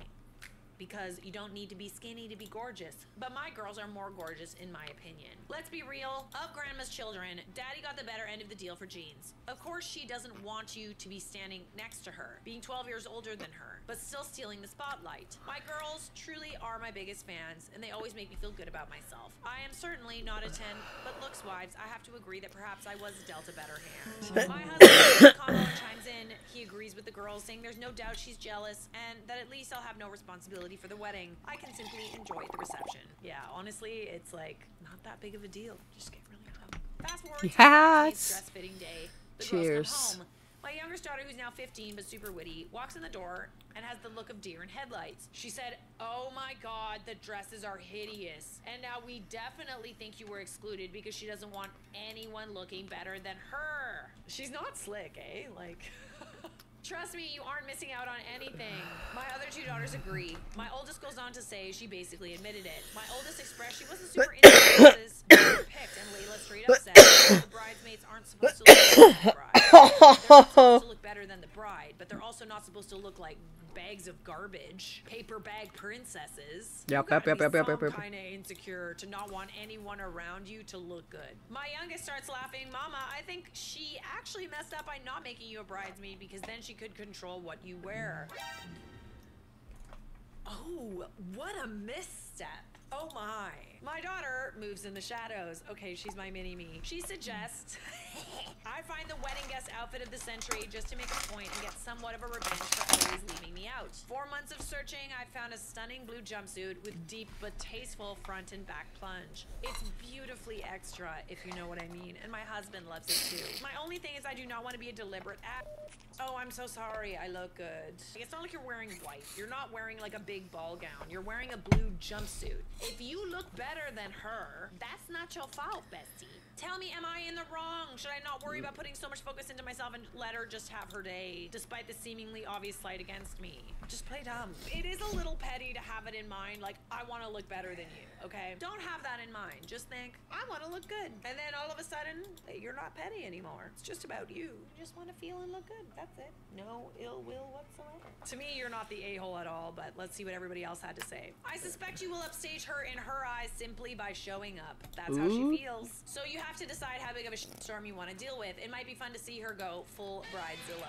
Your daughter coming up with the idea of nuking the bride, you should be very proud. Yes, I love this for you. It's delectable. Honestly, regardless of what you wear, unless you come wearing like a literal garbage bag, she's gonna feel like you're upstaging her. So fuck it. Be the villain in someone else's Nope, not the a-hole, as Charlotte would say. Show up looking like a bad bee. Just do it. Don't Okay, wear I've had something enough. white or too revealing. Don't overdress, but show up beautiful, pretty, and confident without people Alright, fuck thinking this you shit. offended the bride. Fuck it. I'm going to bed. I've had enough. I'm going to bed. I will be back I don't know. I'm gonna try to stream from London. I'm gonna try to stream from London. I'll do my best, but I'm gonna go lay down. I've had enough.